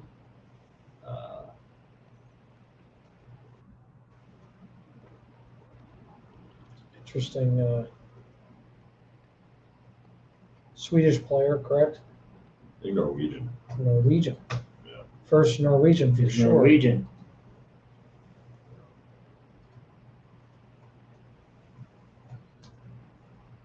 He's an 01, 6'2", 210. Okay, another overager. Yeah. Uh, Plays in the Norway national team. He's been captain for the U18s, played in the U20s. He was captain of the World Juniors in 20. Yeah, it looks like he played in the World Championships this year, the World Cup this year for Norway. We don't have any viewings of that, but next year slated to play in the SHL. Oskarshamn. So yeah, not a guy that we have anything on. Let's see if he wasn't on Central Scouting, wasn't on any of the others. So maybe a dark horse for Arizona. 6'2", 210. Can't really comment one way or the other if it's a good pick or not. I think it's a bad pick Why Murph is that? stands by a Which bad Murph? pick. because nobody knows who he is. Maybe it's a great pick. Maybe it's a diamond in the rough. If somebody picked you, what would you think? Would be a bad pick. Yeah. Well, I mean, there's outlying. No, I have no idea. I can't speak without having some intel. You just do that all the time. Next one up, we've got the Chicago Blackhawks at pick 108. Take Victor Stenborg, Yeah. 5'10", 202 pounds, out of Sweden. This kid is a worker. He's going to work and work no matter what the forecheck is. Stops and starts. He's going. I think he played wing at center, but boy, he just goes and he's going to finish, and he is going to be a pain in your ass. 5'10", 202. Yeah, He, sturdy. That's sturdy. How many pairs of skates do you think he goes through a year? There'll be more very A soon. lot. I love that. He's another guy that Another leadership. we've mentioned some guys earlier that played in that World Selects as Bantam, so we got to see when they were young. He came over and played for the Sweden Selects. And same things you're saying here, Ian, we had when he was a Bantam. Stops and starts, plays hard, competes, 200-foot player, versatile with high-level mobility, strong, powerful stride. So kind of interesting. It seems like the kids stayed, similar style. There's nothing wrong with someone who's 5'11" and over 200 pounds. Well, and he played. No, of course not. He played in the SHL, didn't he? Yeah. Or am I wrong on that? So again, I mean, we've talked about this a couple of times, and just to reiterate, and Paul and Donald can relate too. As some of the Canadian players went overseas this year, playing against pros in some of those European leagues. It's a lot to ask for a kid this age to be playing against pro hockey players. The kid we talked about a couple of drafts, a couple of picks above, Brody Lamb, is playing, Division II, Minnesota high school against kids that probably hockey's not even their favorite sport. And then 2 picks later, you got a kid who's playing with Swedish Pro League. So this stuff isn't easy to do, obviously, picking where these guys are going to fall. But And he's a hard-nosed kid who gives it every shift. Like he's not taking a night off. it's interesting, too, thinking about, he's a Blackhawks pick. Yeah. They took Nolan Allen. Yeah. who's hard nosed. We talked about him earlier. Like, it looks like Chicago's trying to make a statement that they want hard working, tough players. He would fit Yeah, I that mean, bill. that's what you need to have. The teams need to have a couple skill guys that obviously they can put the puck in the net. They can help other guys put the net. But you have to have a team full of guys that are willing to do the stuff that matters. Yeah. This kid plays his ass off, 100%. Next up for Carolina Hurricanes, they stay in Minnesota again and take Jackson Blake. Small, but very, very smart, high-skill playmaker. Yeah. He's got an interesting, pretty exceptional year if you think about what he's done. Eden Prairie makes the state championship. Kid leads them all the way to him with a few others. That was a talented team. You might see some of his teammates go later in the draft, but takes them all the way to the state championship. They play Lakeville South High School. They go to overtime. He scores a game-winning goal to win the state championship. Then they bring him on to Chicago Steel. He goes on and plays for them in the USHL to end the season. They bring him on to the playoffs. He makes a strong playoff push. They get into overtime against Fargo in game 3, or game 4. 3. Yeah, it's best 3. Against Fargo, and he scores a game-winning goal in overtime. So, kid's clutch, scores key goals, highly, highly skilled, and a really good brain. Or if you've seen a bunch of them, what have you thought of Jackson? I agree with all that. I think he's slick. He can make plays in transition and down deep below the dots, knows how to cycle, knows when it's time to take chances with the puck and when to protect it, and he can snipe. I call it a flair for the dramatic, call it clutch, but those things are not coincidences. Players make plays, and he's one of them. He's also the son of Jackson. Or Rod. No, not Rod. Jason. Jason Blake. Yeah, he can play. Next up, Brian Zanetti. Looks like he's CHE? Chetnian? He's Swiss. Swiss. So the interesting thing here is that he is signed to play for Peterborough next year in the OHL. So he's been played in the U18s for Switzerland. He was captain. I don't know much on him. He's a good size, 6'2", 180 pounds, but he's coming over to play for Peterborough. Yeah, looks like he played the U20 in the Elite League. Yeah. Was at the World Championships in Swiss. Didn't have him there in terms of in my notes. Saw Swiss play once, but got picked up in the import draft last year, 43rd overall, falls to Peterborough. So interesting pick there in the 4th round by Philly. Move on to Connor Roulette, who was their next highest guy on our board, available out of the WHL. Don, what do you think of Connor Roulette? I'm surprised he's this low. We him at 40. I think he's close. You had him at 40. Yeah, I think he's a well-rounded player. I wonder, and maybe you guys were able to see him live at the U18s, but for me on video, I had a little bit of concern with his skating stride. I thought he played at pace, and I thought in tight areas he looked elusive. He looked okay on his edges, but just his straight line speed was just okay for me. I think he's got a bit of a wide stride. Other than that, he's a great shooter. He's got an excellent release. I think he's got really good hand skills. He's a good playmaker.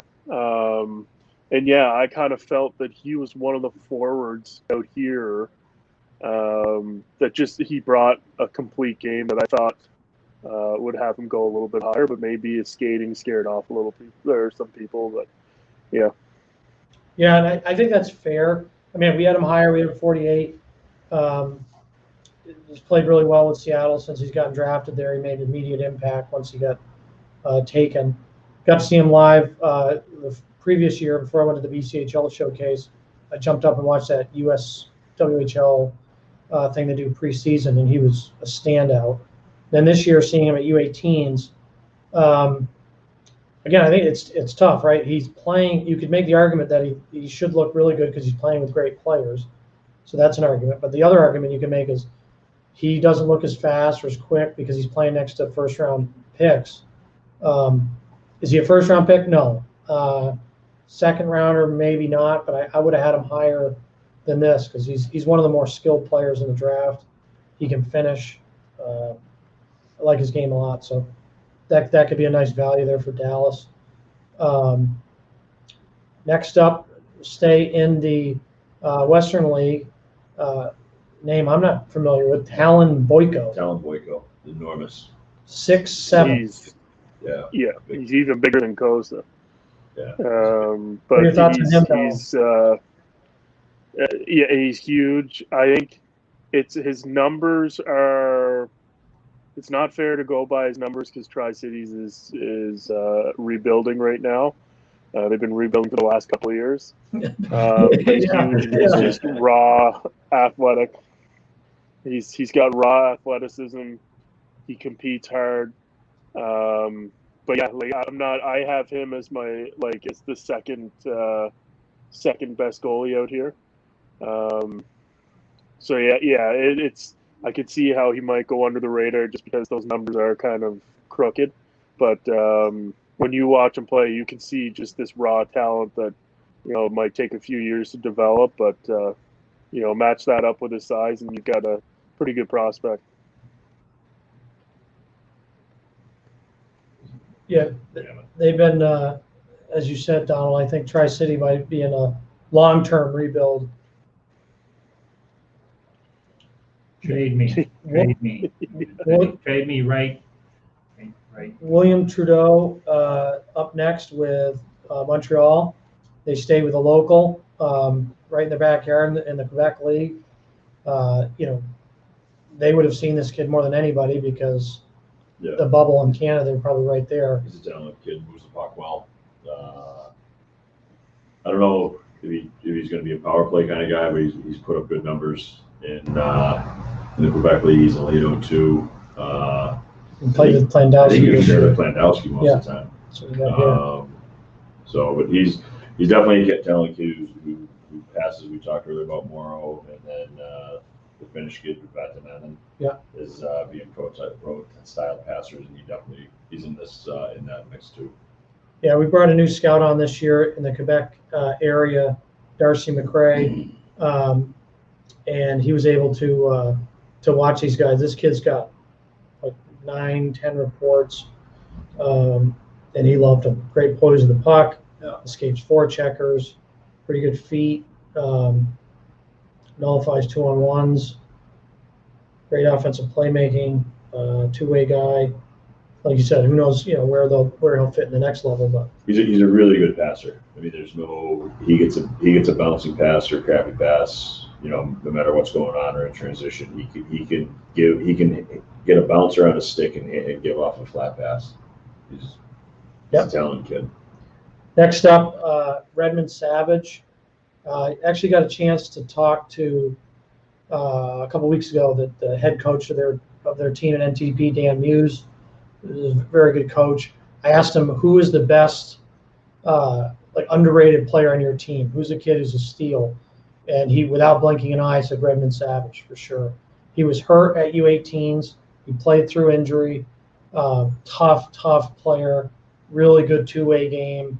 Not a flashy guy, so I understand how he didn't go higher. But you're talking two-way guys that are really good college players. Redmond Savage is going to be an awesome player in college. He'll be a captain, leader on that NTDP squad. Where's he going? Omaha? Miami. His father played in Miami. He's going to Miami. Miami. Yeah. He's a lot like his dad. He's not as big as his father, but he plays the same style. Well, I love his game. He's a hockey player. Yeah. Next up, Ryan Ufko, talented defenseman at Chicago Steel. We've said that Chicago Steel's name quite a bit. He's a puck mover. He's a breakout machine. Very quick, agile. Great feet. And really smooth. Really stepped it up this season Yeah. to prove what he could do at the USHL level. I think he's smart. Obviously, he understands his not being the biggest guy, so he defends with his feet, but he's got great feet, and he is really, really poised with the puck. Chicago's system, puck possession, they keep it. They've got people moving, constant moving all the time. It suited him really, really well. Yeah, he trusts his feet. His gaps are always so tight that he starts transition quickly, often before they get anywhere near his zone. So, he's also smart enough to use leverage and sometimes just absorb the hit and wait for help when bigger players are coming in on forecheck. So that's going to serve him well when and if he gets to the National League. So. Next up, we've got Philip Svederbeck. He was an overager out of Vaxjo Lakers. Started the year in the J20. Had strong numbers, 12 games, 912 save percentage. He's a 6'3", pretty athletic kid. I saw a little bit of tape on him when I was trying to watch a different player. Draft eligible kid. Obviously, he's draft eligible as well, but stood out to me as an athlete, so I pulled him up, watched a little more tape of him when he went to the Hockey E10 League. Didn't do as well there in only 2 starts, but he got drafted by Dubuque in the USHL. Cal Larson is their general manager, does a really good job drafting Swedish players, and they took him pretty early. So I don't have a ton to say on him other than I noticed him when I was trying to watch another kid. I think he's an athlete, but in terms of resume, it's a little light. But in the 4th round, it's time to take some chances, and big body, and he's athletic, and who knows? Hasn't played in the SHL, so he's still got NCAA eligibility. So maybe he'll go that route and have time to develop. Next up, we have Kyle Masters, defenseman out of the Western League, 6'1", 175 to Minnesota. Donald, what do you think of Kyle Masters? He's a pretty good defender. He's got some potential at both ends of the ice. Particularly in the offensive zone, he's got poise with the puck. He really you really get to see the quickness in his feet because he can dance around that blue line pretty well and avoid pressure and make plays. Defensively, he's not the strongest defender in terms of physicality, but he does a good job of getting position on guys, boxing guys out. He's not afraid to get into shooting lanes. There's a lot of hype on him at the beginning of the year, and it kind of quieted down. But I think this is a solid pick. I think there's lots of potential to work with there, and I think he's going to grow into his body a little bit more. Could he add a little bit more explosiveness to his game? Yeah, probably. He's a pretty good puck mover. He's not super dynamic, but he gets the job done. He's just a solid defender right now. Yeah, he went about where we thought we had him at 106. So he went to 118 here. So about right. Next up, we got Joachim LeMay. Kind of an interesting player. I was telling these guys before the break, talked to Nebraska Omaha's coaches at a tournament we were just at, and they mentioned LeMay as someone they really felt could get picked. We didn't put him on our board, although we flirted with it. He's a very smooth skating, talented defenseman. He was playing in the BC League. I think he's played in the AJ as well. He was at Mount St. Charles. Oh, he's at Mount St. Charles. Roosevelt, yeah. Okay. So probably a really good pick here. I kept him out because I didn't think he was played hard enough defensively, and didn't know if he was offensively enough to. You meant from the BCHL. Right. But I know Nebraska really likes him, and they felt he was a draft, and so kudos to them and kudos to Washington for getting this pick. What do you think of him, Ian? Honestly, I just remember that he moved the puck well, all that kind of stuff. I'm kind of shocked that he got picked, but I think it's interesting that you said that their coaching staff. Because obviously, the reason I didn't think he was getting picked is he didn't put up huge points with was in Seminar. Yeah. And I think he had 10 points, no goals, something like that. And just quite honestly, usually you don't see D-men out of BCHL. getting selected. So, Right, that's kind of, my thought on him was he wasn't offensive enough to be an offensive guy. He wasn't Yeah. physical enough to be a defensive guy. So kind of what is he? But it was very interesting. I asked them about Cam Berg, who we've all liked for a long time, Yeah. who's going to UNL. And Webbing too, right? yeah, and Gwevin. I love And they were like, oh, yeah, Berg's really good, Gwevin. He said, but you should keep an eye on LeMay. So Huh. very interesting to see him go here. And kudos to everyone who was on board on that one. The next player, Vladislav Lukashevich, 6'2" defenseman out of the MHL in Sweden, Russia. of Russia, 19 points in 36 games. I think we had him about here. I think. I'll pull up But he's a long, tall defender. He's athletic. He moves well to pucks. Pretty well rounded. I wouldn't say he's one or the other, offensive or defensive shutdown. He's kind of good at everything. He quarterbacks the power play. He's got a pretty fluid stride for his size. He could put weight on for sure, but like the athleticism, like how well he gets the pucks. Defends really well in the transition game, which is not a lot of 6'2" defensemen are doing that. His stick's always in the right places to break up passes, and he can carry it up the ice. So I like this pick a lot, actually. But he's a little bit unproven coming out of the MHL. He hasn't played in the top league, so yeah, we'll see. But something there to work off. Next up, San Jose Sharks with 121 overall take Ethan Cardwell out of the OHL, 5'11", 180. What do you think of him, Paul? So he's an 0-2 that was passed over last year. The kid can just flat out fly. Real good, strong skater. As he fills out, I think there's some potential there. When he started his junior career, he was very slight. I think he found it pretty difficult in traffic. And then last year, Saginaw, he playing on a Saginaw team. He got traded halfway through the season, went to Barrie, and then from there he was a point a game in Barrie. So I think there's some good opportunity for him to light that league up this year. But this boy, as he fills out, if he fills out and thickens up, he could be a player to watch. A very, very strong skater. Next guy up, Rasmus Koronen, goaltender, big goalie, 6'5" goalie out of Finland. A little bit raw at this stage. We kept him off our list, flirted with him again, in the sense that he started U20, had a good start to the year, 908 save percentage, but he's really raw. His footwork is raw, which at 6'5" at this age, that's not a huge surprise. But he got called up to the Liga, and I watched that tape pretty closely because I want to see how he could do against pros. And he struggled. Again, he's young. That's a really tough task to ask somebody to do, but that's what kept him off ours. But he does have a lot of potential.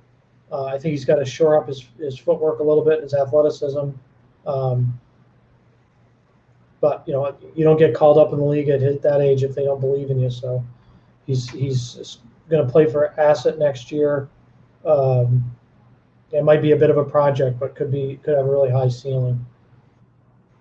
Next up, Carson Latimer, right shot out of the Western League. He's going to the Ottawa Senators. Donald, what do you have on Carson? I don't have too much on Carson. I think when I watch him play, he's another guy from the Western League that has a bit of grit to him. But what he does really well for me is he gets himself into good areas. He's really good at getting into the slot, and he's got a great shot. But he's constantly around those high scoring areas or those high percentage scoring areas. And he's got this lanky frame that I think he can continue to get stronger in. But not a huge fan of his feet at the moment. And he's got to get a little bit more explosive. But his ability to, like I say, find those small areas, slip in, and his willingness to get in front of the net, I think, makes him certainly a valuable player for PA. And I think, he's a good pick. But there's certainly some things to work on there. Yeah, I remember him out at Delta when we saw him in the John Reed, and I probably would have said similar things then. So I don't know if that's concerning. Yeah, He's got some of the same problems now. It's funny you say that, because I remember when I first watched him, my initial instincts was he's the same player. Like, he hasn't really developed much more, just kind of a bigger body that does well in those areas, those scoring areas. Next up, Jack Mattier. Too bad we don't have Crawford on here. He was a big fan of his, Paul, coming up through. I think he was an Ottawa kid too. But taken by Nashville here, 6'4", 200-pounder. He was also at World U18s. I thought he showed really well, actually. He's understated, not flashy, but really productive. I think his footwork have gotten a lot better. I like the kid a lot. What do you think of him, Paul? Yeah, same. We really liked him. He's actually from Sault Ste. Marie. Sault Ste. Marie, okay. Way up north, and that year the team was okay, but he was really the best player on the team. Very raw going into junior. Taking a little bit of time in Ottawa to get into that lineup, but definitely he was a first-round pick to Ottawa, and deservedly so. I think he's a lot like Del Mastro, who I talked about earlier, but I think he's got more puck moving capability, a little bit more offensive capability. So this is a good young defenseman who, if he can continue to progress, I think he'll play in the NHL. Yeah, we had him at 103, went to 124, so we had him a little higher. Next up, Ian and Murph are big fans of this kid, Cameron Berg, out of, I think he grew up at Omaha AAA, right? Am I wrong? Omaha, yeah. Yeah, and then made his way to the USHL. He's performed well, and Started out his junior career, started out slowly when he was in Omaha. That was where we saw him at national camp a couple of years ago. I was really impressed with his hockey sense and his compete, how he played. He played real hockey as a young kid. Yeah. Started out a little slowly in Omaha, got traded to Muskegon, and from there he really took off. But yeah, 2 years ago, so 18 goals in 32 games. This year he had 27 and 51. I just like him. I think he's a hockey player. I think he's going to Nebraska, Omaha. He's going to play key situations. He's going to be dependent on. Like I said a couple years ago, the national camp, he was really slight. Now it looks like he's thick and 190, 195. It's a weight he can carry, a weight he can be effective at, and that's something he can play pro hockey with. I like this pick. I've liked this kid for a long time. He was available last year and wasn't selected. I kind of was hoping he was going to get selected last year because I thought he was going to go to Omaha and play the key minutes and train and get big and strong. And that's why he came back this year for the season. And honestly, he's a kid I look forward to seeing play in college because he's just going to play the right way, get stronger and stronger. It's only going to help his game more and more. Yeah, we talked about it earlier, but versatility. I mean, this is a guy that he'll block shots, and then he'll go the other end and snipe, and then he'll beat someone in a corner. It was you and I were in Buffalo, and you were like, "Oh, you're going to love this kid." Yeah. And I remember looking at it, and he was like 5'11", 155 pounds. I was like, I don't like this kid. He's like, oh, he's abrasive and hard and does it all. And he came out and drawing penalties and blocking shots and driving the net, and knocking the net off and sending it into the posts or off the pegs. It was just, from that point on, he's one of those kids that I've watched a lot. Yeah, he can help his team win hockey games without getting on the score sheet. Yeah. That's it. That's what he is. And the other thing, and we haven't hit on this, we hit on it kind of in the opposite way about the University of Michigan when I was half-kiddingly saying, well, where is he going to play? And we're coming up on another Michigan guy here next. But, Nebraska, Omaha, they have a very good program. But he's going to go in there, and he's going to be a big fish in a smaller pond and get a chance to get a lot of time and improve rapidly. And a lot of times people say, oh, you get picked by the NHL, and everybody wants to go to the best place. Who's the top dog? Who's the top 5 team? sometimes you're better off going with a team that's on the rise, where you get a chance to sort of revamp and play a lot. But he's a player that can help you win if he doesn't, on the score sheet. That's what I love about him. Next up, Dylan Duke. We'll let Murph take Dylan. First of all, wait. Murph told us 3 hours ago, which team was going to select him and why, and then lo and behold. Oh yeah. Was I right? Murph picked 100% right. Murph picked the right team. So Dylan Duke, I think, goes way too low here. And actually, if you look at where we have him ranked, and virtually every other scouting service has him ranked, he's about 100 picks off of where he should have gone. Dylan, don't worry about it. I know you're listening, man. He's one of my favorite players, if not my favorite player that I have ever scouted in the 25 years that I've been in hockey. I watched him help CompuWare when you're going to go. You're really going to go back to Bantams. I am going back to Bantams because Red Savage was on that team. Ty Gallagher, who's going to get selected soon, for longer than Neutral Zone has existed. Pastajov was on that team, and they won the national championship. Murph has Dylan Duke tattooed. And are they as good as this year's Shattuck team, which is everybody thinks is the greatest Bantam team ever? I don't know, but I think this team would have won that game because of Dylan Duke. Okay, he blocks shots. They hit him in the stomach. He gets up, he chips the puck out, kills penalties. He wins face-offs. He's a leader. I believe he's the captain of the national team. His desire to win hockey games, he will do whatever it takes. He has the skill to score, but again, he's another player that doesn't have to do that to help you win games. He's just ultra, ultra competitive, ultra prepared. I don't know him off the ice. I just know what I see on the ice. He's got a And restraining order on you, so.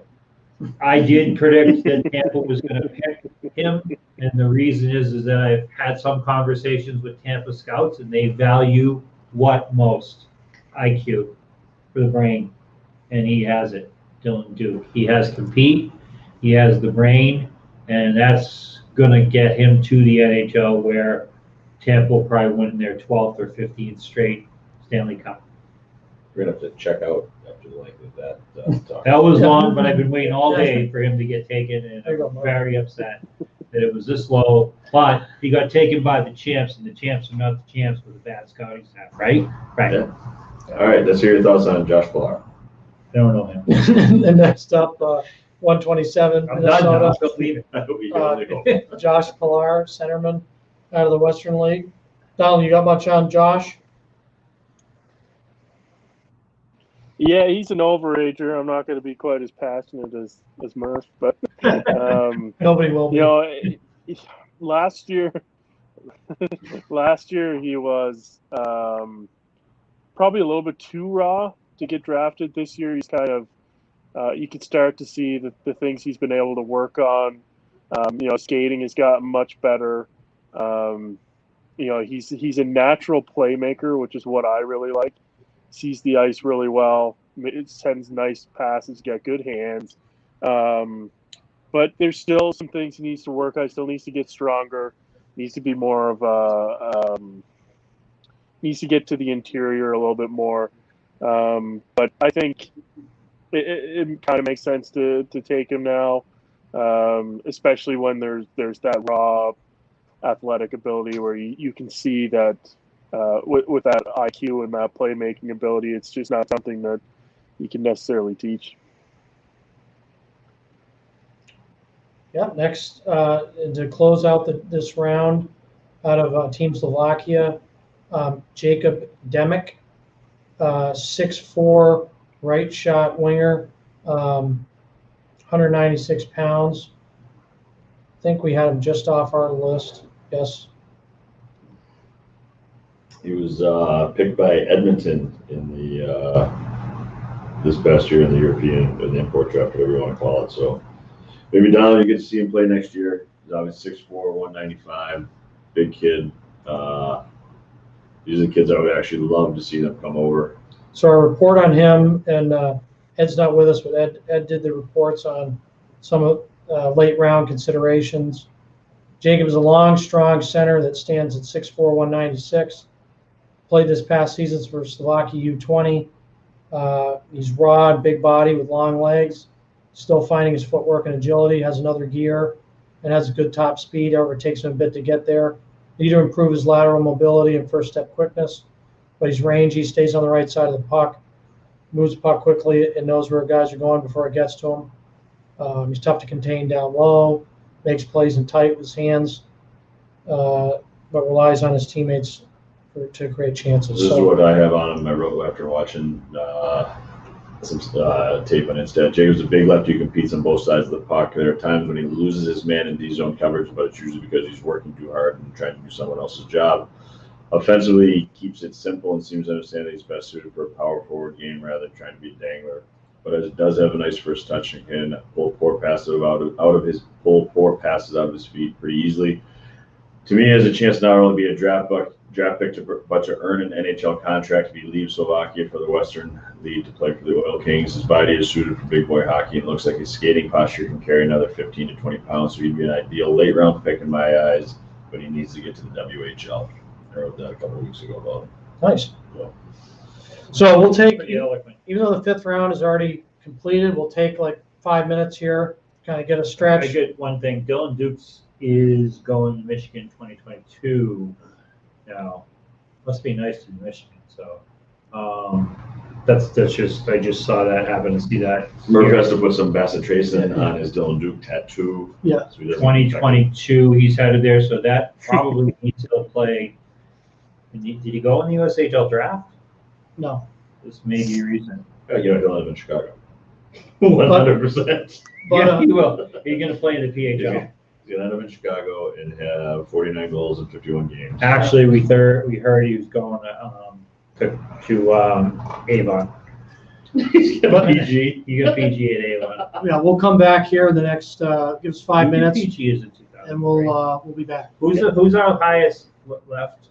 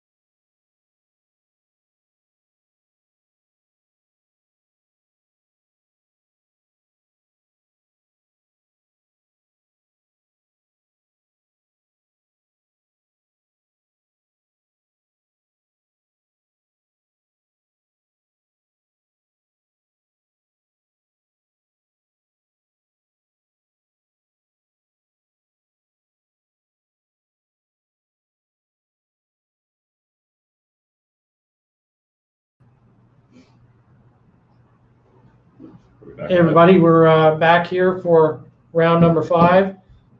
Thanks for that break. Just wanted to stretch out for a minute so we can be fresh, ready to go here. Start off with New Jersey Devils select Topias Väylä, defenseman out of Finland. Really like this kid's game. He played in the World U18s. He had 4 assists in 7 games. He's an all-around player. Gave him an A- grade. Like his vision, his puck play. I think he's a smart player. He can really skate. Played in the Liga, 35 games in the Liga, had 3 goals, 5 assists for 8 points. So, Ian, as you said, anyone who's at this age that can play full time in the league is a good player. He's a player. He's good on both sides of the puck. Smart. We had him Really good ranked at positioning. 88, so we thought he would go earlier. Not really sure what would keep him from, or why he was. He signed another contract with. He was just finishing the Pelicans. Okay. He signed a contract with them for a couple of years, so they know he's going to stay. He can't get out of that deal. He's going to stay. You won't see him here for 3 years. Got it. There you go. That explains that. Next up, for Anaheim, Sean I want Murphy to do the same. Shigril. Chashil. Shigril. Shigril. Chashil. They got a parrot in the background. I think he's on. Yeah, Donald. We're just reading your text. Yeah, you're good. good. I Yes. think you're fine. Yeah, no, do you want me to talk about Sean a little bit? Oh yeah, Yeah. he's your guy. First, how do you pronounce his last name? Shigril. Shigril. The T is Yeah. silent. Okay. There's a whole lot of silent letters in that one. I really like him. I am shocked he's this low, but I wonder if he's a victim of not having a great first year in the WHL. He was a little underwhelming. But this year he was really good. His confidence was back. He was pretty light last year, though, right? Wasn't he? He's like 185 pounds now. Wasn't he playing last year like 160, 165? Yeah, he was a little small. But he, like, even last year when I watched him, and I know, like, I don't know, Brendan, if you remember, but we really liked him in Bantam. Like, I think we had him first overall. Like, we had him at a Gunther. Because he was in my opinion, he was the most complete player in that draft class, and I still think he might be in terms of just what he brings at both ends of the ice. And now, like you say, his first year didn't really have much of an impact offensively, timid. So yeah, I get it, but very smart, always positionally sound, reliable. And then this year you watch him and he's got a bit of an attitude to him, maybe a bit of a chip on his shoulder, like he's got something to prove. Because he played with a ton of effort, lots of skill. And I just love that. He was so aggressive on the back check and on the forecheck as well. And on a young team like the Hitmen right now, he looks like a real leader. And I thought he would have done enough to kind of get his name back up the list a little bit, but following this far, I think it's a great pick for Anaheim. Yeah, we had him at 100? Yeah. Yeah, so we had him, he was in our first groupings or rankings, so yeah, we definitely had him ranked higher. Next up, Jacob Mellinson out of the queue, 5'11", 190. What do you got on him, Ian? Great skater, explosive acceleration. He's got really, really high-end, top-end speed. He loves to drive the net, drive wide. He's got the kind of speed where even if the defenseman's trying to play a tight gap on him or gives him space, he can still beat him to the net and beat him to the post. He's a kid. He's got a pro build right now. He's 5'11", 200 pounds, strong kid. Had a slow start in the queue with 10 points his first year, but then this past year in the shortened season, he was about a point a game. Had some penalty minutes, all that kind of stuff. But he's got real speed. Next up, Nikolai Makarov. This is a Russian player, played at the U18 Worlds, liked his game, about 6'1", 190. A little bit of an understated style, but he's very safe. He doesn't turn pucks over. He's got a firm first pass. He actually has more offense than his stats would indicate. Played MHL this year. I think he only had 5 points in 40 games, but he's got a big-time shot. He's got a heavy one-timer. Just doesn't get a lot of power play minutes, which I'm sure he'll grow into. But definitely has a shutdown style going into the.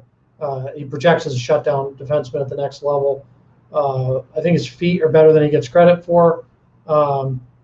He played a lot of minutes at U18s for a pretty talented team, which shows the coach trusts him. He was on the ice at the end of games to defend leads. So I've been saying this all day, but another good pick here for Columbus. Seems to be getting good value later in the draft. Next up, James Malatesta, another Quebec League guy, 5'9", 179. Yeah, 5'9", 179. There was talk that he was going to be a college kid. Instead, he went to the Quebec League. He is another speed kid. Very, very fast. Creates his opportunities with speed. We've got notes on him on different games, and everything goes back to his speed, where he'll catch the defenseman napping in transition, and boom, he's gone. He can really fly. His thing is, I think he's generously listed at 5'9", but he's 179, so he's thick and he's strong. But he creates his space either by the defenseman being afraid of what he's going to do when he blows by him, or he just catches him flat-footed and he's gone. Next up, at a sweet. This is a kid we had, I think ranked 70th, Liam Dower Nielsen, Swedish player. Like his game a lot, actually. He's a left shot center. He's played all up and down with Frölunda, J18, J20. Played SMSHL in the U18s.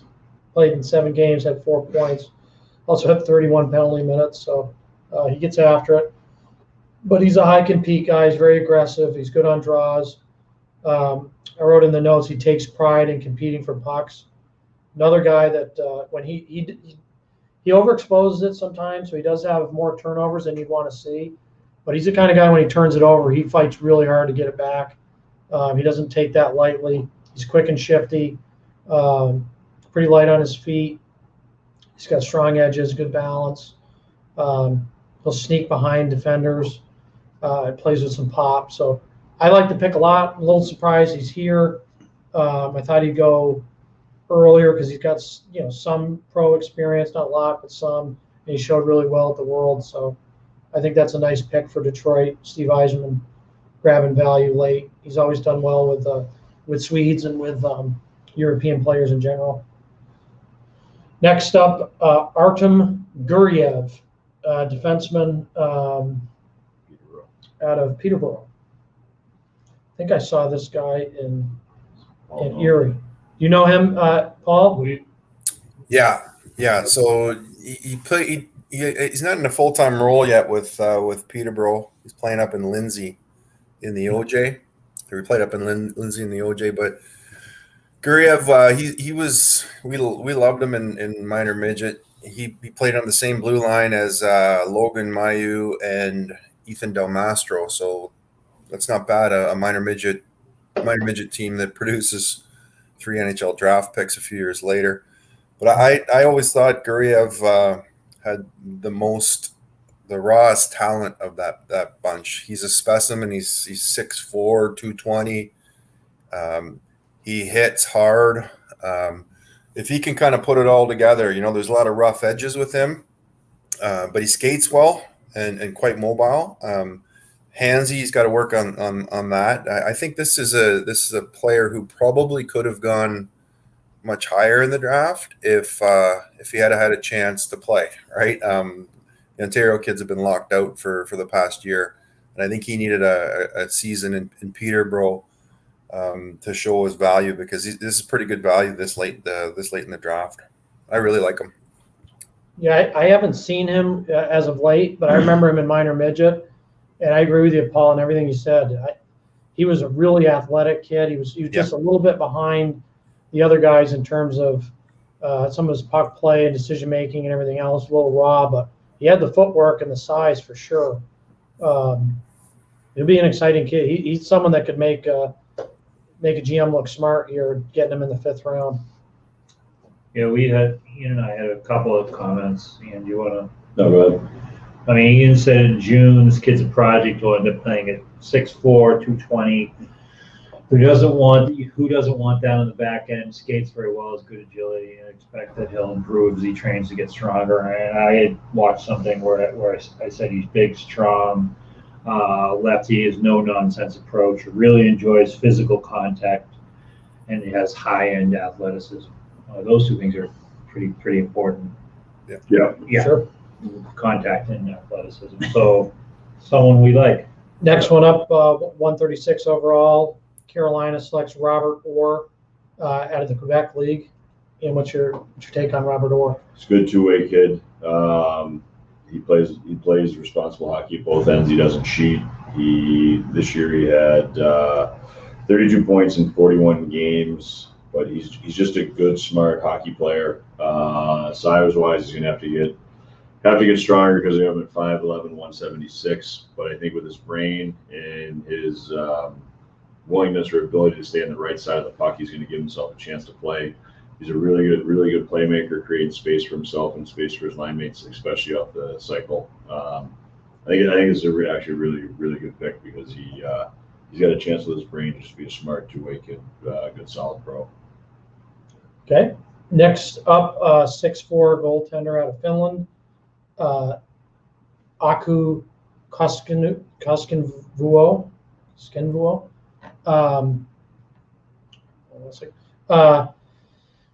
Interesting player. He's actually going to play for Harvard University. I don't know where he's going to play next year. Doesn't have him slated anywhere yet. He wasn't drafted in any of the junior leagues in North America, but played for HIFK U20. Had a decent season stats-wise. Then he played for Finland in the World Championships. Again, didn't have a great, 6 games, average over 4 goals against, 874. But I'll pull up the report we had on him. We listed him as one of the 13 underrated Euros. We figured he'd go late. So here at this level, you can't really say he was underrated. But he's a left catcher. Really tracks pucks really well from distance, controls rebounds to the corners, has a great glove hand, reacts to shots on the net quickly, average at handling the puck, and will need to improve on his touches on dump ins. But he's aggressive at times, plays confident, gets out at the top of the paint, cuts down the angle, and controls rebounds really well. So it's a little bit of it's funny, we're calling him underrated because we're assuming he was either 7th round pick or not picked at all. He ends up going in the 5th round. So probably kind of where we would have thought. But he is raw, and he's got some work to do. But if he goes the college route, he'll get plenty of time to figure things out. Next up, another Harvard commit, Jack Barr. We mentioned the Canadian prep schools earlier. He was a St. Andrews player and has made the trek to the USHL. Was he in the BCHL at one point? He was, but there's visa issues, so he ended up in Chicago. Yep, got it. So he was in Chicago and had a strong season. What did you think of him, Ian? He's a big, strong kid. He's got to work on his quick feet and get a little more explosive, but he's really solid. He has an absolute rocket of a shot. I think Chicago is a great spot for him, not only for working on his feet, but in practice, playing against those kids, the movement they have. I'm sure they do a ton of offensive cycling drills, so him to practice with those guys is great. I think going into Harvard, it's going to be a good situation for him there. He's going to play a lot. I'm kind of surprised he didn't go higher, but I don't know, maybe going to Harvard scared some teams away because of potential forced free agency rather than signing. So that kind of stuff. But yeah, well, let's talk. We can talk about that in a second because I think I'd like to talk about that. He needs to quicken it up, right? You hear that term all the time. I've seen him play a lot, and I saw him play back in the St. Andrews days a bunch when they would come down and play Belmont Hill and places like that. I just wonder if he just goes as fast as he needs to and uses his big body and his reach to shield the puck. he's a thick kid. And then maybe he doesn't need to quicken it up that much. And I wonder if he had to, if he could, because he's got long strides. They're powerful. He covers a lot of ice. So the Harvard thing, or let's say you went to pick any school, in the Ivy League, So what you're saying is that if you commit to, or you're gonna, very soon attend Harvard. Well, a kid gets picked with the CBA. They keep your rights for 4 years. Right. So he can. Is he going in next year? But they can. If he's going in next year, they have him all throughout college. But if a kid isn't going in right away, Right. he can force free agency before he's ready to sign and all. I think he is going in next And year. it happened with reason. No. Ian probably, I don't want to speak for you, but the reason probably talking with Harvard in specific is the Hobie Baker winner, VC, was a draft pick by the Nashville Predators, ended up forcing free agency and signed with, who did he sign with? Rangers, right? The Rangers? Yeah, the Rangers. Because the assumption you make is if you're going to a Ivy League school, you probably care about the academic piece. A lot of those kids will probably be 3 or 4 year guys. So I think that's where that came from. Yeah. Next up, we've got for Phoenix Coyote, or sorry, I keep saying Phoenix, Arizona Coyotes out of the Quebec League, Mannix Landry. He's he's actually born in Utah. Really? And I don't know how he ends up in the Quebec League. His father's Eric Landry, who was playing for Salt Lake City, would be my guess. Yeah. Okay. So that's how he's born in Utah. Then he goes back, and he's a late 02. This kid plays hard. He's not particularly big, but he gives it. He forechecks like a rocket. He gets in. He's a really effective F1. He finishes his check. He's got sandpaper. He's digging. He plays like a leader. He plays hard every single night. He plays like a pro. Whether that's from his father, or being around the rink as a kid or whatever. Who knows? But he's definitely a kid who plays a professional style, hard two-way style game. Yeah, he's just his track record is interesting. He played for Gatineau as a Bantam, and then played a little bit in the Espoir League. So he wasn't a kid that was like, a stud early on. Then he goes and plays the CIHA Academy. For some people that would remember, that's where Dylan Peterson, first rounder, was it 2 years ago or a year ago? Peterson last year, playing at Boston University. That's where he played. So then he goes, that's an Ontario market. So usually the Quebec players aren't there. Then he gets drafted in the queue to Gatineau to his local team, goes back home, struggles a little bit as a rookie, comes back the next year, improves significantly. He's been on a kind of an upward trend. So he's someone you cheer for, and he's taken, kind of a unique route to where he's gotten. So nice pick for Arizona there. Next up, we've got Jonathan Myrenberg, defender out of Sweden. We've got him here in our 20 Europeans to watch. He's a big kid. He's a solid Swedish right shot defender that stands 6'2", 185. Played last season for Linköping.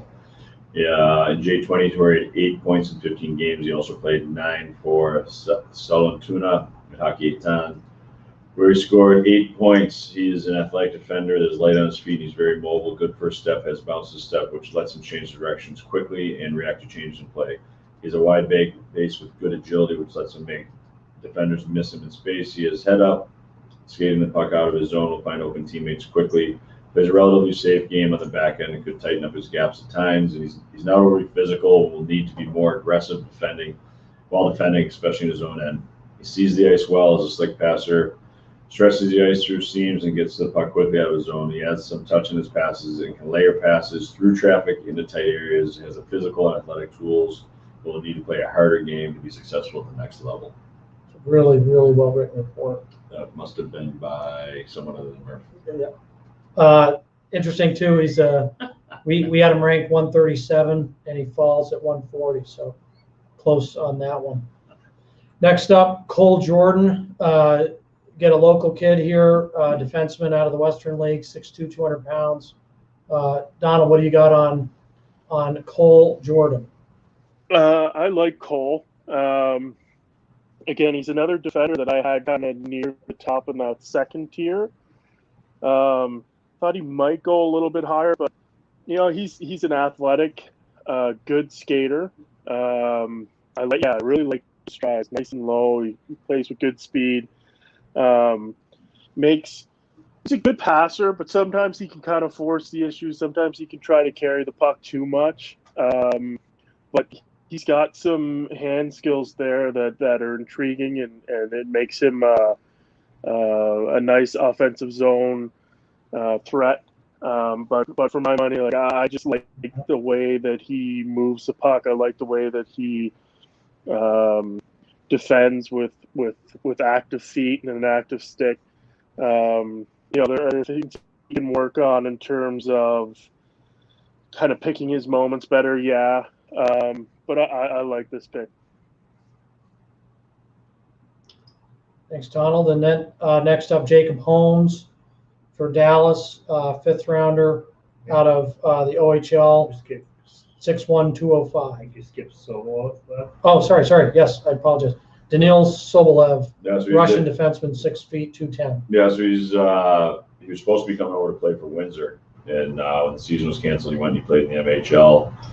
From studying the tape, he's a strong, mobile, puck-moving defenseman, physical approach. He's balanced and strong on his edges. He likes to step up in the neutral zone, play the body, and force dump-ins. He's tough along the boards in front of the net. Really high compete level, and likes to throw his weight around in the corners and push opponents off pucks and ride speedy forwards off the puck on net drives. He retrieves pucks quickly, can shake off forecheckers and zip passes across the ice. He isn't overly skilled or overly agile, but he can move laterally and is strong on his edges, closes quickly, and takes away opponents' time and space. He's a shot blocker. He's tough to get around the rush and corners and boxes out well. His upside is questionable, especially considering scouts haven't had a chance to see him this year. But his aggressive approach and toughness to complement his mobility and edge work make him an obvious draft consideration.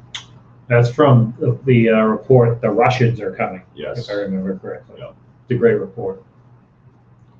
Next up, Jacob Holmes, defenseman out of the OHL, 6'1", 205. Paul, what do you think of Holmes? Is this the kid that played at Niagara growing up? No. He came out of York Simcoe. Oh, okay, yep, thinking different kid. Yep. Yeah, he was a first-round pick to the Sioux. A lot lighter. I just looked at some of the stats from the Ontario Hockey League. So he went into the OHL 2 years ago at 174. So he's packed about 30 pounds on the frame in 2 years. Good puck moving defenseman. I would call him more of an offensive defenseman than a defensive defender. I think he's got to work on that side of his game on defending. Slow start in the OHL, and in my view, as a first-round pick, they had a number of prospects on that team, right? Ryan O'Rourke and Robert Calisti and a whole handful. So Jacob didn't really see the ice time the first year. I'm looking to see good improvement from him this year, and I think he has the potential. He's got good upside, for a fifth-round pick. Next up, for the New York Rangers, select Jaroslav Chimlar, 6'4", 200-pound right shot forward. Played at the World Championships. Really liked his game. It's interesting that he played. That he is a Czech and played in Finland. Usually, the Czechs play in the Russian leagues. He played in the U20 and the U18. Hasn't played kind of the higher levels yet, so World Championships was a big stage for him to kind of prove what he could do. I loved his game. He's really physical, tough, has a long reach, knows how to use it, gets in on the forecheck, kind of disruptive, causes turnovers. And he's got a good presence down low. He protects the puck well. Gave him an A- at World Championships. Again, comparative to the other countries, thought he was one of the best players on the Czech. So I think, like you said, with Holmes, good value. Even though we had him ranked lower, I actually think this is decent value too. And again, it looks like the Rangers are making a statement in this draft of trying to get hard to play against, tough two-way prospects. Next up, Tyson Galloway, St. Louis Blues defenseman, 6'3", 220. I remember seeing this kid coming up through the WHL draft, but that was a bantam. He certainly wasn't 6'3", 220 at that time, so I haven't seen him since. But Donald, what do you think of Tyson? Tyson, yeah, he's gotten bigger. I think I have him. I've seen him listed at 6'4", 215. But he's a big, strong defender. I think he moves really well for his size. And he's got kind of a nice little offensive game, like, more transitional than offensive. But he makes solid passes, good decisions with the puck. There's nothing flashy about his game. He's just kind of a stay-at-home defenseman who has solid hands and makes good decisions with the puck. But he's hard to play against, and that kind of growth spurt he had was kind of a surprise to everyone. It was nice to see, but he's a very good big defender. Next up, we have Dmitry Rashevsky. I don't believe he was on our. No, he was not on our list. He's a 2000, so a triple overager.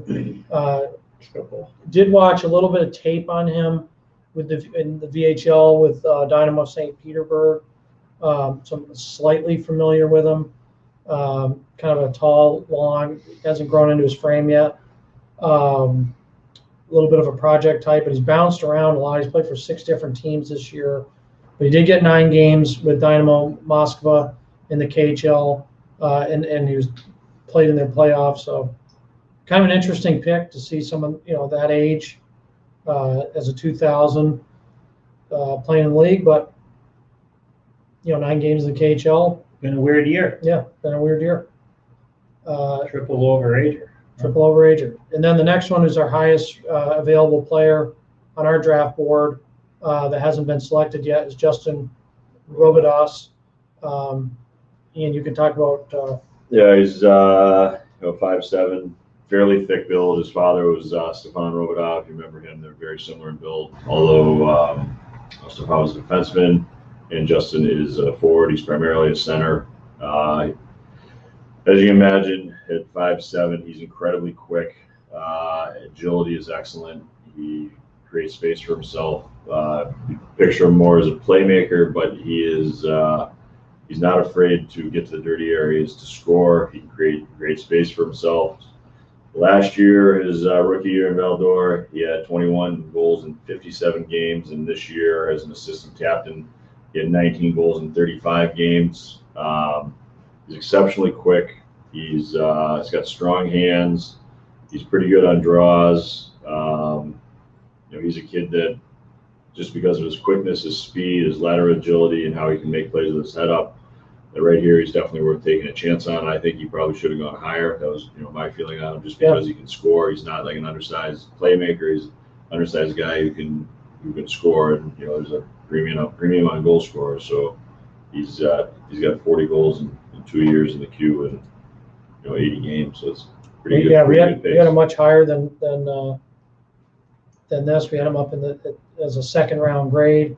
So we can understand the risk of his size and whatnot in the Quebec League. It's highly competitive. It's always hard to. That's another stat league that's tricky to how that will convert. But in terms of what he's capable of, he's got second round talent. So that's a good father value. was an absolute bull. Really? Strong as an ox. But he was sturdy. Sturdy. Next time, we've seen a run on goaltenders. This is a player I'm not as familiar with, but we did see him at the. I think I don't know if he's a dual. No, sorry. Gage Alexander, 6'7" goalie out of Winnipeg, taken in the 5th round here by Anaheim. He's played limited games his rookie year last year with Winnipeg. Played 7 games at .838, but this year has really come back. He's played 9 games, .917 save percentage. Donald, have you seen any of this player? Yeah, I've seen him a little bit. Obviously the size stands out, but when I watch him play, even as a younger prospect, he's kind of everything I don't like about big goalies, which is just kind of relying on his size. didn't look overly athletic, or I shouldn't, maybe not over, look clumsy at times. Watching him again this year, part of it might be being in front of a stronger team. The ice are kind of in the midst of the championship window might be open. But he looked a lot more confident in that. He moved a lot better for me. And I think that was a big thing that popped up to me. But I still think he's probably a bit of a project, and he'll take some time to develop. Yep. Next kid up is Oscar Jelvik, out of Sweden. He's another kid we've mentioned a few times at World Selects Invite that was down in Philadelphia. He was an A at that, which if you look at that list, he's with a lot of kids that end up in the first round today. So he had a high grade there. Plays wing. He's got great speed. He's dangerous in the transition game because of how quickly he gets to speed. He's shifty. He's got really quick hands. He's someone who's got puck control at top speed. He can receive, hard passes on the backhand. Top speed, doesn't have to slow down to make the play. He gets to the net. He can stretch the ice. He's got really, like I said, he's got great vision, so his passing ability is there.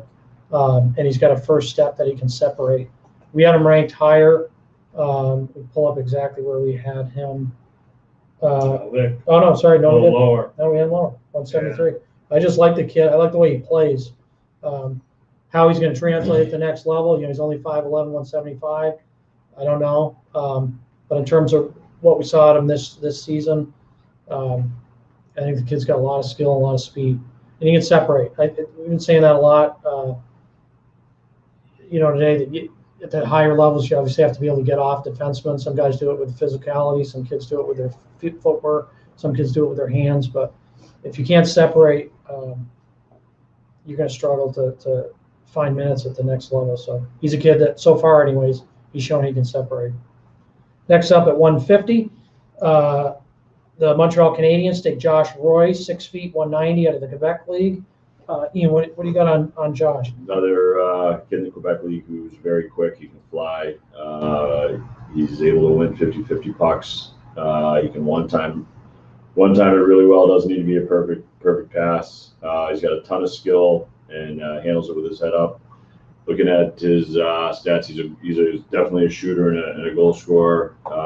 He has had we had St. John's. He had 2 years ago 16 goals in 60 games. Then he went St. John and Sherbrooke. He had 9 and 15 and 13 and 20 this past year. But he can rip the puck. And he's got good high skill level. I think we had him rated higher than this also, I believe. But he's a highly skilled kid. He's from Quebec, so getting selected by Montreal is going to be a. And they've done that twice, at least twice today. They might have done it more, where they've taken kids out of their backyard. Yeah. So we had him at 85. 85, yeah. I mean, he's a kid that I've liked. I've enjoyed watching him. I thought he wins his battles, which is the most important thing, and he's a shooter. He can one-time pucks that aren't perfect. Yeah. Next up, we have Haken Hanolt out of Germany. Played in the DEL this year. Another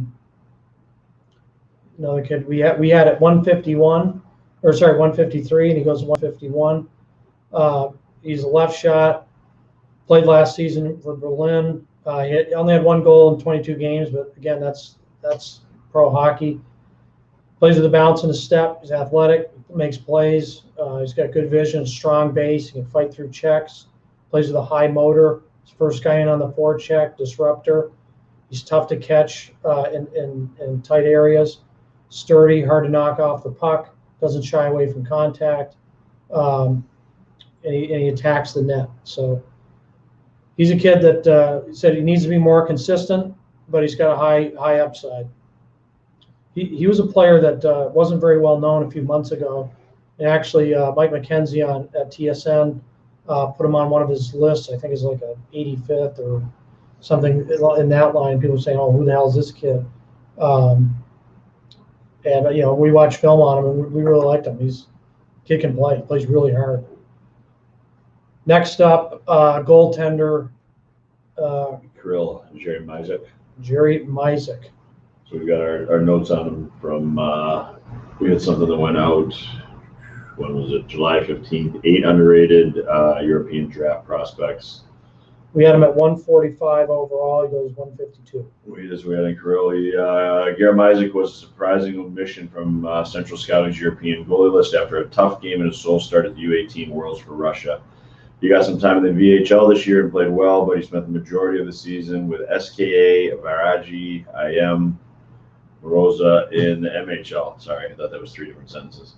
Where he posted an impressive .931 save percentage through 27 starts. He's got good size. He's fluid, smooth movements, particularly laterally, and tracks pucks very well. He's smart, patient, doesn't make his move before the shooter, and he has good body control, staying within his position, able to push off, make big saves on cross-crease passes. Seems to always stay square. The shooter, he rarely looks rattled, is able to absorb and catch pucks, and gives up very few juicy rebounds. Granted, he is playing at a lower level than many of his European draftable goalie counterparts, but his year in the MHL was certainly noteworthy. He's also strong in his game against Belarus at the U18 World Friendly Games prior to the tournament, where he showed his poise and ability to let the play come to him, take away the angle with his toes and with his toes on the crease line, and make quick reactions the last second, stopping the puck. We like his game, but I think best hockey is ahead of him, and he can surprise people at draft day by getting selected. Yeah, he's a kid. I mean, it's kind of Where'd you get surprising. that from? Neutralzone.net. Neutralzone.net, Yeah. NHL The site. NHL side, the The NHL side, not the regular side. So watching him on tape, I was really surprised. Looked him up, had kind of a mid to late round grade on him, and then I looked up, where he was on Central Scouting as a back check, and he wasn't on there. And it's kind of like, well, why isn't that? I asked a couple NHL guys, they didn't know. That one's a kind of curious. If you're the Russian goalie for the U18 Worlds and you're not on, I think their European list has 25 goalies on it. That was a little strange, but might have been other reasons. I'm not sure, but obviously Florida's done a good job with drafting goalies. They got Spencer Knight in net right now. He's one of the most exciting young goalies in the game. But next up, Toronto Maple Leafs select Ty Voigt. He's actually an American kid, even though he's playing in the OHL. He was another kid at that PBHH showcase in Erie, Pennsylvania. I actually didn't think he played great there, but again, he hasn't played all year, so it's kind of hard to evaluate. But the kid's explosive. He's got a great first step. He's got quick hands. He can really shoot it. He's undersized, but he's got a lot of power. He can rip it. Like I said, I didn't think he was great there, but he's really rusty. He hadn't played. The question, I mean, we had him going a little earlier than this. The question is, and this was noted in one of our reports, but I've seen this. I think he was a Pitt, right? Is that he a lot of players do a lot of things pretty well, right? He does one thing exceptionally well, and that is play with tremendous pace and really, really fast hands. And so the question is going to be, and he can tuck it, right? He can score. The question is going to be, is that going to serve him better than if he were good at a lot of other different things? That kind of remains to be seen, because he's not a banger. He's probably not somebody that doesn't get on the sheet, helps you win the game. But man, is he explosive. Man, is he fast. And he scares defensemen. He's dangerous with possession. So. Yep.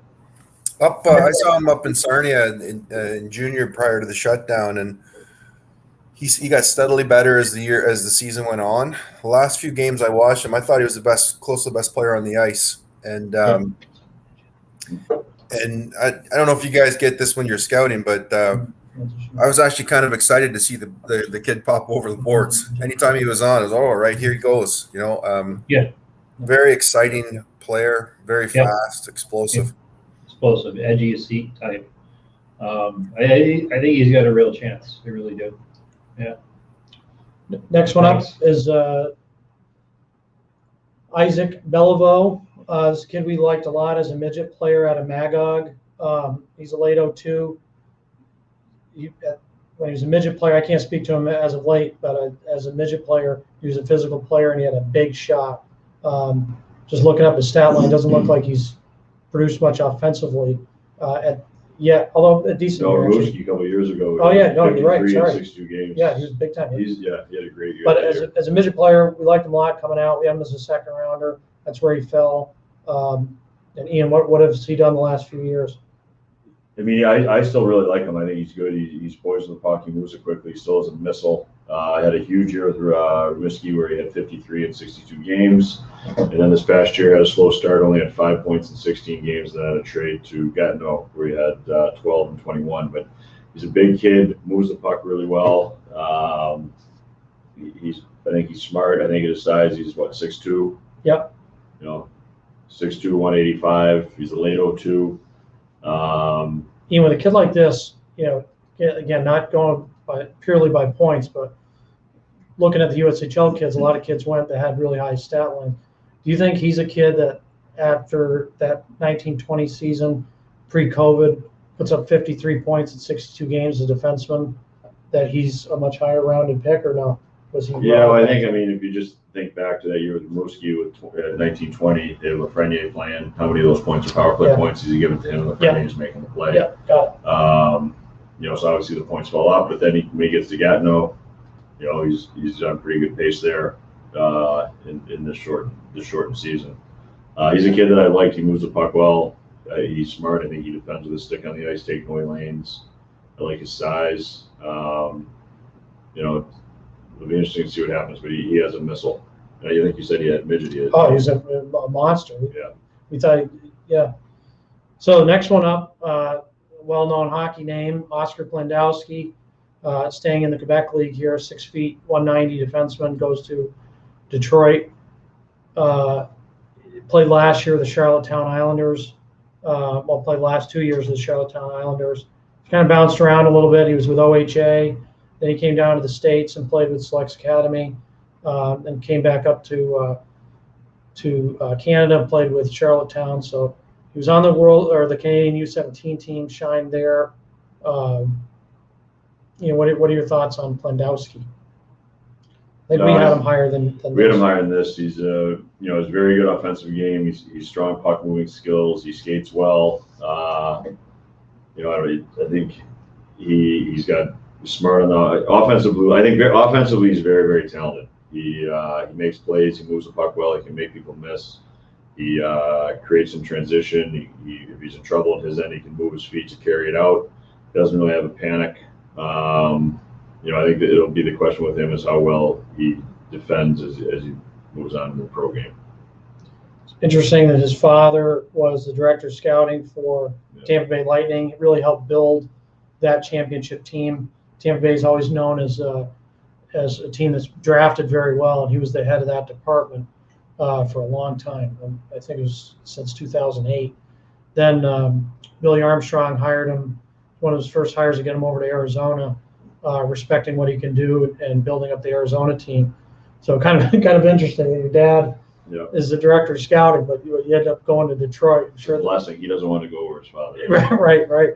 Sure, there'll be some fun calls there between Eiserman and him, but because keep in mind Plandowski worked for Steve Eiserman. So Eiserman was the GM. Eiserman was the GM. And then Eiserman leaves and opens up a window for Plandowski to leave. For Armstrong. Right. To go to Phoenix. And then he drafts his son. Yeah. So that's pretty cool. Next up, we got Max McHugh, drafted by the San Jose Sharks, 156 overall, 6'1", 175-pound centerman from the OHL. Paul, what do you think of Max? Yeah, Max, he's in London, hasn't done a whole lot. That London team he played on his first year was very, very deep, but he's got a lot of tools. He's a rangy kid, not afraid to go into the dirty areas. He's got a pretty good first step for a fellow that size, and not afraid to engage at all in any zone on the ice. I really liked him as a minor midget. He played on that team up north with Chase Stillman, and I thought they were a real nice duo together. So I expected big things out of him in London, and he's off to. I think you can count the points in his first season on one or two hands. Didn't really go too far into that lineup, but I think he's got some good opportunity here coming up in the next year to light it up in London. He'll definitely be one of their two-way top two centers, and that game they play in London, real good defensive game. Those kids that are coming out of that program know how to play hockey. Oh, for sure. And they'll have a shot this year. They'll bring it back. Well, if kids come back, they should be really strong. Next up, we've got Eetu Liukas from Finland. He's a 6'2", 200-foot forward. Started in the U20, had point a game pretty much, and then made his way to the Liga. 3 points in 19 games. It's interesting. We saw this kid stateside a few years ago at the Chowder Cup when he was younger. Said he was an excellent shooter, gets the puck away really quickly. He's got quick hands. He's opportunistic, touch on the puck, and his skating will continue to develop. Athletic but raw. Watched tape of him this year. I think the skating definitely has gotten there. He's a little bit heavy on his feet. He's not a burner, but he's strong and he makes his way through contact. I think most people had him, looking at his elite prospects, I think most people had him a little higher. But we actually had him at 139, so he's about, it seems like this is about the right fit for him with the New York Islanders. Next up, Ty Murchison out of the National Development Program. I believe he was a LA Junior Kings. Yeah. I think he played with Horishchek growing up. It was a little bit under his shadow. But really polished skater, I think, for that kind of size. Yeah, big kid, plays with an edge. He's a big kid, plays with an edge. He can protect his teammates. We've got reports on him from the fall when the NTDP team was playing St. Cloud. He was smart, good passes, excellent passes and breakouts in forwards and stride, allowing to keep their speed through neutral zone.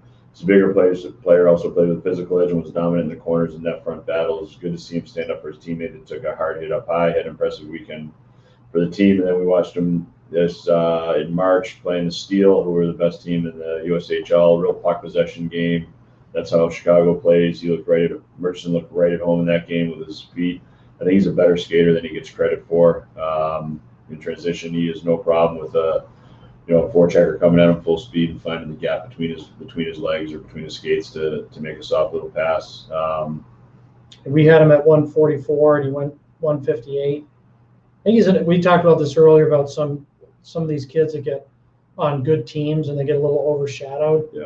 I think he's a kid like Murph said about another player earlier. Horishchek. If this kid's on a USHL team, he's the top pair D and probably goes a little higher. One kid that hasn't been drafted yet, or at least I don't think so, might hear his name, Montgomery out of London Knights. You talked about, Paul, about how talented that team is. It's another example of a guy who on some other teams might be, one of the higher, or get more, Ty Gallagher. There's going to be a lot of them. There's probably going to be 10, 20 of those types that just play on really talented teams and they don't get as much ice. I think it's smart. He's going to ASU. He's going to go in. He's going to get the ice time. He's going to play. He's a West Coast kid. He's going to love it there.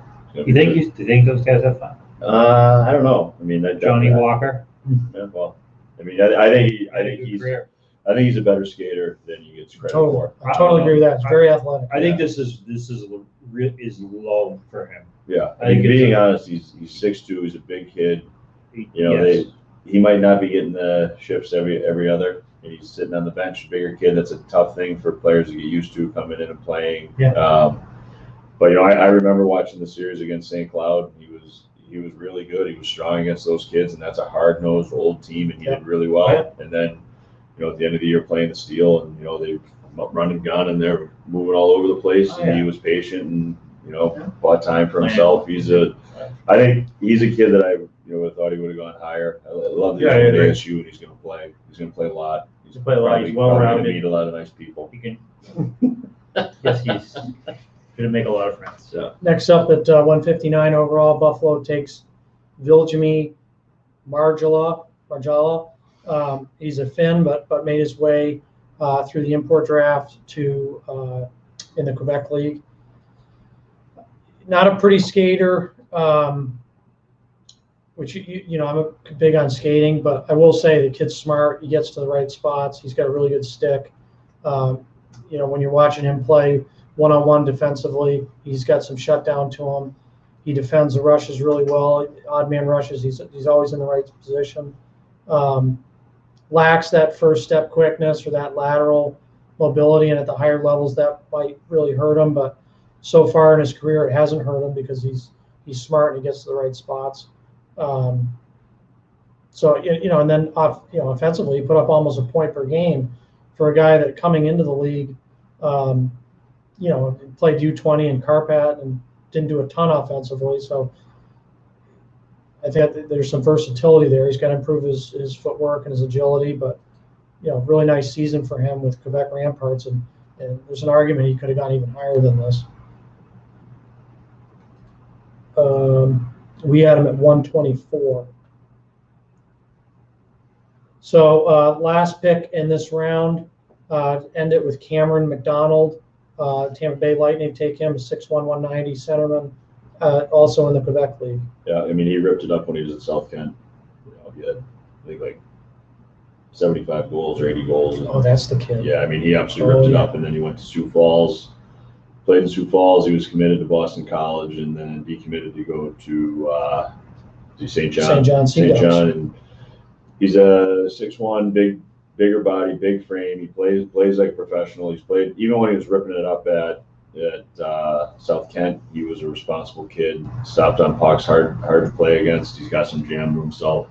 He plays like a power forward. He plays like he knows he's a power forward. I'm kind of surprised this past year with St. John. He only had 17 points, but he did have 10 goals, and I would imagine those goals are all coming from right in the crease, hammering and jamming. He's a kid that I've liked him, since I saw him at South Kent. He's one of the kids when he was going to BC. McDonald and Peter Reynolds both decommitted to go to the Quebec League, and I can understand why a kid would want to do it. I get crap for saying that, but it's nothing against the school. It's against the kid wants to go and he wants to play. And major junior is, no matter what anybody's telling you, that's where more players come out of major junior than any place else. And he's playing in St. John, and I don't know if he's from right there or not, but he's a hard noser. He is. Yeah, he played for Halifax Gulls growing up. From Nova Scotia. Yeah, which is the top program there. I didn't realize, I kind of forgot about this kid, to be honest. Yeah, we have him a little lower rate. We rated lower than we probably should have. But he's when he was at Selects Academy, he was a special player. The reason we had him lower was that he had a tough time with points this year. Yeah. Like if he gets the goals he gets, and he ends up having twice as many assists. Yeah. Obviously we're gonna go high over it. defensive IQ. I really like him. I think he's a great Tampa. pick here. And he's High defensive IQ. Is that what it is? A Tampa pick? Yep. He's the other thing too is going to Sioux Falls. Never going to give up a That's goal a tough place to play, and he comes right in and plays as a We were there 16-year-old. his first game. Yeah, he played 20 points in 44 games as a 16-year-old in the USHL. That's really impressive. Yeah, he's been around the block. That can hurt a player too. He's been kind of around and around. He's a good coaching everywhere. Yeah. Oh, definitely. Yeah. I like him. I think he's got a real chance. Oh, yeah. Not just a single contract. St. guy, John, but a beautiful career. time of year too. This You is heading up in mid-August? What? You head up in mid-August? I'm going to move up there probably for the fall for the foliage. if you look too about from a points perspective, as we're saying, he had a tough year, but if you look at the playoffs, in 6 games he had 4 goals. Yeah. That was a point of game, so kicked it on at the end of the year. This could be a real sleeper pick. Oh, yeah, I agree. And I slept on him too because I Yeah, I just didn't looked even at realize where we had him. I'm like, oh, where he is. This is Yeah, the same The only kid. reason he stayed in the tier where we had him was Yeah. because of his points this year. Yeah. 'Cause I thought last year he had a good year with Sioux Falls, and I kept waiting for him. I watched some St. John game this year. Kept waiting for him to have a 3-point game or 1 and 2 or 2 and 1, and it just never happened. Okay, so we'll take a break here. Come back in 5 minutes. Get a good stretch in, and we'll be right at it. calisthenics.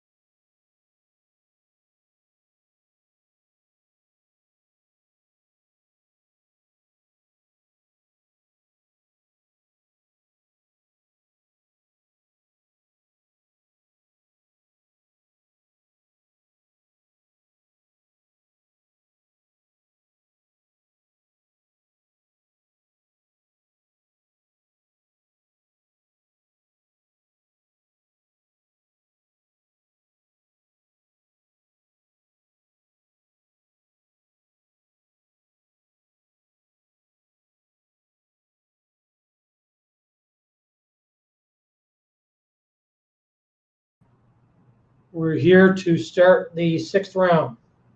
We're actually into the 7th round now. We got a little bit behind, but we're trying to stay as quickly as possible. Starting off this round, Buffalo selects William von Barkenoff Lofberg, 6'4" forward. He's going to play in Malmo next year in the SHL. Played in Hockey E10 this year and some J20. Big winger. He's a little thin, but he's tall. Smooth catch and release. He does it in one fluid motion. Skates pretty well for his size. He's athletic. Can pick pucks right off the wall and get to the net. I think he's got a little more finesse than he gets credit for. He's good in his defensive zone. He can strip defenders of the puck, or strip opponents of the puck. And he's not afraid to drive the net and take hits in the dirty areas. So for a 6-rounder, tall, long kid like him, he's 6'2", 158. So he's got plenty of room to grow into. He's a centerman here. Might be a wing at the next level, but really like this pick for Buffalo. Next, we'll go to Minnesota High School, Kyle Kukkonen. Yeah, I think I'm up. No, Kyle Kukkonen, I think. What? What's that? I think I'm up on this one. Hold on. Kyle Kukkonen. You got Kukkonen. I remember him from national camp a couple years ago. He was a junkyard dog. Yeah. He annoyed everybody, hunted pucks, slashed everybody, hit their thumbs perfectly where they didn't get a penalty, but he definitely broke a thumbnail. Had a lot of jam. He's a hockey player. He was one of my USA favorite. He was one of my favorite kids to watch when I sat my butt in that spot for 3 straight Was weeks. that the year USA Hockey was mad at you? Pick a year. Pick a year? No, it was. I just remember from that camp. I know you love him. So I'm looking for his. I can't. Hold on. Control F. I know. Yeah. All right. But All Kukkonen, right. Here he is. He's he's got speed, puck control, edges. Plays a possession style game. Plays under pressure. He can get off of checks in one stride from a standstill. Plays through contact. Goes to net. Scores tip goals. Explosive forward. He has elusive deep moves. Some jam around the net. Wins puck battles. Protects it on the boards. Competes in his own end. Blocks shots. Takes care of his net. Mr. Hockey candidate. I think he was a Mr. Hockey finalist. Who played, I believe, in the NA this year, right? played in the NA to end the year. To end the year, yeah. A strong close. He's that's a great pick. He's a really good pick because he's a high compete, high pace player. So Yeah, I saw Kukkonen as well in the Minnesota State tournament this year. I like his hockey sense, and he's got balance. He can play through contact. Obviously, Minnesota high schools, one of the knocks on Minnesota from an NHL perspective is that they think it's kind of a soft league. It's not very physical, which, there's some that's fair to an extent. But when you see a kid like that go to the NA and put up a point a game at the end of the season, that says a lot that he's not your typical Minnesota type, flashy kind of guy. He can go to the traffic areas and make plays. because you can't fake your way through the NA. No. That should be on a shirt. If it's not, I got copyrights on they that. call it the Vietnam. NAHL. What? They call it the The Vietnam. Vietnam. Oh, that's a good one. Yeah. Can't fake your way through the NA. It's the truth. Next up, Seattle Kraken take a goalie. I think they haven't taken a goal yet, I don't believe. Semyon Vyazavoy. Best way I try to pronounce that. But good sized goalie out of the MHL, put up gaudy numbers. 26 games, he had a .939 save percentage. Best attribute was his puck tracking ability. Sees it through a crowd, moves really well. He beats the puck across on D-to-D passes. Guards the post really well. We're seeing a lot in the European game, and Ian alluded to it earlier, of that high short side, guys coming out behind the net. He doesn't give you anything to shoot out. His toes are actually in the net when he's covering the post. Needs to improve his rebound control. From the tape I watched, he gave up some pretty juicy rebounds. Guys were knocking him home. But we put in there his ability with the puck is arguably the best of any goalie in this draft. I saw this kid play pucks behind the net, fire them, to the far blue line and hit guys right on the tape. He's fearless coming out of the net, playing the puck. He's got good hands, and he can really pass the puck. So, and kind of an interesting player. Hasn't proven himself at the really international stage or at the higher levels in Russia, but dominated the MHL. Really, really impressive puck play. Next pick, New Jersey at 164 selects Victor Hurtig. Hurtig, he's an interesting kid. We got him here from our report on was it late European late round considerations. 6'5", 6'6", 190 pounds, so physically he can put on some more weight. But this is what we got here. He's a bit of a dark horse as an overager who hasn't played in the Swedish Elite League yet, and he's still a bit raw. But given his 6'6" frame and ability to handle the puck and make plays up ice, his physical and athleticism, he is treating at the very least. He uses his long reach to keep opponents to the outside on zone entries and will step and deliver a check via support on his end. He is strong and physical in the net, and while he's not necessarily quick to the corner, he's well positioned, uses reach to his advantage. He handles the puck very well for someone of his size, which allows him to be more patient and precise in breakouts because he can get around forecheckers and also create offense from the offensive blue line. The area of his improvements will have to come in his agility and his first step quickness, and he's sluggish from a standstill. Sometimes has to play a looser gap against speedy forwards and rely on his stick to defend because his footwork holds him back. He doesn't stretch the ice or make high-end skill plays from the back end, but he can snap it off and hit the target. Doesn't have a lot of turnovers, which is a positive thing, particularly when scouting someone of his size and build. There's a very real chance he is not selected, but for later round consideration, we think he checks the boxes. His rare combination of size, toughness, and puck handling could be something to develop. So for me, with this, the said there that he backs off on the high-speed kids. That's on the big sheet. When he gets playing against the high-speed kids on a small sheet, he's going to get coached to play up and be in their hip. And his willingness to be physical and his size is going to give him a chance to actually to play. I believe that without a doubt. So I think this is a great pick here. Who picked him? He was picked by New Jersey. So I think it's a good pick here. This kid's going to come over, and his game's going to be different. Doubles should go back to the Christmas uniforms. I'm sure they do that as a third uniform, but this kid has a chance to come over here and his gap control. And got a gap up through the middle. Will be better on a small sheet than the big sheet. All right, what do we got next? Next up, Ben Boyd, Columbus, takes him at 165, 6'3", 195 out of the Quebec League. Yeah, he's a big kid. This is definitely a project here. He's never put up a ton of points, but he's always been an abrasive, hard-nosed, two-way kid. You got to like 6'3", 205. He can skate. Again, he's not going to be the prettiest kid in the world, but he's going to be in your face. He's going to play hard. He's going to get stronger. He's going to get bigger. I think this is a kid who's selected because of the playoffs this year when you saw players this size who had the willingness to be abrasive and play in your face, take away time and space, especially while defending, and be hard on the forecheck as an F1 or a really active. They go D to D, F3, or when they go D to 3 as an F3 to go on the forecheck, taking away time and space. That's something this kid can do. So he's a project. They're going to work with him, no doubt about it. But he's definitely a very interesting pick in my mind. Thanks, Ian. Next up, we've got Pascal Zito. Again, this is a player who didn't get to play this year out of the Ontario Hockey League. Goes 166 to the Detroit Red Wings. Paul, what do you think of Zito? He's a high compete center.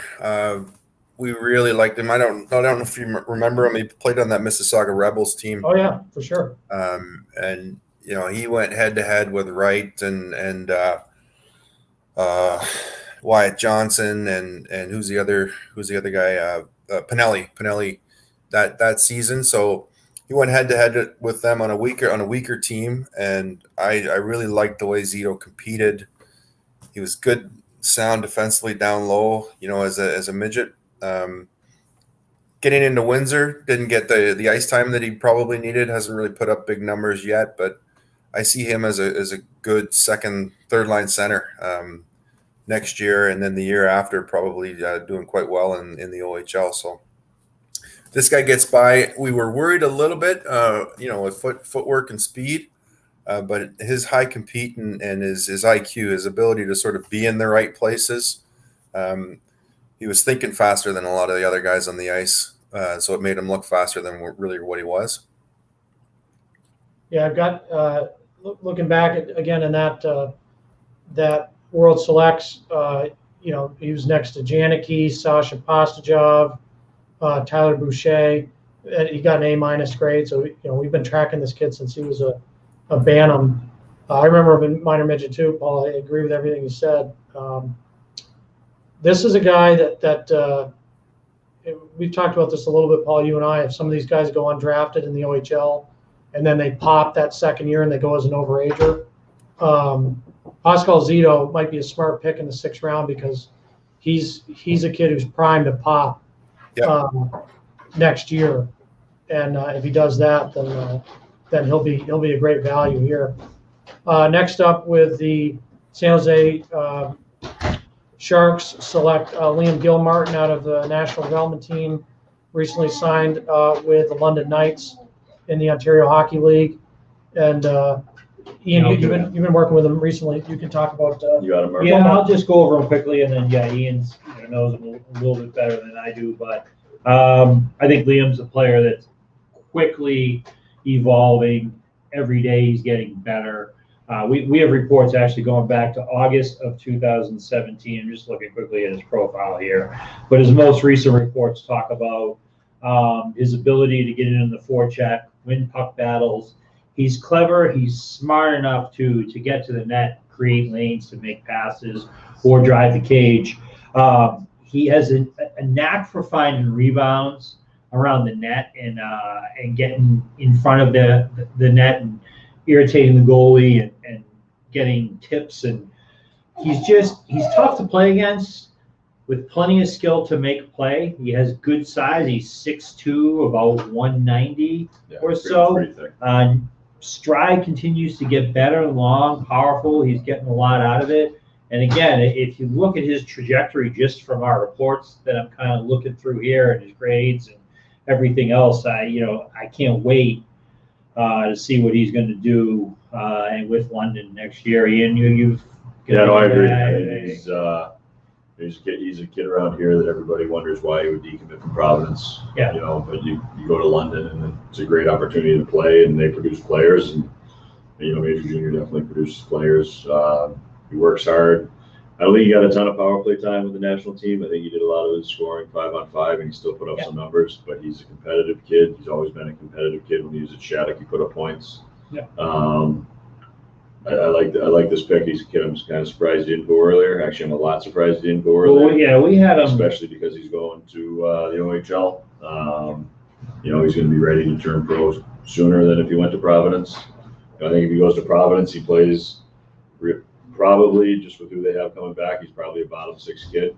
Fight for ice time, not getting a ton of special teams. And in London, just because he's a little older, I don't know, Paul, you would know better than me, but I would imagine if he's coming in as an 18-year-old and of national team, that he's going to have the opportunity to, at least when he processes the system and how they do things there, to compete for special teams. Yeah, for sure. He's a big, strong kid. He's really competitive. He likes being on the ice. So. Yeah, I think there was some rumblings around, the New England area, because people can't believe, when a kid decides he's going to go, play the major junior and not go to college. It's like you've committed the worst crime in the history of Earth, and it's the kid's decision, it's the family's decision, and quite frankly, sometimes it's the best decision. Oftentimes it's the best decision. So we support college hockey, we support the CHL, but I think when kids make the decision to go and make a little money and get an educational package and really want to go for something, a kid wants to go for it and play, in the Boston Symphony Orchestra. Everybody's like, let's go, we're going to go get music lessons and we're going to get and everything else. But then when a kid says, well, I want to go to the OHL because I want to play in the NHL, that's my dream, I think it's the best route for me right now. Everybody goes, you should go to college. Okay, so there's enough. By everybody, you mean everybody in the Northeast United States? Everybody in the Northeast. Everyone in New England. Everybody in New England. So, again, we say you go after your dreams, you pursue them. A lot of times it may not work out, but if a player thinks that this is the best route for them, or maybe their advisor does, or maybe the team that's going to draft them does, enough with the, well, you should go to college. And, you know, I mean, everybody goes to college. That's it. So Murph is from New England. New England looks at the CHL a little differently than the rest of North America, but that's where that's coming from. Yeah, and the CHL. Everybody criticizes it. They don't know, and they don't know everybody's individual. But by everybody, I situation. mean the Northeast. It's People in North- Michigan don't feel it way. It's New England, New York, New Jersey. There. And the Okay, CHL, if you get into a good program there, you know, most of these kids, most of the guys that I played with in the CHL either played pro or went to university. Yep, exactly. And, Right, and here did they very don't. well. It's all They high get- achievers, and it's the same, you know, the same level hockey. But I think it'll get you there a little quicker in the CHL. Yeah, I mean, people in New England view, if you go to the major junior, that you're not going to college, that your life's going to be over at 20 if you don't sign an NHL deal, and they don't understand that there's educational packages that are set up, and in the majority of North America, it's how kids get to college. You know, there's only a select few that are going to sign a pro contract or have NHL careers, and it's a real small percentage. But for some, you know, for some families and some kids, it's the way they're going to get to college, and it's hard for people in New England to understand that. For whatever Hey, reason. Paul's a perfect example. Paul, Yeah. you took advantage of the educational package and For sure. you're a big time executive at BlackBerry. Okay, on to the next And in neutral zone. and a neutral zone. Yeah. You could be here on video. Yeah. You could go to the CHL. Next up, Jack Beck, kid we had highly rated coming out of the Toronto Marlies in the OHL draft. Went to Ottawa 67s. He's been, I don't want to say buried because he's done well there, but that was probably the best team in the league the last couple of years. Paul, what do you think of Jack Beck? Yeah, he does a lot of things well. Good hockey IQ. He played with Wyatt Johnson and that Marlies team, you know, prior to going to Ottawa, and he put up great numbers. Every time I saw the Beck play in the playoffs, he scored. Him and Johnson were all over, and in tight games, a very smart player. Even to the point where they had some injury trouble that year, he took a lot of reps on the back end. He played the blue line with them. So I saw him play center. I saw him play the wing. I saw him play defense. I bet you he could play net, right? I thought he was a very, very versatile player. I know in Ottawa, he cracked that lineup ahead of a few pretty highly capable players in his first year. And I think he's the kind of kid who can kill penalties. You're going to have him on there the last minute of the game. Ottawa's going to teach him to play the game the right way. And, you know, let's see what he does in the next year or so offensively. But I think he has the potential to do well in the OHL for sure in the next few years. So, Oh, nice. Next up, we've got Vancouver selects Hugo Gabrielson out of Sweden. 6th rounder. He is a 6'1", 175-pound defenseman out of Frölunda. Played in the J20 at 13 points in 17 games. Then made his way to the Hockey E10 and had seven points in 24 games. playing for Vasteros next year. Playing for Vasteros next year. Wasn't on our list. Don't really have much to say on him. But yeah, he wasn't. A couple of people had him. Credit to them for getting him in there, but wasn't on ours. Wasn't a Central Scouting kid. Probably a little under the radar, but he's late 02.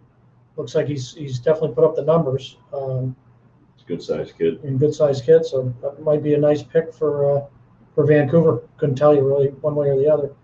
Next up, at 170. So you get to Vancouver Yep. with the Sedins. They're back involved with Vancouver, man. That's true. Right? Yeah, so that's they're true. back in Sweden. They might know these late round sleepers of a kid who might take a couple years to get over, but when he comes over, the way he skates and processes, it could be something that fits to what Vancouver's trying to do. So that's something to pay attention to. I don't know.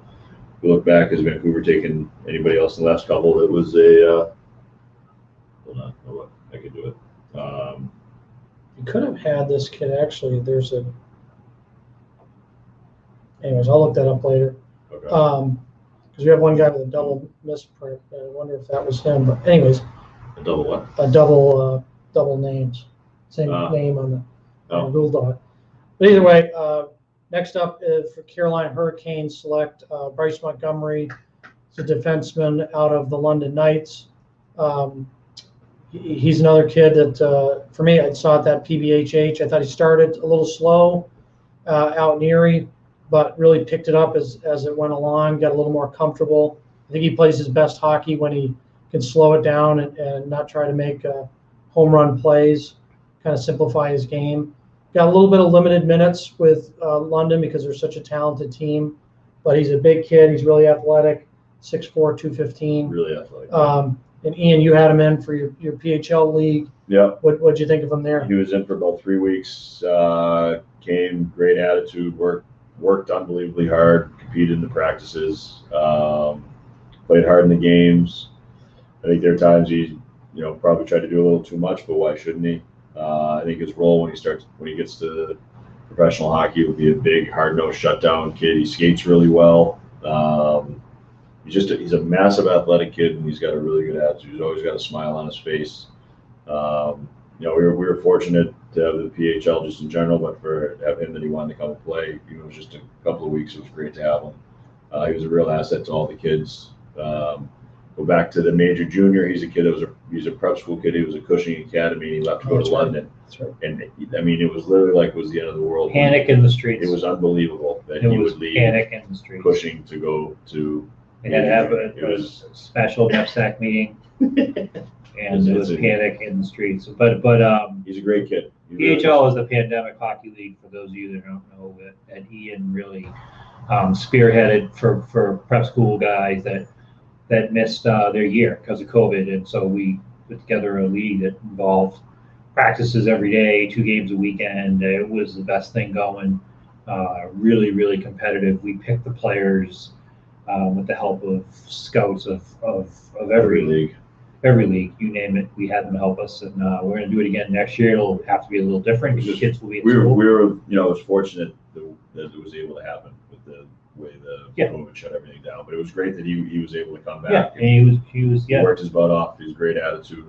It was fun to have. Yeah, I went to one weekend where he was playing. Man, we'll talk about. He can absolutely freaking rip it one time. Oh my goodness! Oh my goodness, can he rip it? But happy for him just because we had some personal interaction and maybe helped him a little here. So congrats to Bryce. Yeah, without a doubt. Next up, Cal Thomas.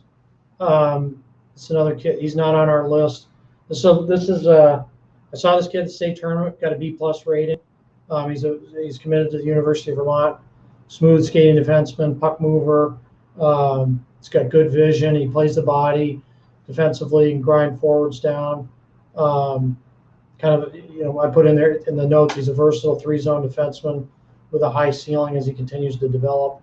Kind of a little bit, I don't want to say late bloomer because he's only 18, but this is a guy who, was drafted last year in the USHL, 13th round, 189 overall.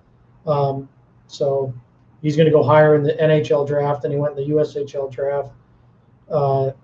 And he's a good player, but I think for the Minnesota people, probably a little confused as some of the other guys aren't off the board yet. And he's gone here, but the league's getting to be about skating, and this kid's an excellent skater. He moves the puck, he's smart, so he checks a lot of the boxes of a modern defenseman today. But we just, I think there's some better players out there, personally. Next up, Ilya Safonov, sorry. So we had him last year as a C+. He's a big kid, 6'4", 6'5", moves well. I thought he should have been a late round pick last year. Yeah. But we have him in our late round considerations for this year. I'll just read what we have. 201. He's an 01. He's a double overager or rarely selected in the NHL draft. Overage 6'4", 205, power forward who played a full season in KHL as a 20-year-old, including representing Russia in the World Juniors. Ilya brings to the table his great size, strength.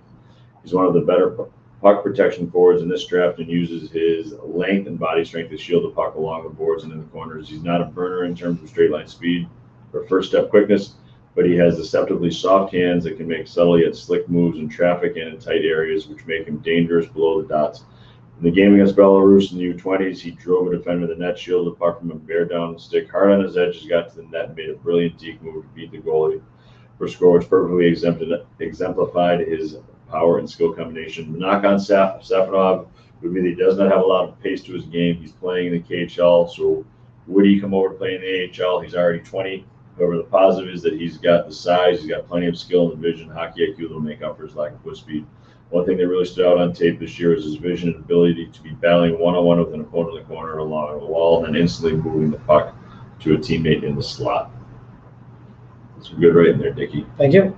Next up, we've got Lucas Siona, 6'3", 210 out of the Western League, drafted again. We're seeing, Montreal seemed to select some kids out of the Quebec League. We're seeing Calgary selecting some guys out of the Western League. So there's a little local flavor going on here. Donald, what do you think of Lucas Siona? I feel like there's probably a couple of forwards that or maybe more than a couple that I would take above him, but he's got a lot of bite to his game, and I think just kind of piggybacking off what you're saying, I think there's an identity that the Flames are trying to build, and he probably fits that better than some of the guys I might put ahead of him, because he's big, he's strong, he's great in the corners, he's great in the cycle, he's good in front of the net. He's got okay feet. I wish he was a little bit more fleet-footed. He's kind of heavy-footed, but he's got a pretty good first step. Sees the ice okay, but I mean, overall, he's a drive hard to the net, get in your face, gritty type player. Pretty good in his own end as well. But like I said, his feet are a little concerning to me. His IQ is probably okay, but yeah, I can see why they would take him. He's big, he's strong, he's mean. Yep. He's a kid. We had a C+ grade, late round grade on him. Next up, Ethan Sampson, staying in the Western League, defenseman, 6'1", 180, goes to Philadelphia. We had him at 258 on our list. Goes to 174 here. What do you think of him, Donald? It's funny. Like when I initially watched him play, I remember thinking in terms of his feet, thinking yeah, he moves pretty well for a big guy. And then when I actually looked at his size and he was 6'1", I kind of thought maybe his feet aren't that great, but I think they're okay. I wish again, he's got a smooth stride. I think he plays with a calmness and he plays an understated defensive game. He's not a physical dynamite, but he's just always consistently in good positions.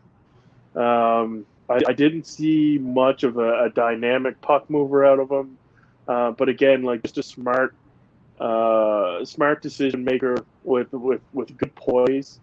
But again, just to kind of what I kind of said about Siona and the forwards, I feel there might be a couple of defensemen I might have took before him, but there's obviously something to work with there for sure. Yep. Next up, Francesco Arcuri, 6'2", 201 centerman out of the OHL. He's another kid that played that PBHH in Erie.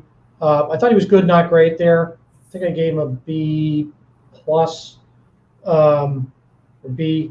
Said start off the week with a statement. He's got a really quick release, not a burner, but can generate speed off crossovers. He's really athletic, makes it tough on defensemen, size, puck touch, and vision. But kind of faded a little bit, but he did play in the Alp League this year. Had success. He had 15 points in 18 games playing against older players. Be really curious what you thought, Paul, and your viewings of him in the OHL. You know what? He's over on the east side in Marlins territory, so I didn't see him much in the OHL at all. I did once or twice maybe. He's playing with Wright. He's getting good minutes. It's a young team. He's getting the opportunity to play there. They've actually, in my view, they've had a couple of really nice drafts in Kingston, so there's going to be a a nice environment there for him to play with good players and better players. He does a lot of things well. Speed doesn't really scare you. His shot doesn't really scare you. But he gets around the ice okay. Good heads up player, good vision, like you said. And I think he has the opportunity, like I said, the next few years to do something in the OHL at the OHL level. Yeah, they're going to be Strong scary. kid, right? Yeah, big. Yeah, he's got a 200-foot game. We said NHL Draft Thoughts. Our site says he hasn't formed a true identity in his game yet, but he's got more upside than some of his peers who are also on the draft bubble. We think he's got a decent chance of being selected, but likely in the later rounds. So I think that's fair, kind of where he went. And I think he does have upside. And like you said, that Kingston team is going to be scary, maybe Memorial Cup scary, or a contender. And he'll be right there on the ship. So it'll be interesting watching him. Yep. Drew Krebs goes to Washington Capitals, 176, defenseman out of the Western League. Donald, what do you got on Krebs? Krebs is a defenseman that I thought would go higher. Maybe not much, but you can look at his lack of offensive game and his he is undersized for the pro game at 5'11", 180, 185. But I love the way he moves. I think he's got great feet. I think he's quick. And he's got a nice low stride. He's fast. I think he's good in transition. He makes good plays. He has the ability to break the puck out with both his passing and his feet. Like you say, it's almost like what I talked about with Nolan Allen a little bit, where obviously not the same type of defense, but you look at both those guys and you feel like there should be more offense there. I feel the same way with Krebs, where he seems to have the feet and the poise with the puck to put up more points, but just haven't put it together yet. But I really like him as even as a defender, he's smart with his gap control. He's smart with the way he attacks. He knows what he is. But I think it all starts with how good his feet are, and I think there's a nice little pickup here late in the draft. Nice, thanks, Don. Yeah. Next up, San Jose with the 177th pick goes to Sweden, 5'10", 167-pound centerman, Theo Jacobson. Like you said, 5'10", 167. Left shot played this past season for Modo in the J18, J20, as well as in the Allsvenska. He also played 11 games for Ornskovic. We had 9 points in 11 games. He's an athletic playmaking forward, gets it around the ice very well, plays with pace, has a high motor. He hounds the puck on the forecheck, and he is very good at making defenders make poor decisions. His quick feet and a strong first step let him separate and get up to speed quickly. He plays fast, directly at defenders. He's a good hands and touch on the puck and tight. Makes smart passes through space to his teammates. He thinks the game and processes the game quickly, knows where he's going before the puck is, and he knows what he's doing before the puck gets to him. He uses his body well to protect it and buy extra space for himself and buy extra time. At times he may play too fast and will overskate lanes and get himself out of possession, but overall he's an athletic forward, plays hard and competes each time out on the ice. It's, to me, the thing with him will be, can he put on weight and carry the weight higher than 165? Yeah. They've got him at 167. He's probably in the high 150s. And for what he does and how he plays, he's going to need to get in the 185 range to be effective. I don't know if he's big enough to do what he does over here, but he definitely can play with some pace. Yep, I think that's fair for sure. Next up, Vancouver with 178 selects Connor Lockhart. I'll throw this one to you, Paul, but this is a kid that I remember liking a lot as a minor midget, but I haven't seen him recently. But I love him. He's a high energy player, a real spark plug, coming out of the Ottawa area. And right now in junior, obviously limited numbers is rookie season, but he did show good bursts and good ability to back defenders off. I remember writing him up in a few games. He's got a good, quick first step, that low center of gravity.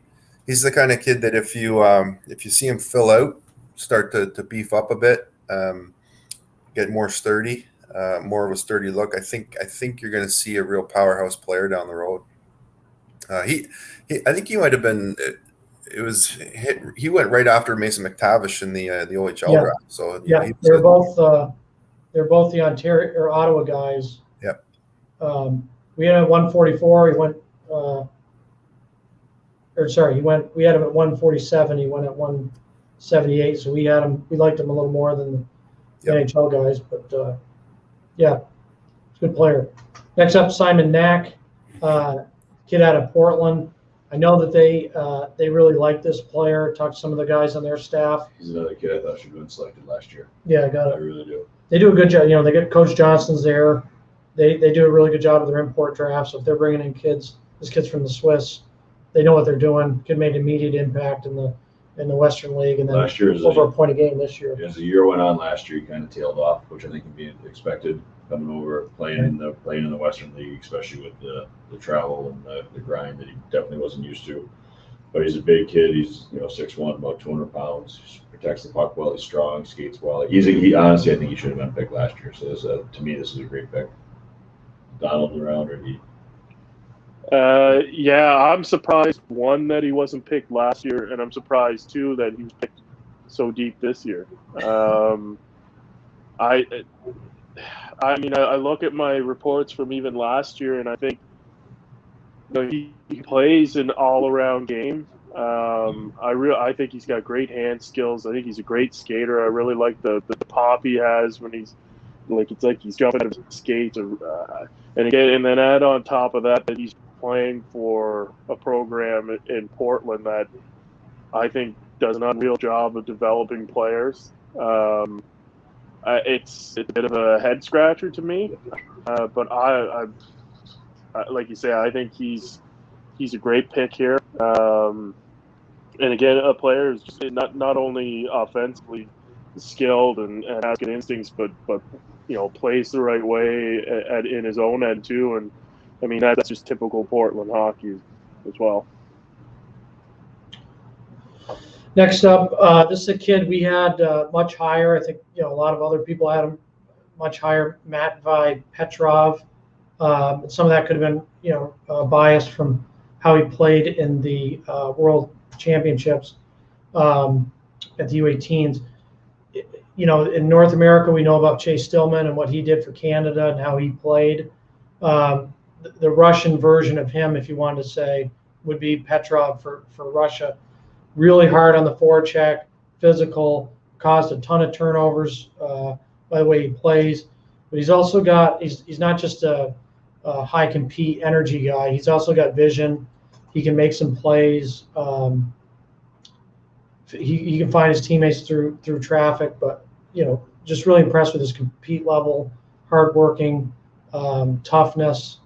And then you look at him in the MHL, and again, for a Russian player, you want to see maybe some VHL or maybe even some KHL experience, which he doesn't have. But for a two-way guy, 200-foot forward, who's a compete guy, put up 42 points in 58 games, including 22 goals. There's a versatility to him that I think is special. We had him, it's like a third-round grade. You look at some of the other ages, TSN had him at 70, Bob McKenzie had him at 92. A lot of people had him in the top 100, so I'm kind of surprised he fell. Where did we have him? I think we had him at 80, 75. Kind of surprised to see him fall this You forget late. about some of these names, especially for me, the European. Right, All of a sudden right. it pops like, oh, he should have. Right, I'm right. surprised he didn't, or not he should have, but I'm surprised he didn't go higher. Could be more to that story. I'm not really sure, but hey, for Edmonton, you got a really good value there. Next up, the Bruins take Ryan Mast, big defenseman out of the OHL, 6'4", 215. He was another guy who played at that PBHH. I think he turned some heads there because at least two of the guys I was sitting next to, NHL guys, didn't know who he was. And they definitely knew him when they left. He's tall, he's athletic, he's tough. I like his game a lot. And he's actually like 6'4", 220, isn't he? Yeah, I think he's American, isn't he? Isn't he? He's from Michigan? It was a 9th round OHL pick. People have picked on his skating. He's had to work hard at that, and I think he's I don't know, but just based on what I read about him, and he feels like he's got something to prove, and he's proven it. So good for him. Yeah. Good for Ryan. Paul, did you see him at Sarnia? Yeah, I did, and he got better every time I saw him play. So there's some nice development there. I just actually I wrote down a list along with Mass, but if you look back a couple of rounds, Del Mastro, Mateer, Guriev, Montgomery, Roger, Mass, these guys are all 6'4" plus, right? These are all the OHL guys that I've been talking about anyway, and big. They're all right shot D except Del Mastro. Actually, no, they shoot both ways, but they're big, strong, strapping kids who are all developing. Every single one of them, I'm seeing good progress out of. Somebody said something. There hasn't been a team that's won the cup with a D-man under 6 foot in 20 years, or 22 2 years, something like that, which makes perfect sense to me. Doesn't matter how sturdy you are. No, and this idea of the new defenseman, right? It's like that defenseman has always existed. That defenseman that's more of a rover that plays forward, defends by playing forward, defends by having possession. But you don't win with a bunch of those guys. You can maybe have one or two. You need to have those bulls back there. You need to have people with guts. You need to have people with sticks. And you need to have people that are going to stick up for their teammates. That's it. So Mass, we had at 152. We went 181 overall. Obviously, we saw him a little higher than the other teams, but I agree with everything you guys are saying. I think his footwork's come a long way, so that's less of an issue now. Next up, Minnesota at 182 selects Nate Benoit, defenseman out of was he Mount St. Charles? He's a New Hampshire kid. Keeps getting better and better. We saw him a few years ago at national camp, where I'm not going to say he was overwhelmed, but there was definitely at the beginning of the camp he was wide-eyed. As it went on, he's gotten better, and that's how his whole trajectory has gone over the last few years. He just keeps getting better and better. He's a highly motivated kid. He played in the pandemic league with us for a couple games when we needed defensemen. We wanted to keep it high level, and he would adjust his schedule to come and play.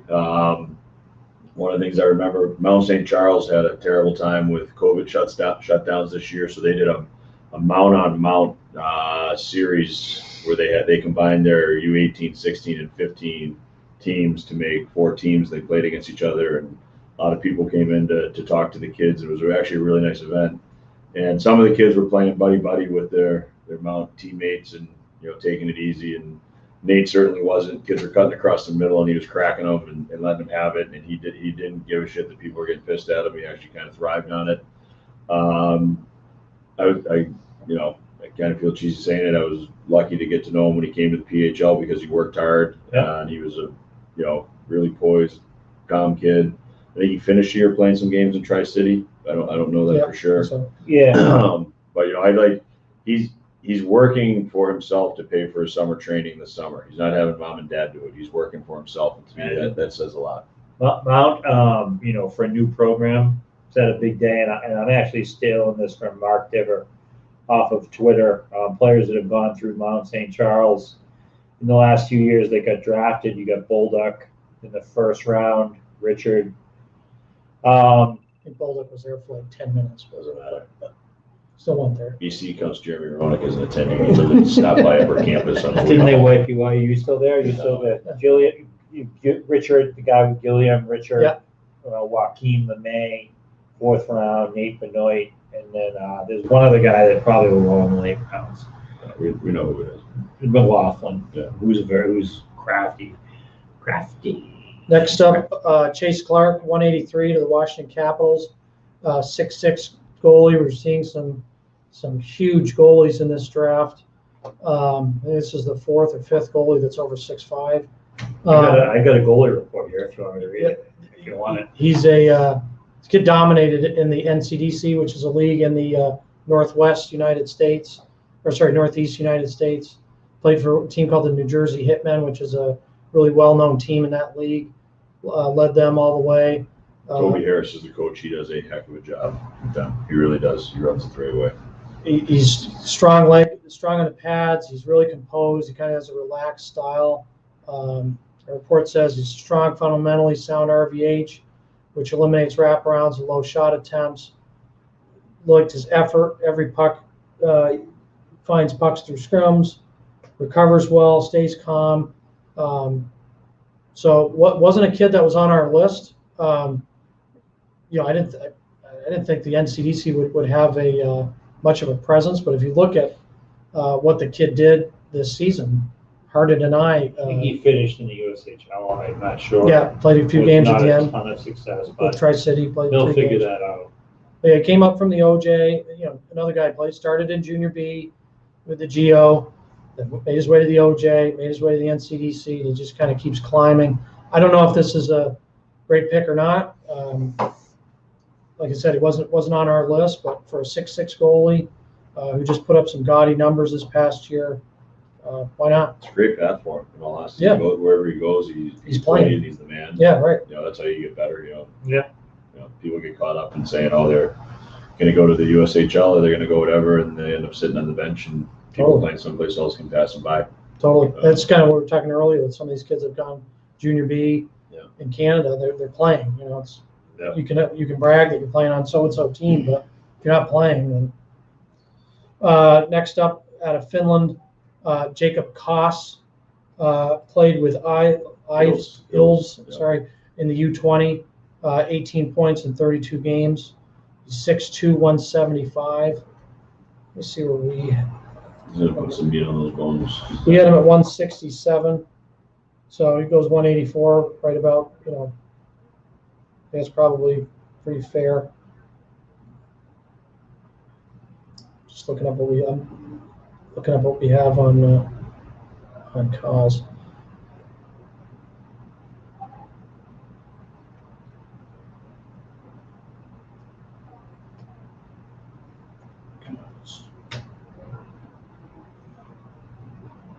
Check. There's a Czech kid playing for Finland, right? Yeah, 20 European NHL prospects to watch. We had him on that report. Big power forward, left shot. Scheduled to play for Ilves. Is that next in the Liga next season? North-south power winger. If he's able to fill out and add strength, he's going to be dangerous as he gets older. He's got an above-average stride, but he's balanced. He's fairly mobile. He drives hard to the net, can go around defenders, plays hard in the dirty areas, wins puck battles, good pursuit angles on the forecheck, which I feel like I've been reading that all day on the Finnish players. I don't know if that's a development thing or not, but I feel like every Finn we've looked at takes good pursuit angles in every one of these reports. The Finns, they play hard. They're on a hybrid ice sheet over there. It's not as big as the Olympic size. They're as small as North American. Those guys, they play hard. The league is a hard battle league. It's not a wide open run and gun. It's a hard battle grinding league. Yeah, okay, that makes sense. Next up, another goalie similar to Chase Clark, who's not really on a lot of NHL draft radars. Kid out of the MHL, Vyacheslav Pekska. Another guy, he wasn't on Central Scouting. He wasn't on our list, but he's 6'2", 163. So they think he'll fill out and develop. He had a .909 save percentage in 17 games. Didn't get any games in the VHL. Can't really comment on him other than the fact that we didn't have him and didn't look like anybody else did. So maybe a diamond in the rough for Toronto. He's only 6'2". You think right. What we've been seeing here, the guys That's that are true. 6'7", 6'8". He's only 6'2". He's must be really athletic kid. Yeah, he must be. Yeah. Back again to the NCDC that we mentioned earlier with Chase Clark. A few picks later, they go to take Shane LaChance, 6'4", 195-pound forward. You want to do him, Mark? I believe, Sure. if I'm not correctly, he's Jack Parker's grandson. Jack Parker's grandson, Scotty LaChance, longtime NHLer son. Scotty was 3rd overall, I believe, in the '91 draft. Played at BU, Olympian, all that. Had a heck of a career. I don't know that he's committed anywhere yet. He's going to BU. Oh, is he? Okay, he didn't have an overwhelming year in the NCDC. He's mean. Yes.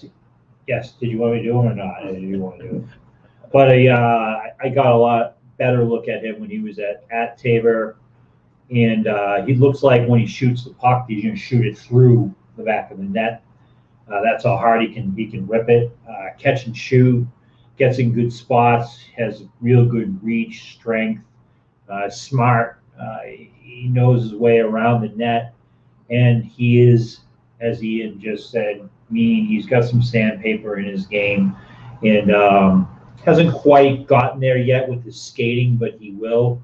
His path was, public school to, remember he had played at Andover, and then there was a whole, not the coach's fault, but a whole, this just whatever. Yeah, whatever. Then he went to Tabor, and he did well, but then they got locked out senior year, so he played with the Bruins, and he had a pretty good year for an 03, and he's somebody, actually, I think I wrote in the Avon report that NHL scouts would have their eyes on him this year, and so there you go. Here it is, and I think it's a good pick. I think he's someone that's going to be at BU for a few years, and he's going to get stronger, faster, and bigger.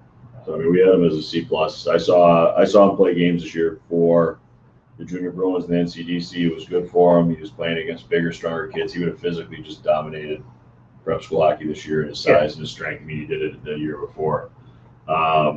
He definitely has some edge to his game, 100%. I don't know what his penalty minutes were for the NCDC, but so only 14. Well, I must have seen all 14 of them then, because I was in a game down in Tampa where I don't know if he was playing the Rockets or whatever. I don't know who it was. It doesn't matter who he's playing, but there was 1-goal game. They scored. The opponent scored to make it a 2-goal game, and then they got another one, turned into a 4-1 game. And all I said to the guy next to me was, we're watching Shane here right now because he's going to send a message because they were playing him the next day.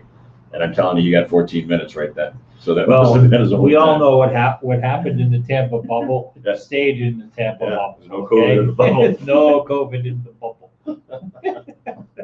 Next up, we have Nikita Kwap, goaltender out of Germany. I actually watched this kid quite a bit over on tape. We didn't put him on the list. To be frank, and again, I'm not a goalie ex-guru, but I didn't see much out of him. He played in the DEL, which is a big task for a kid this age. Didn't have great numbers, 871 save percentage, 4 goals against in 11 games. Moved back down to the German 3 league. And even there, he didn't have much success, 858 save percentage.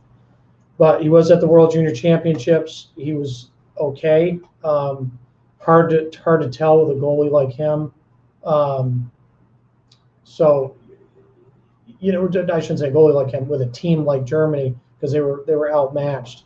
So he had 888 save percentage.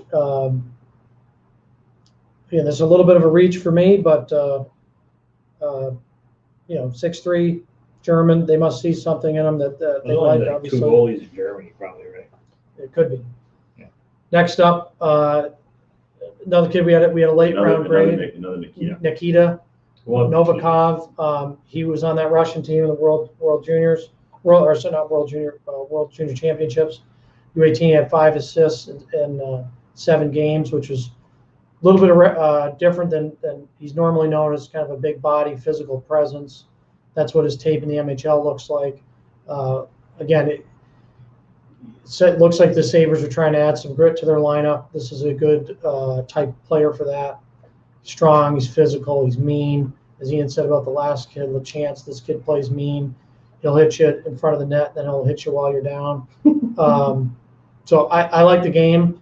I thought he might go a little higher. I thought people might look at his points at World Junior Championships, but we had him here too. We had him, around the 200, 300 range. So he actually went higher than where we had him. But next up, Alexei Malinin, New York Islanders selected, Finland defenseman, 6 feet, 176. So we have notes on him from Finland versus Germany. We have him here. He's a smooth skating offensive D-man who registered Finland's first goal in this game. He works the offensive blue line extremely well, creating shooting and passing lanes by using his eyes to throw off his opponents. On his goal, it fired a hard one-timer from the point that found its way through traffic into the back of the net. He always had his head up and distributes the puck efficiently. consistently making smart puck decisions. Defensively, the same attributes that give him offensive success contribute to his defensive prowess. His skating allows him to keep his gaps tight and take great angles in the neutral zone. Another Finn taking great angles where he quickly closed time and space. He also displayed a very active stick, deflecting at least 4 separate shot attempts into the netting. Overall, he's a skilled mobile D-man who plays with his head up and is effective at both ends of the ice. He had an A in this game. We had him as 79th overall. Yeah, he sounds like a player that should go way higher. Yeah. A lot of So looking at some of the other guys, Bob McKenzie had him at 85 overall. I only mention names that people would recognize. Yeah, I don't know what this isn't the first time though the Islanders today have taken a guy that. So he's another kid who could be under contract with a Finnish team to come over. Okay. Because he did play in the Liga this year. Yeah, so he played 30 games, 3 points, still on the U18. Who knows? But to me, this is a kid that not should have, but definitely has the potential to be taken higher. Maybe he should defect. Really, it's a defect from Finland. And then Suomi. And then he's probably going to come over here and have himself a career. Yeah. So. Next up, the Vegas Knights select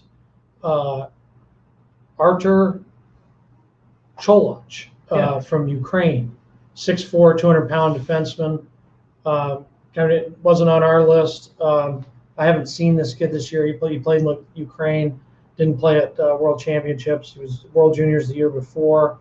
Kind of an interesting player. Played Russia U16. Then he made his way over to the New Jersey Titans U18 team. Played there last year. And then this year went back to Ukraine. So I would definitely call this a hidden gem type, but in terms of his background. But the Barrie Colts selected him 3rd overall in the import draft. So I wouldn't necessarily, I guess I wouldn't call him a hidden gem, 3rd overall. But in terms of art, I don't have much on him. No, I didn't see that team. But yeah, kind of an interesting Ukrainian kid coming over to the New Jersey Titans. Yeah, that would be the only time we would have seen it. And then going back to Ukraine, only playing 4 games, and then getting taken 3rd overall by Erie. So someone knows something that. Well, he's 6'4", 200 pounds, but Ukraine's got they have some players there. Next up, out of the Quebec League, again, Canada's staying local. I think this is the 3rd or 4th kid they've taken out of the Quebec League. Maybe a little bit of surprise, not from a skill perspective, certainly got the skill, but 5'6", 169, Xavier Simoneau. We had him last year. I thought he should have been a late round pick last year. He's a leader. Drummond has been the captain the last 2 years. He's put up points and gets penalty minutes, not as a fighter, but just because he's jamming and yapping and in the face. I like how this kid plays. He's ultra competitive. At his size, he does not take crap from anybody. He dives to get pucks. He does whatever he can. There's a reason why he was captain for the 2 years. He's a kid that definitely had one of the reports. I'm not looking at him now, but I remember I think it was something. He's the one. He's the Energizer Bunny, or he's the straw that stirs the drink. But he's a kid. When you watch Drummondville, you couldn't take your eyes off him because he was always in the middle of everything going on. Yep. Then the last pick in this round, and then we'll take another 5-minute break and then finish this off. Is a kid that you have a lot of time for, Ian, Tampa pick. I think he played for Muskegon. I know he's in the USHL. Was Muskegon.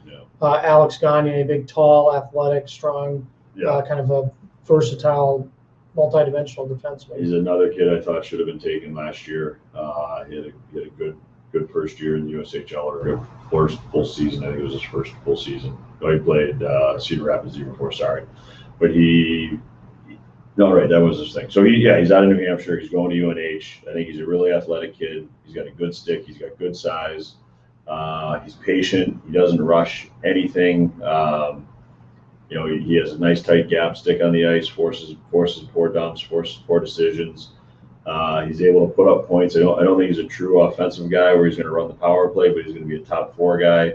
What I talked about him last year was that he's a kid who's come out of going into the USHL. He wasn't playing at the highest level, and he just adjusted and did well. He kept getting better and better. He's a He's an athletic kid who's got nothing but upside. That's going to UNH. He's going to be playing against all these beautiful babies that have been top round picks, and he's going to be getting key minutes. I think it's a great kid. He's a kid that I honestly have met. I'm a big fan of how this kid plays. So as we head into the 7th That round, was a smart pick by Tampa, huh? I think the only two kids in the top Reigns. 4 round kids that haven't been selected yet: Jacob Guevin and Peter Reynolds out of St. John. So we'll head into the 7th round, take a 5-minute break, and we'll be back. Peter Reynolds has him.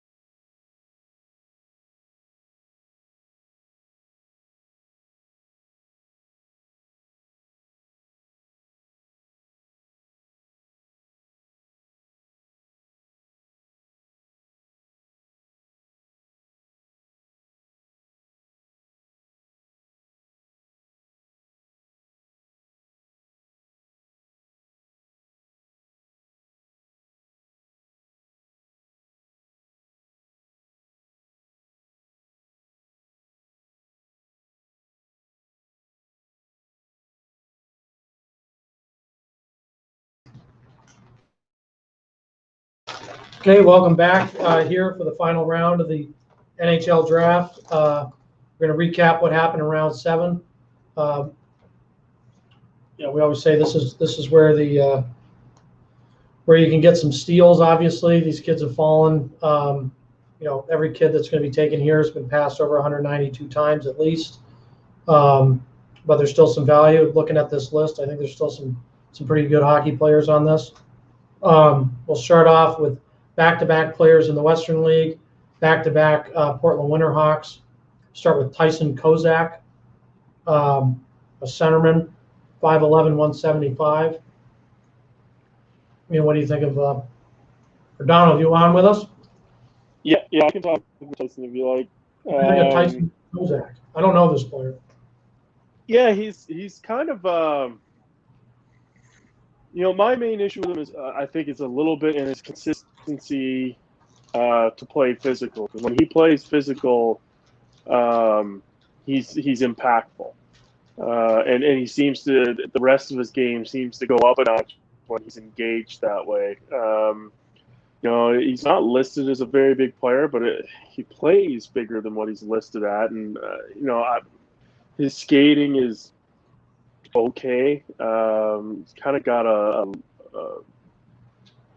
almost like a lumberous stride, if lumberous is even a word. We get what you're saying, bro. We'll put that in merch. Yep. Yeah. But I think he's got good hands, makes good plays especially in transition. He's good at those little touch plays, little one-touch passes that help break the team out of the zone. And but he doesn't play with a ton of flash. On the defensive end, to kind of keep with the trend of Portland Winterhawk forwards. He's responsible. Like I say, when he engages physically, he just looks like a bit more of a difference maker. And offensively, there's not much flash to his game, but he does the little things right. He gets good areas. He has the ability to finish when he can. And then, we had him at 212. He went 193, so close there. And Ryan McCleary, defenseman out of Portland, 6'2", 180. Yeah, Ryan, he's obviously got some room to grow. I'm surprised to see he's listed 6'2". I would have figured he was under 6 feet. But obviously good size. What I like about Ryan is he's fleet-footed. He's really light on his feet. He's in tight areas. He can be elusive. He's a good passer. I think he's got a solid foundation in the way that he thinks of the game, the way he moves. Right now, I should backtrack a little bit. He plays with a lot of confidence, and that's what I kind of like. Where, we've talked about it earlier in the draft, where if you're going to make mistakes, make them out of aggression, and he does that a little bit more for my taste, but I do like that he kind of, when he carries the puck, he's carrying it with confidence. When he's making plays, he's kind of going for home runs a lot, and sometimes it doesn't work out. And even when he pinches, like he's an aggressive pincher. But at the end of the day, in my report, I can't help but look at the foundation that he has, and you can see why Pittsburgh would take him here, because if he can grow into his body and add more physical element to his game, he seems to have the puck moving ability and the feet to play at the pro level. And I think offensively, with some time, there could be something there as well. Awesome. Next up, Seattle Kraken take Justin Janicki, 5'11", 185, out of the National Development Program. I think he's heading to Notre Dame. Fighting Irish, yeah. He's fitting the mold that I think Ron Francis, by the way, my favorite all-time NHL player, is putting in place for the Kraken, whatever a Kraken is. He's Janicki is a 200-foot player, pays attention in his own end, gets in quickly as the F1, played against college teams with the NTDP. He's not really dynamic, or at least not as dynamic as some of the players on his team. Fights through contact. He's able to get to loose pucks. He picks up sticks, finds rebounds around the goal. He's got smooth hands when he needs to, and he can bury in front. And to me, he's one of those players that you may see the offensive part of his game blossom. Even though Notre Dame it doesn't play a running gun style, I think you're going to see that he's going to be able to score a few more goals. He's going to be using some different roles there. So, but he's a battler. He reads time and space well. He protects the puck. He values possession. He's just a hockey player. He's got good size, not great size, but he's strong on his blades. He's a nice player. I know Ian really thinks a lot of him, and this is a really nice pick in the last round. We had him, I think, at a little past 100, right? We had him at, just looking at that, I think 115. Yeah. Again, another one of those players that, if he's at Cedar situation. Yeah, Dubuque or somewhere, he's going to show a lot more. But again, he's a good skater. He's got good pace, but he's not, and in the net, he's going to find rebounds. He's going to pump. He's a solid 200-foot kid. No question. Beats his butt off every night. Every night. Yeah. Sorry, I should have summarized that. No, I think it's wireless time. We like him. We like this I like player. him a lot, We like this player. Ian really likes this player. So there's your. We also have like 15 reports on him. Like, just if you ever get bored, or who took him here? Kraken. The Kraken. So if Ron Francis wants to read about 15 reports on Justin Janicki, you can do that. Maybe he did. Kraken fans out there, get Kraken. Yeah, and heads up too to the Kraken, because that's our last pick. We've had some former scouts of ours go on to the National Hockey League. You get some at let's see here, Carolina Hurricanes. We've got some with Bruins that helped out a little bit, and we've got but one of the best scouts I ever worked with was William White, who worked with us for 1.5 years, did some NHL work with us. And he's a pro scout for Seattle Kraken. Done a great job. I think they've done a great draft here. Yeah. They did a really nice job in the expansion draft. So congrats to you, William, also Connecticut College graduate. So awesome work you've done there. Next up, Daniil Plyankov, you're saying, out of Russia. Plyankov. I think he's a 2000. 2000. Out of the KHL, went 196 overall. What do you think of him, Ian? 6'1", 195, pro build. He's played the last 2 full seasons in the KHL, where he's 2 years ago, 48 games, he had 5 points. This past year, 54 games, 19 points. Moves well. He's got a good tight gap. He's not afraid to step up and go for a big hit, which you don't see that often in the KHL, but he's definitely willing to do it. He loves to battle. He's willing to stay in shooting lanes, especially as a penalty killer. He's not afraid to eat a one-timer. He's a kid thought about last year, and see him going this year. I just happened to recognize his name. That was really about it. But he does the little things that help a team win, and he's got the size of 6'1", 195 right now. And he goes to Tampa, Murph. So how does that make you feel? Must be really smart, right? He probably speaks English and Russian. Yeah. Next up, we have another kid that we were a little higher on, but we had at 179. He goes 197. Martin Rice Savvy. He's listed as Moose Jaw in the WHL, but he hasn't played in the Western League yet. He's heading there next year. Played in the U18 Worlds with Czech. We gave him a B+ and an A- in his 2 games. Not a sexy player. He's 6'3", 210, but plays like a madman. He's very physical. He gets in on the forecheck. He can knock opponents right off the puck. He's got a big, heavy shot. He's got finishing ability around the net. I think he's got deceptive hands, and he can drive wide on defenders and get to the net off the rush. So he's a guy that maybe doesn't pass the eye test. He's not the prettiest player, but very effective, direct.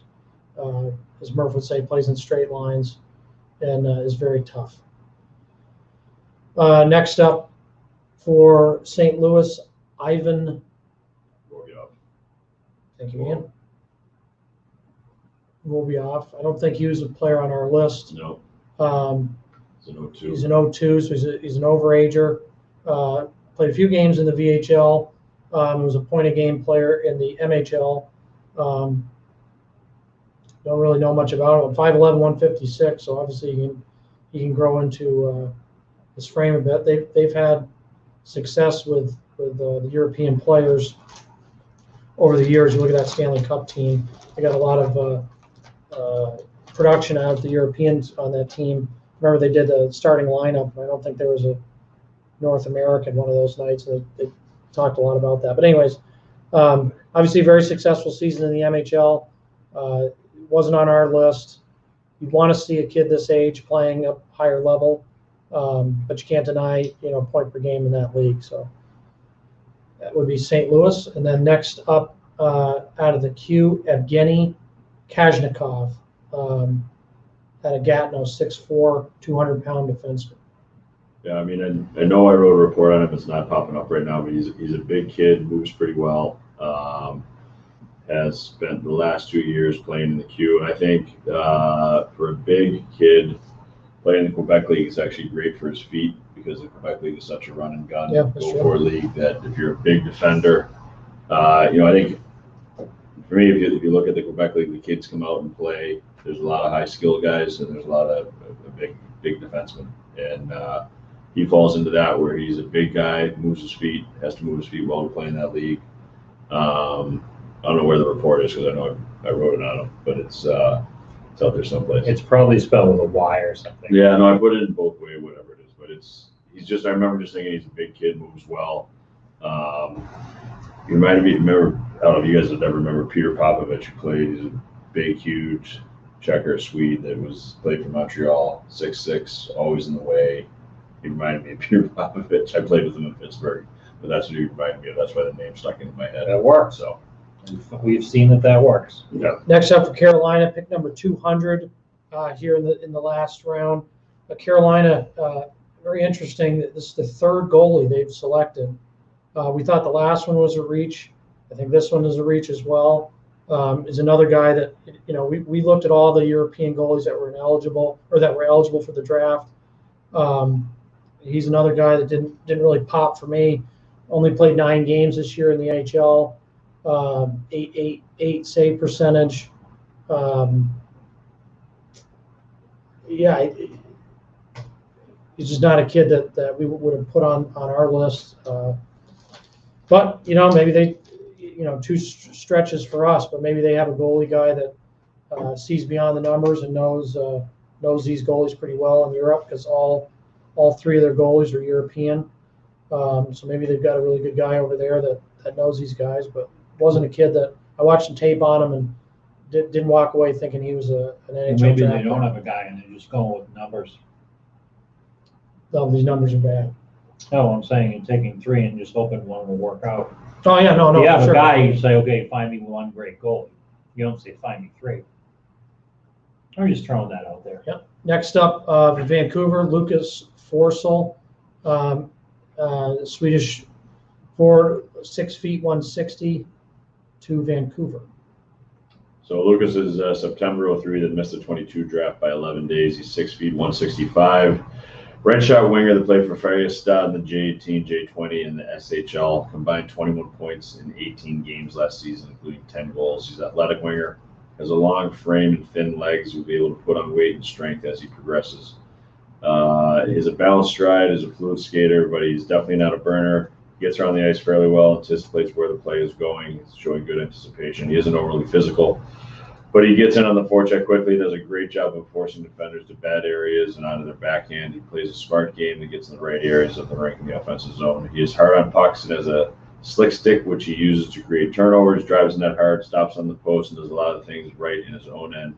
Can be counted on to play a responsible defensive game. He's a forward that we feel can be relied upon in all situations. Next up, out of Ottawa Senators, select Chandler Romeo. He's another kid. We mentioned this. I don't know how many kids they've had out of that event, that PBH, but that's where I saw him last, about 2-3 months ago. And he really surprised some people there. He surprised me for sure, just how athletic he is at 6'5". Very mobile defenseman. Still, he's raw. He's got some game to go. I thought he rushed some decisions. I thought he was trying to be more offensive than his game is.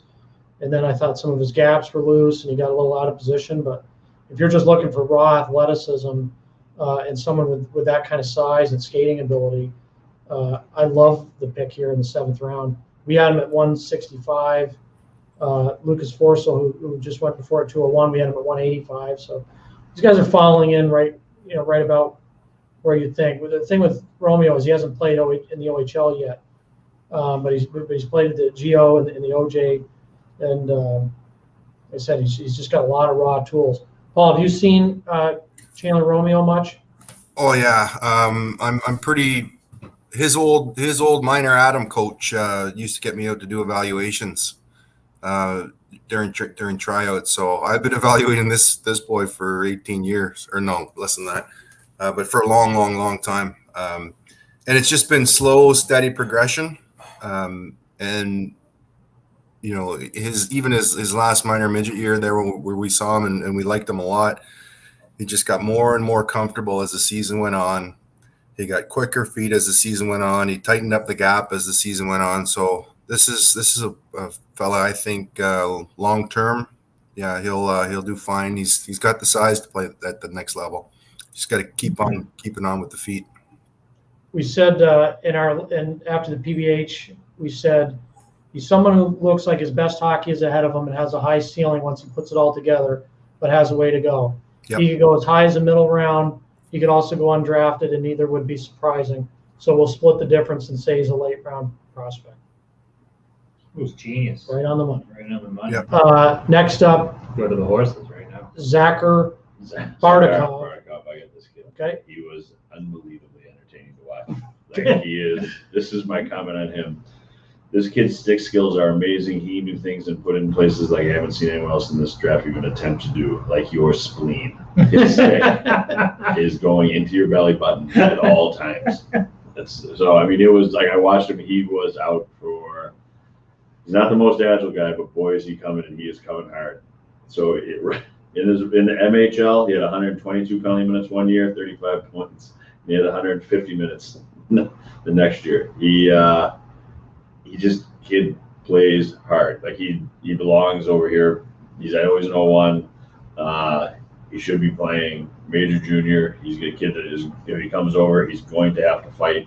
He's 6'2", 200 pounds, and he uses every bit of it, plus his elbows and his stick to make sure that you know he's on the ice. And if you don't, you are going to be laying on the ice. He is a hard-nosed kid. I got so excited when I saw his name. I was like, oh, I think that's a kid. I think that's a kid. I love it. Next up, Connor Kelly. This is a good story. This kid played at Maple Grove growing up, Minnesota kid. Then he went to the national program. He was pretty highly touted. We've talked about this before. Some of these kids going to really good teams, they get a little bit buried. In his U18 years, draft year last year, 34 games. He got injured, but 34 games. He had 1 point. Then he makes the move to Minnesota Duluth, who do as good a job at the college circuit as anybody. They pick him up. He has 5 points in 25 games, but points aren't really what he brings. He's very solid defensively. Doesn't make any mistakes. He's an excellent skater. Not 6'1", 190. He's big, physical, but doesn't chase pucks. He stays within the dots. And if you watched that playoff game where they played North Dakota, who's probably considered by most the best team in the country last year. They played them in a triple overtime game. You saw Connor Kelly on the ice all the time. So a freshman being on the ice in that scenario says a lot about what the coaches think of him. And he's a real player. So I like that pick in the 7th round. He's kind of gone underrated. It's funny because we had him last year as a possible late round consideration. Yep. We have like almost 20 reports on him. We've got all kinds of stuff. And I'm not saying people should be reading us, but like going to Minnesota Duluth, playing quality minutes, why does he last this long? Right. Probably I'm just probably curious. because they know no one's going to take him. He turns into a forgotten asset, and they know they can squeeze him into the 7th round. That's if somebody else takes him, they're okay with it. They've got somebody else lined up in that same. Yeah. Yeah. It just seems like to me the way the whole. I'm sure they do their research and they know there's nobody else thinking. Connor Kelly, didn't get drafted last year. He's playing for Duluth. Smart pick. They can let him slide and see what happens. Yeah, You're not going to make or break your draft on a 7th rounder. I understand that. Probably a handful of But guys. I mean, compared to the people that are surrounding him, he's obviously the most polished and the furthest ahead. But anyways. Next up, Calgary selects Arseny Sergeyev, kid out of the North American Hockey League, well known for taking goalies. He played for Shreveport Mudbugs, who won the championship this year. Really strong year. He was a backup to the #1 goalie in the league. He was MVP of the league, so didn't get to necessarily show everything he could do. But in 20 games, .936 save percentage, really impressive numbers. He was on our list to watch. Is our list to watch from last year? Right. Yep. And Looking ahead type thing. he was a guy that his first time I saw him was at the NA Showcase several years ago, 2 years ago, where he was the youngest guy there, and he was like a 6'3" defenseman. He played for the Jersey Titans, and he was the talk of the tournament.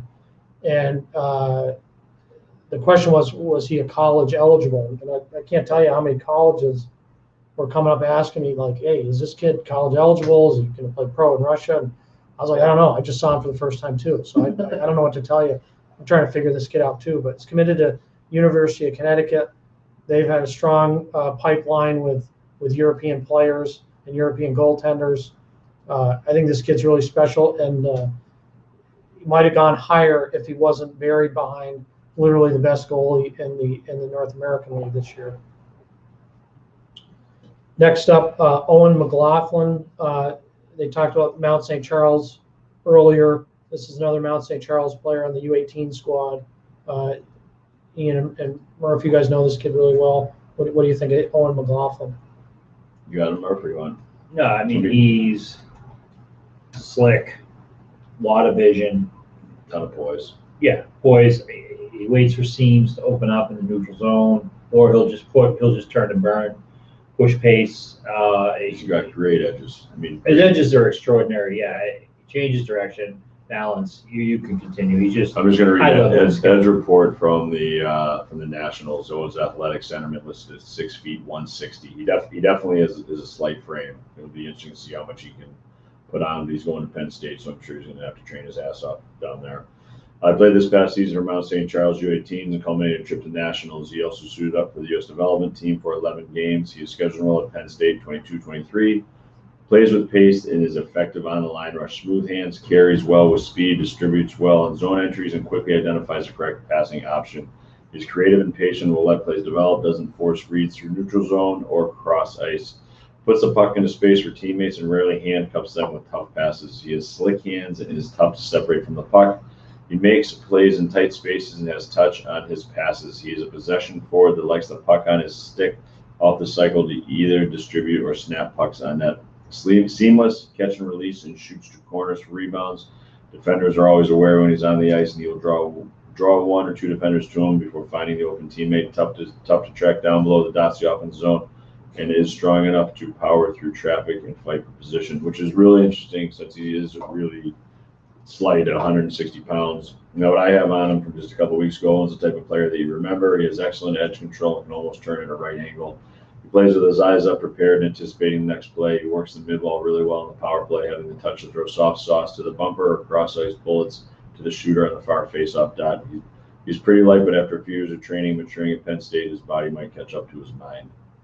And remember 2 years ago when Hill School came up and they played Dexter? Dexter absolutely thumped him. Yep. Playing in prep schools, and you couldn't stop watching McLaughlin. Puck was on his stick. He was the best kid on the ice 2 years ago in that game, and Dexter beat him 7-2, or they beat him pretty good. And then we saw him in Nationals, and then saw him at Mount as much as possible last year, and he had the puck on the stick. He wanted the puck on the stick. He demanded it. Yeah, when Yeah, you great. first watch him, you're like, when you're watching him, you're like, really, this kid? And then all of a sudden, oh, Yeah, he's a kid. If you're going and you watch warm-ups, you're going to be like, Yeah. right. I mean, he looks kind of sloppy, whatever. And then all of a sudden the game starts and he's just butter. the 18 team was really good. Yeah. Anyways, Next up, 207 overall, Dallas select Albert Schoberg. This is a player we saw a lot this year on video, and then saw him at the World Championships. He had 10 goals in 18 games in the J20, which had put him pretty competitive with some of the other Swedish top prospects. Then he got called up with the Hockey Allsvenskan League, played Svenska, and played 17 games. I really liked him at the World Championships. I actually probably would have graded him a little higher. But I talked to a scout after that game about him specifically. And it was a good story. It was actually a good lesson for me. I said, the kid can skate. He's tall. He's athletic. Covers a lot of ice. I like the way he defends. And the scout was like, yeah, but like he can't beat anybody one-on-one, and he doesn't really accomplish anything. There's a little bit of truth to that. I don't know if I'd go as far with that, but he's one of those guys that really passes the eye test, but maybe kind of not a compliment you wouldn't want to hear, but kind of the more you watch him, he's kind of a high activity, low productivity kind of guy. So it'll be interesting to see how he translates at the next level. But I really like his skating, his athleticism. I think he competes really hard at both ends. I think he's a guy in the 7th round that, is could be a bust, as most kids, in all honesty, in the second half of the draft. Not many of these kids make it to the pros, but he's someone that could make it to the pros. So things would have to happen for him, but he's got the athleticism and skating ability absolutely to make it to this level. Next up at 208, New York Rangers select Hank Kempf, someone we've really liked for a long time. Kind of been an underrated player because I think he's similar, kind of, Murph, what you said about Connor Kelly. Why hasn't he been taken?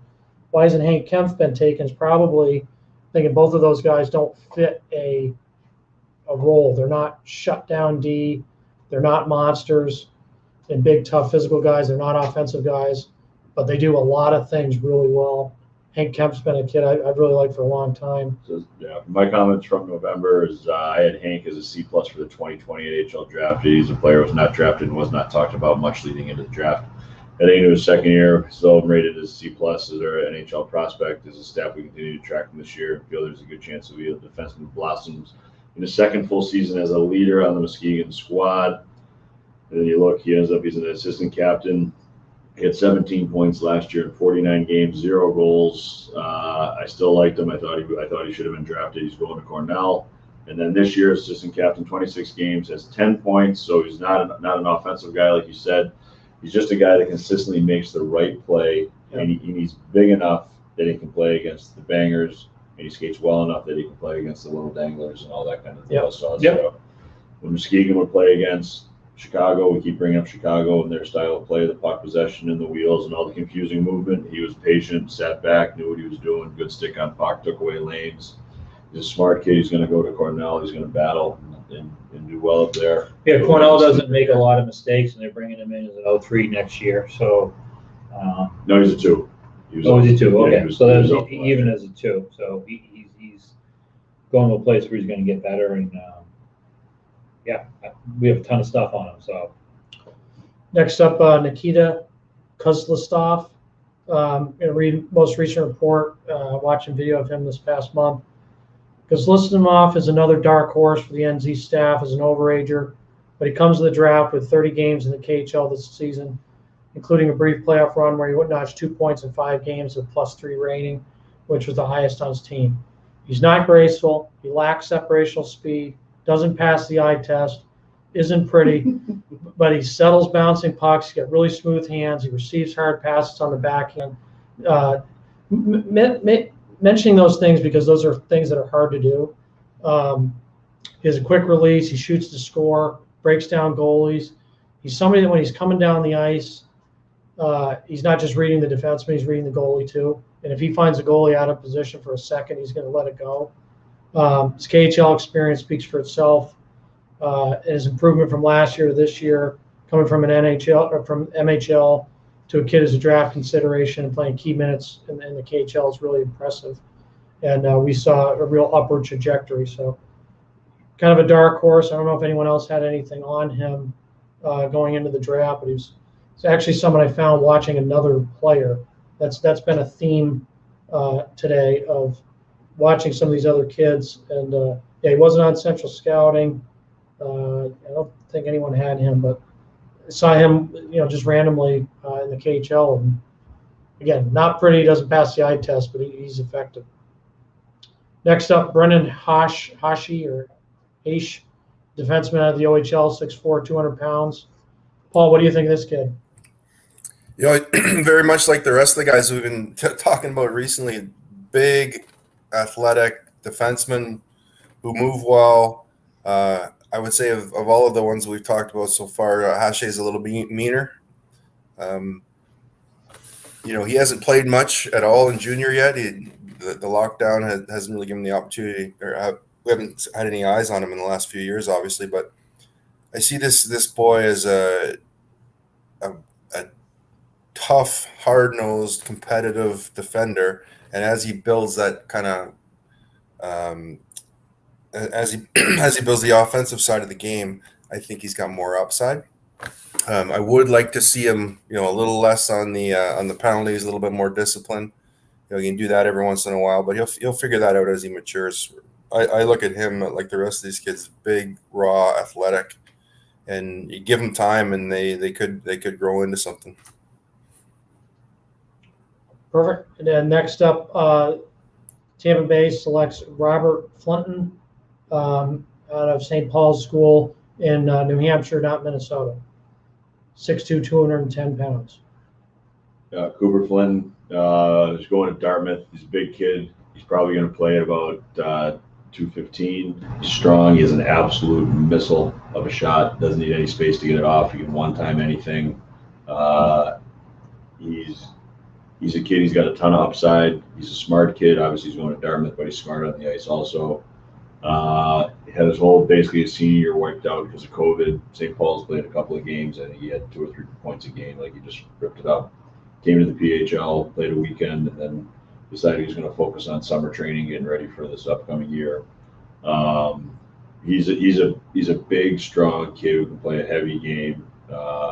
He's got a little bit of fire, a little bit of temper in there, but his biggest thing is he can rip it. He's got a real shot. Okay. Next up, Maximus Warner. Maximus Prime. Defenseman out of the Western Hockey League, 6'3", 185. Donald, what do you have on Maximus Warner? I don't have much on Maximus. I'm surprised to see so many picks from Moose Jaw, and honestly, if you had asked me who would have been picked from there, I would have chosen Eric Allari, who hasn't been picked at all today. But with Warner, he's big, and he's still got room to grow. And he's a right shot D, which is probably going to be, which is something that obviously pro teams covet, or every team covets. But I think he moves okay for size. I wish he was a little bit more physical. I wish he was a little bit harder to play against. But yeah, the kind of main things I took away was, just for size, he had okay feet, and that, pretty good with the puck. Not much flash to his game. But I guess if you're looking at him, you're looking at a right shot D that's got room to grow, and it's a pretty good foundation with his feet. Yeah. And again, 7th round, this is the time to take some of those shots. Next up, the Boston Bruins select Andre Gasso from the U.S. National Program, 6'4", 200-pound defenseman, centerman. Ian, what do you think about Gasso? Big kid. He finished the last couple of years playing with the national team. I think this year he had some injuries. He's a big kid, keeps getting better. He was at Shattuck, and then he went from Shattuck to the national team. Committed to BC, big, strong, plays the right way, competitive kid. I don't think he got a ton of special team times, and I'm not looking at his stats now, but I know he was able to produce a 5-on-5, which is a key thing. Mhm. As far as him going into BC, is he going in next year? I believe so. Yeah. So I mean, they just lost Mike Hardman. They're going to need that big kid that plays hard and can be abrasive and can battle and knows he's not a dancer and is willing to take it to the net. You just said it. This is the 7th round is the time when you take a chance on a kid. This is a kid that was upward trajectory, was going pretty good until he had some injuries or COVID. Whatever happened this year, I know he missed games. I don't know if he was hurt or injuries, but or hurt or COVID. But his trajectory was on the way. Literally, what I was going to say. We have here his improvement over the past few seasons has been quite dramatic as he seemed to explode at Shattuck St. Mary's and literally began to dominate games. So Yeah, he was a little overshadowed when he was on that LA Junior Kings team. that's right. Donald, you Came from would have seen him too California. back in at the Rocky Mountain, or not the Rocky Mountain. We saw him at the John Reed, and the big kids on that team was Shrestchuk and one other kid. And he was kind of a little bit under the radar. Then he went to Shattuck, which I think was good for him to get away from LA, and he did really well. And then they called him up at the end of that season with the national team. So he didn't play a full season with the 17s the year before, which is rare. Usually on that program, you play 2 full seasons. You play with the 17s and you play with the 18s. So he didn't get that 17s year. And then this year, he played with the 18s. Had, like Ian and Murph said, had some injuries and whatnot. Didn't play at the World Championships. So he doesn't have any international play. But I would say 7th round, usually, some risks here. I don't think he's a risk in terms of he's going to play professional hockey. I don't know if he's going to make the NHL, but he's going to play professional hockey. There's some guys in the 5th, 6th, 7th round that very well may not make it to pro hockey at all. I mean, he's got, watching the NHL playoffs, he's got the frame that you want. He understands what he is. Yep. His trajectory before having an injury bug, whatever, this year, and a messed up year, was a rocket going up. He's going into BC at a time when they need for sure that type of kid, He'll that play. type of player. He'll definitely play. He's going to play. He's going to have to battle against the skilled kids, the quick-footed kids in the practices and all that. So his footwork's going to get better. We have now 6'4", 205. He's going to play at 220. Yeah. I mean, that's a big human. Yeah. Yeah. You know? He moves well for his size. Yeah. I mean, I'm a Whalers fan, but from Boston, so good for you, Bruins. And I mean, I see some kids in these last 2 rounds that, I'll be quite honest with you, I don't think they're going to have a large impact at their colleges. So I mean, this kid is, and he has a real chance to play. Yeah. Next up at 214, the Montreal Canadiens select Joe Verbetic, 6'6". Here we go, the other big goalies out of the OHL. I'll let you take this one, but I just said in the most recent report, said 3 goalies that are intriguing. Verbetic's probably the most difficult goalie prospect to grade in this draft, seeing that he hasn't played this year and he has no international experience. However, if you consider that North Bay was the last-ranked team in the Eastern Conference, and he was tasked with starting 42 games as a rookie on the worst team in the league, his .881 save percentage doesn't look so bad, and was poised for a strong sophomore season before it got shut down. What do you think of this 6'6" netminder? Yeah, he was Verbetic. Verbetic, Lennox, Chase Clark, those kids were all on our radar coming out of minor midget. Verbetic was the quickest to get going because he won the starting job right off the hop, and he was peppered. I think he was 5th in the league in shots, in saves as a rookie. That's .881 save percentage is not great, but he wasn't playing on a good team there. I think great opportunity, great size. We've always liked, the fact that he is an athletic goaltender along with that size. You don't get that very often, but when we looked at him, he was more mobile and more aggressive than most of the big boys. So this is a long shot here, but we'll see how he does in North Bay over the next year or 2. Yeah, and I think they've got some better pieces this year around him. Mm-hmm. Next up at 215, Daniel Latch, defenseman, 6'5" defenseman out of the USHL. He's a guy who played with the national program, then took an extra year to develop at the USHL, which obviously served him well because he got drafted here. Yeah, so this is what wrote about him in April. Daniel was not drafted last year, and I think he should have been. He's big and he understands what he is. The big man spent 2 seasons training with NTDP and is going against the top players in his age group every single day. His pace improved, his decision-making improved. He might not have been as highly touted as some of his national team peers, but there was a lot about his game that translates to the National Hockey League. Mainly, he moves the puck quickly, zone to zone, in transition. He's tough to beat one-on-one, and he has very good balance. If I was an NHL development coach, I would love to work with a young defender who has Daniel's attributes. So We had him at 234. He goes 215, so it's right in the right spot here. Next up, Jalen Leupin out of the Western League, Edmonton, 5'10", 155. He's kind of an undersized center, but kid that I know I had some people ask me about him, and I wasn't able to see him live, so I kind of reserved a judgment. But he's a kid that people think pretty highly of out there. And Donald, you can speak more to it, but really skilled playmaker.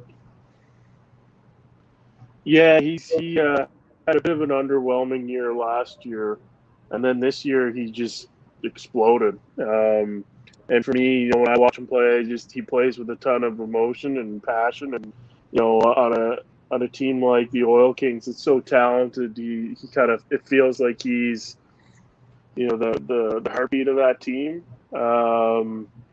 The things that jump out to me for him as a player is, his straight line speed. He's got active feet. They're always moving. Playmaking wise, he's a good playmaker, but I like his shot, especially off the rush. His shot is really, really good. It's hard. It's accurate. And that's where he's going to make most of his plays is off the rush, where he can use his speed to expose some defensemen.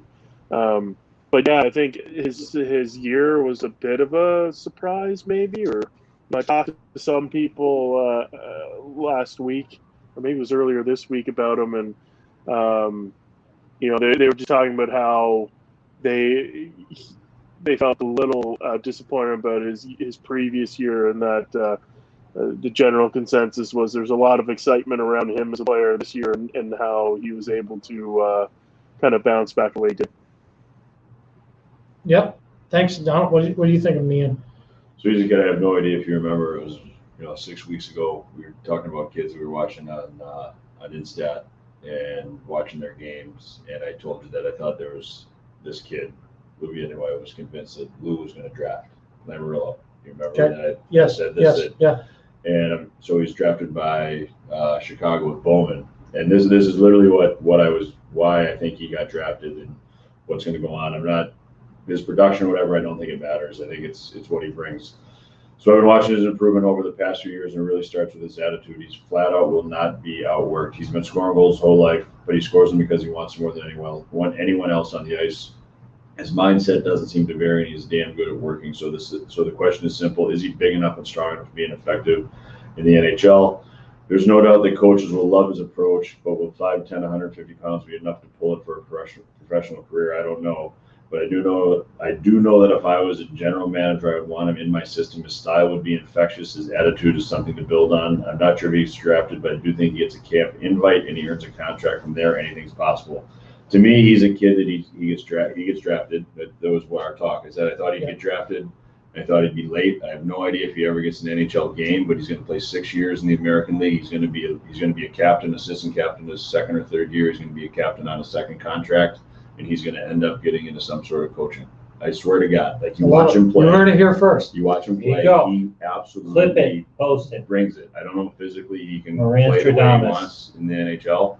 But I think he can do it in the American League. But he's the kid I saw. I was excited to see him. We talked about that. He's a kid. He's got an infectious attitude that they play 3 games in the minors. They'll play Friday, Saturday, Sunday afternoon. Sunday afternoon, he is bringing it, and he's going to make every other kid on that bus accountable every time. Love it. Jalen Leupin, you heard it here. If he ever makes it as a big-time Everybody coach, else messed up. Ian not called taking it him. when he was amateur player. Next up, Boston Bruins, Ty Gallagher at 217. Another kid out of the U.S. national program, played at the World Championships. The World Championships helped most players. Might have hurt him a little bit. again, he's a player whose foot speed got a little exposed. And I think in the USHL, even against some of the colleges, didn't get very exposed. He's strong enough and competes hard enough that he can make up for it. But when he's going to get some of those really high-end Swedes and Russians, they got him working inside out, and he was a little raw there defensively, but a cannon of a shot, produced a lot offensively from the blue line. I don't know what you guys think of him, but he's heading to Boston University next year. It's a huge pickup for you, Yeah. in my opinion. Yeah, I agree.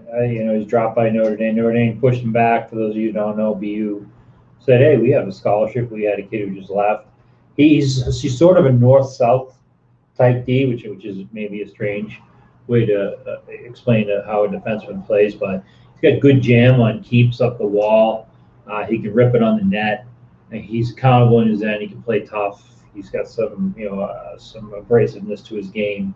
And I think this is a really, at 217 for the Bruins to get him in the system is excellent, and he's going to get better at BU, and especially with Albie and Jay Pandolfo there. So I think it's a really good pickup here. Dougie Friedman, yeah, it's a great, Dougie it's a great Friedman, Glenn kid. Cannell. Yeah. Sorry, sorry, other guys. Next up, Kirill Tankov, Russian centerman, 6'1", 180. Another guy, we didn't have on the list. He's an overager playing in the MHL. MHL in Russia, the USHL in the States, probably seeing a little more draft picks than on a typical year. Some of these overagers coming. Guy had a very productive season, 52 games played, 43 points, but was not on our list. Next up, Carolina Hurricanes, Joel Nystrom. Really like this player. Puck-moving, agile defenseman. Played, I think, 20-plus games in the SHL, which is not an easy thing to do at that age, plus the fact that he's only 5'11", 170. That's a league where they forecheck hard. So this kid's really learned how to break pucks out with pressure on him. He evades forecheckers. He's got a quick set of hands. He can be a power play guy. He didn't really have that role in the SHL because he's still very young, but he's more of a breakout machine. But I really, really like his footwork. We had him ranked much higher than this. I don't know if anyone else has seen him, but he used some at World 18s I really like. We had him at 159, falls here to 219, probably because he's undersized and doesn't have an offensive game probably to back up the undersized piece. Next up, the Colorado Avalanche for the second time today. Younger brothers being selected. And in both cases, kind of funny, Luke Hughes goes to New Jersey Devils. He's the younger brother of one of the premier offensive defensemen in the league, and Quinn Hughes. Now Taylor McCarr goes to Colorado Avalanche, play for on the same team as his older brother. Maybe. If he makes it there. And Cale McCarr is one of the premier offensive defensemen in the NHL. Taylor McCarr's following his brother's footsteps. He's playing in the Alberta Junior League. Obviously, he's going to UMass Amherst. I kind of joked with UMass Amherst, I don't know, maybe 6 months ago or so about him, saying, trying to keep the brother happy. And they said, just wait and see. This kid can really play. And they've said that to me on a couple other players in the past, and they were right. So they're not just taking him as a favor. I'll put it that way. They think this kid can play. I haven't talked to anyone at Colorado. I don't know what their thoughts are on him, but I know where he's heading to college. They think he's a talented player. Let me see what's. He can fly, right? Yeah. Yeah. You don't like it when you call it UMass Amherst. His older brother got a nice extension today too. Did he? Yeah, $9 million a year. Wow. Yeah, he's a different style. Like he's A little ironic. Cale's a really talented pure skating defenseman. Taylor's got a little more piss and vinegar to his game, a little harder on pucks. Hasn't produced offensively until this year with Brooks. He put up over a point a game He's got good speed. He's got good size, 6'3". So he's bigger than the listen here is 6'1", but our site's got him at 6'3". So he's bigger, a little more physical GM to his game. So another pick for Colorado. Take another younger brother. Next up, Thomas Machu, a Czech defenseman, 6'4", 190. I see what we have on Machu. Thomas Machu, we had as a 7th round grade or late round grade, C+.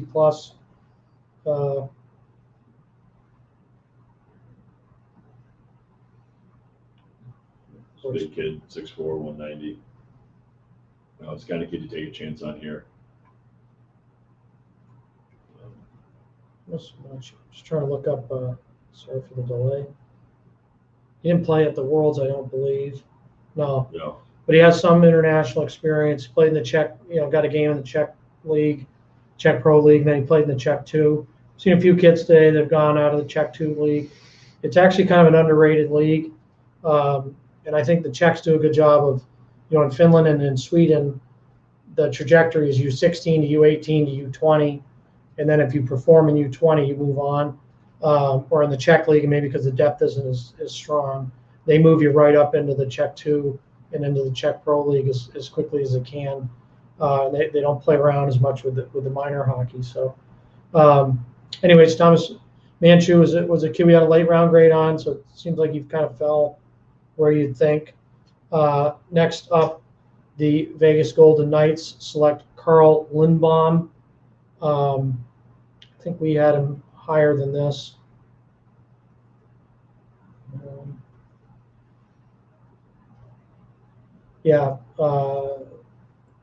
Lindbaum, we had 197, so 222. So, pretty close. He was the starter for, I believe, the World 18s for Sweden. So he's a 6'1", so he doesn't have, that ideal size that we've been seeing out of the other goalies so far here, and he didn't get any starts in the SHL. But in the J20, comes in with an .890 save percentage. It's kind of I don't want to say a head scratcher, but I think he went into Team Sweden in the World Championships. A lot of people thought he'd be the backup, ended up getting the starting job, and statistically, he was one of the best goalies in the tournament. And if you factor in what he faced, you could make a strong argument he was the best goalie at the World 18s. He's got a .918 save percentage, but over 3 goals against average in that tournament, which tells you he faced a lot of rubber, 4-2-0, including a shutout. So I think Lindbaum here is a really nice pick. Again, he doesn't have that traditional NHL size, but keep in mind Mr. Luce, the director of scouting, was a goalie himself. Actually played, I don't know if he played with you, Paul, at Guelph, but he played for Marlin, our head of Canadian scouting. Yeah. And it, as a strong eye for goaltenders. So not surprised to see him take a good value pick here. Next up, Sam Lipkin, another Chicago Steel player. I don't know what that makes this. 6 guys, maybe 7 guys. Yep, seems like it. So impressive performance for big kid, soft hands. I think he started this year in the NCDC. I think. Yeah, he did. I saw him play later in the season with Chicago. Yeah. Didn't get a ton of ice. It's a really deep team. But looking at his stat sheet, he had 25 points in 19 games in the NCDC. Yeah, I saw him play at the beginning of the year, NCDC. He's good. He's a big kid, soft hands. Going to Quinnipiac next year, I believe. He's probably going to be a kid that's going to play quite a bit. So again, you get a big kid, you're going to play a lot. College, getting better and better. I don't know how many kids start the year out in the NCDC and move to the USHL and contribute and play, but he's a big kid with soft hands, and I think honestly these are the picks right here that I think are smart picks. Yeah, He's I agree. going to go to Quinnipiac and he's going to play. He's going to play a lot. He's going to be counted on. You get to play with your guy there. Got drafted last year. Spacing on his name. The U.S. program. You're from Colorado. Oh yeah, Ty Smolanic. You love him. Yeah, big fan. Yeah, Sam Lipkin. The knock on Lipkin has always been his foot speed. He played with the Jersey Avalanche, if I'm correct. He's always had soft hands, always could shoot it. He's going to score more. I actually think he's going back to Chicago. I think. Oh, is he? All right, well, good. Not for him. positive, but If he does, if it's he great. does, I think he'll it's great. right, It's he'll better play for his, more. Yeah. And get that top 6 role. Yeah. Last pick in the draft, the Tampa Bay Lightning go with Nico Huhtinen. And this is actually a guy we think pretty highly of. Liked him a lot at the World 18s, and I keep talking about that term, but That's what we're judging on. it's what you gotta go by what you He had a see. great year with Tapper in the U20. We had him at 129. So maybe This is a great stat line. You saw him at the U18s. He had 5 points in 7 games, and then he plays for Tapper in U20. He had 37 games, 20 goals, 34 points, 73 pins. That's a abrasive kid. Yeah. He's a hard physical. Scouting reports his hard physical forward. Has good detail to his game, both the offensive and defensive zone. Strong and sturdy on his skates. Strong on his stick. Hard on the forecheck. He's got a good net front presence. He showed a little bit of creativity, which you'd like to see in a power forward. Works, give and goes really well off the wall. So overall, he's a competitive, strong, detailed player who also has the ability to create scoring chances. A- grade. So he shows up in training camps in 2 years, 6'1", 203 now. He's going to be. This says him 6'2", 204. Okay, so he's even better. He's 6'2", 215, shows up with that attitude, that willingness to battle and competitiveness, and all of a sudden, Tampa's got another late round gem. And be like, where the hell did this kid come from? Yeah. Or he makes everybody else better. So Or both. brings it. So Rounds out the draft. good job. Yep, good job, everybody. Thanks for Can I just talk quickly about players His name was Hooten. players that you're pretty surprised didn't get taken? I just have one in my head. I just want to get off my head. So Brain. we've got in our top Well, 75. You can There's tell. only one pick that wasn't taken. Actually, in our top, I think he was taken. Yeah, about our top 100. There's only. Let's see here. Top 100. He was taken. The highest would have been Eric Allaire was 89. He was not taken. And Jacob Guevin was not taken out of the USHL. And our highest ranked guy that wasn't taken was Peter Reynolds out of St. John. That's Peter Reynolds. Wow. That's who I'm really surprised by, and it's too bad Sawyer's not here to fill us in on what could have happened at St. John's, because the numbers are pretty good. I've always thought that he was a really good player. I still do. Yep.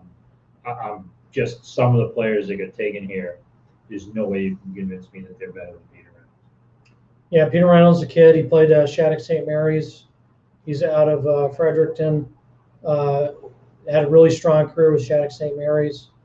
He had 115 points as a Bantam. Then he made his way to the Chilliwack Chiefs in the BCHL. Saw him at the showcase. Put up a point a game as a 16-year-old. Really impressive stat line.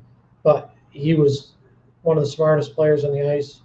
And again, the BCHL showcase is the first couple games of the season. So for this kid to walk in as a 16-year-old and be one of the better players. And he's on Canada's, World Hockey, whatever it is, challenge they have, and he had 31 points in 33 games for St. John's. And he had 4 points in 6 games in the playoffs as an 03. So Yeah, that's surprising. really puzzling. Like something's off here. That's just the one guy for me. Everybody else. Yeah. The other guy, Jacob Guevin, was a kid, played for Northwood, Guevin was in. and then he made his way to the Quebec League. To the USHL. USHL. But he's a Quebec kid. I think he played for Northwood. Northwood, he was Yeah. Really skilled puck moving defenseman. Had a strong season with Muskegon this year. And Muskegon doesn't play, the way Chicago plays. If you put this kid on the Chicago Steel, he'd have doubled, tripled his point totals. They played more of a physical shutdown, structured game. So a little surprised that he wasn't Yeah, he taken. had 45 points. Yeah, and then after, Northwood, we went up there for pot hockey. And Right. we went to watch him play Right. twice. right, Because I was, saw him at the St. Sab's Christmas tournament. Maybe you should have been focused on the games. those are two guys I know that we didn't do that, very well that year. Or in the that- top 100 that we didn't have. And then after the top 100, be hard to make a real firm thing. I liked Henry Nelson a lot out of Maple Grove High School. Really surprised they took his teammate, not him. He's, my opinion, he's the best defenseman in the state, or other than Jack Pert, the best defenseman in the state of Minnesota. So for them not to take him was really surprising. I thought David Gucciardi out of Waterloo, he's a little bit wild, but in terms of skating ability, he played on that Don Mills team. Shocking that Gwevin didn't get that. Yeah, What? Shocking that Gwevin, to me. We're thinking about it now. And Reynolds. What about you guys? Suomi from Jokerit, I liked him a lot. Jokerit. Paul and Donald still I on? mean, you get a Yeah, Paul Yeah. Donald. Anyone from your guys' neck of the woods you thought should have been Yeah, picked? and there's a fair number in Ontario that you kind of wonder, like the Kressler kid down in Flint, Brendan Kressler. He's a fireball and was actually contributing before shutdown. Just going down the list, Ethan Burrows up in Owen Sound. He got hurt his first year, but we've always really liked him, and he's a good little player. Maybe next year these guys are going to be on the list and getting a better look just because of the shutdown this year. I think it impacted a few of these kids. Yeah, it's interesting, Paul. We didn't see as many OHL kids probably because of the shutdown. Where I thought the Western League was really well, showed really well in the draft here, or at least more than normal, probably because they had hockey a little more. Were you surprised that Simon Mato didn't go? He was really good at that PBHH, but I only saw 4 or 5 games. Yeah, he didn't do a whole lot in Kitchener when I was there. They played him in a limited role. So I'm not surprised to see that. Probably the jury's out on him. Probably going to need to see more games. Yeah, the other kid there that was a standout was James Hardy out of Mississauga. I think he led the whole tournament in scoring, and he was really strong performance as an overager, but he goes undrafted yet again. Yeah.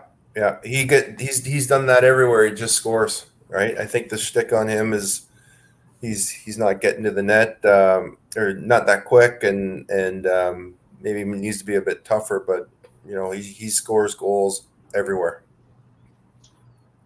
Some other guys that again after we get by our 120, I wouldn't make a strong way one way or another because there's tiers right in the top. As we talked about, the top 9 or the top 9 for sure. There's a next tier, say till the middle end of the first round. Next tier for the second and third rounders. And now we're into that kind of take some chances. But I like Jacob Martin on the national team as a defenseman. A little bit surprised he wasn't taken. Dovar Tinling out of the University of Vermont. He's a kid playing Hockey East as a 17, 18-year-old. Kind of surprised he didn't get taken. Again, if he's playing in the USHL or in the BCHL this year, he would have lit it up. Ryan St. Louis, a little surprised with him on the U.S. team. Didn't have a great World U18s, but a really smart player and has had a strong season with them. And then a couple of Minnesota kids, Kate Ehrenholz, Luke Middlestat. Luke Middlestat's a good one. Yeah, a couple of, and then they're in our 130s, 140s. So not, I wouldn't say they got hosed or anything, but those are kids I probably would have expected to see their names. Let's see if there's anybody else. Where did we have Trevor Wong? Yeah. No, sorry, that's one of the big ones. Trevor Wong was 110. Because I had him as my 9th or 8th best forward out here. I understand he's undersized a little bit, but I mean he moves so well and he plays with so much energy and he's so impactful at both ends, and even in the face-offs, I didn't see him lose very often. I was kind of surprised no one took a chance on that speed and skill. And Don, what about Eric Allaire? He's the other one. You get him in '89. I really really like him. I've liked him since Bantam. I'm shocked that no one took a chance on him because he's this big kid. Like, he's already physically developed. I know after a Hitman game one night, I was walking around down by the locker rooms, and he came out, and he's shredded. And then, at that time, he would have been 16. So he's only gotten bigger and stronger. And, maybe the knock on him is his feet. He's not overly explosive. But I still think he's got a decent stride.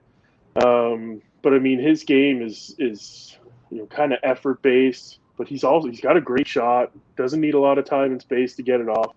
I thought for sure he was going to get picked. I kind of said it earlier. I'm surprised by the amount of Moose Jaw Warriors taken today, and I'm even more surprised that he wasn't one of them. Yeah, interesting. Well, thanks everybody for tuning in and watching our broadcast, and for all the scouts. Tremendous effort. Takes a lot of work to do this. Huge thanks to Ian and all the work he's put into the NHL. This is a pretty impressive list. Like I said, I think we've only got 2 guys in our top 100 that didn't get taken. That doesn't happen by accident. And great work by Paul Hagan, Marlon Mueller, Donald Goudreau, Satiri, Anthronopoulos. Ed Bessinger helped a lot here at the end. He helped us with the European players. Mark Bellotta. Mark Bellotta. helping us out. There's been a lot of people that have, and more that I'm not even met. Mike Crawford was awesome on the show here today. Yeah. So Sure, it was awesome. a lot of people that have helped out, and we can't thank you enough. And happy to bring this content. Brendan. Oh yeah, and I helped with some of the Euros. No, Brendan, this guy right here, Pointing. he didn't sleep. He doesn't sleep. All he does is neutral zone, and I'm not kidding. Okay? Because I'm going to go back to the hotel room and just go to sleep. Take a nap. Brendan's going to go home and grind out whatever it is next year's NHL draft, probably. So That's what we're looking at right here. don't sell That's yourself what you're short. ready. The next 2 drafts are going to be wild, so I'm ready for those. Next 2 will be wild. Thanks a lot, guys. Wild. Thanks, guys. Thank you, guys. Hey.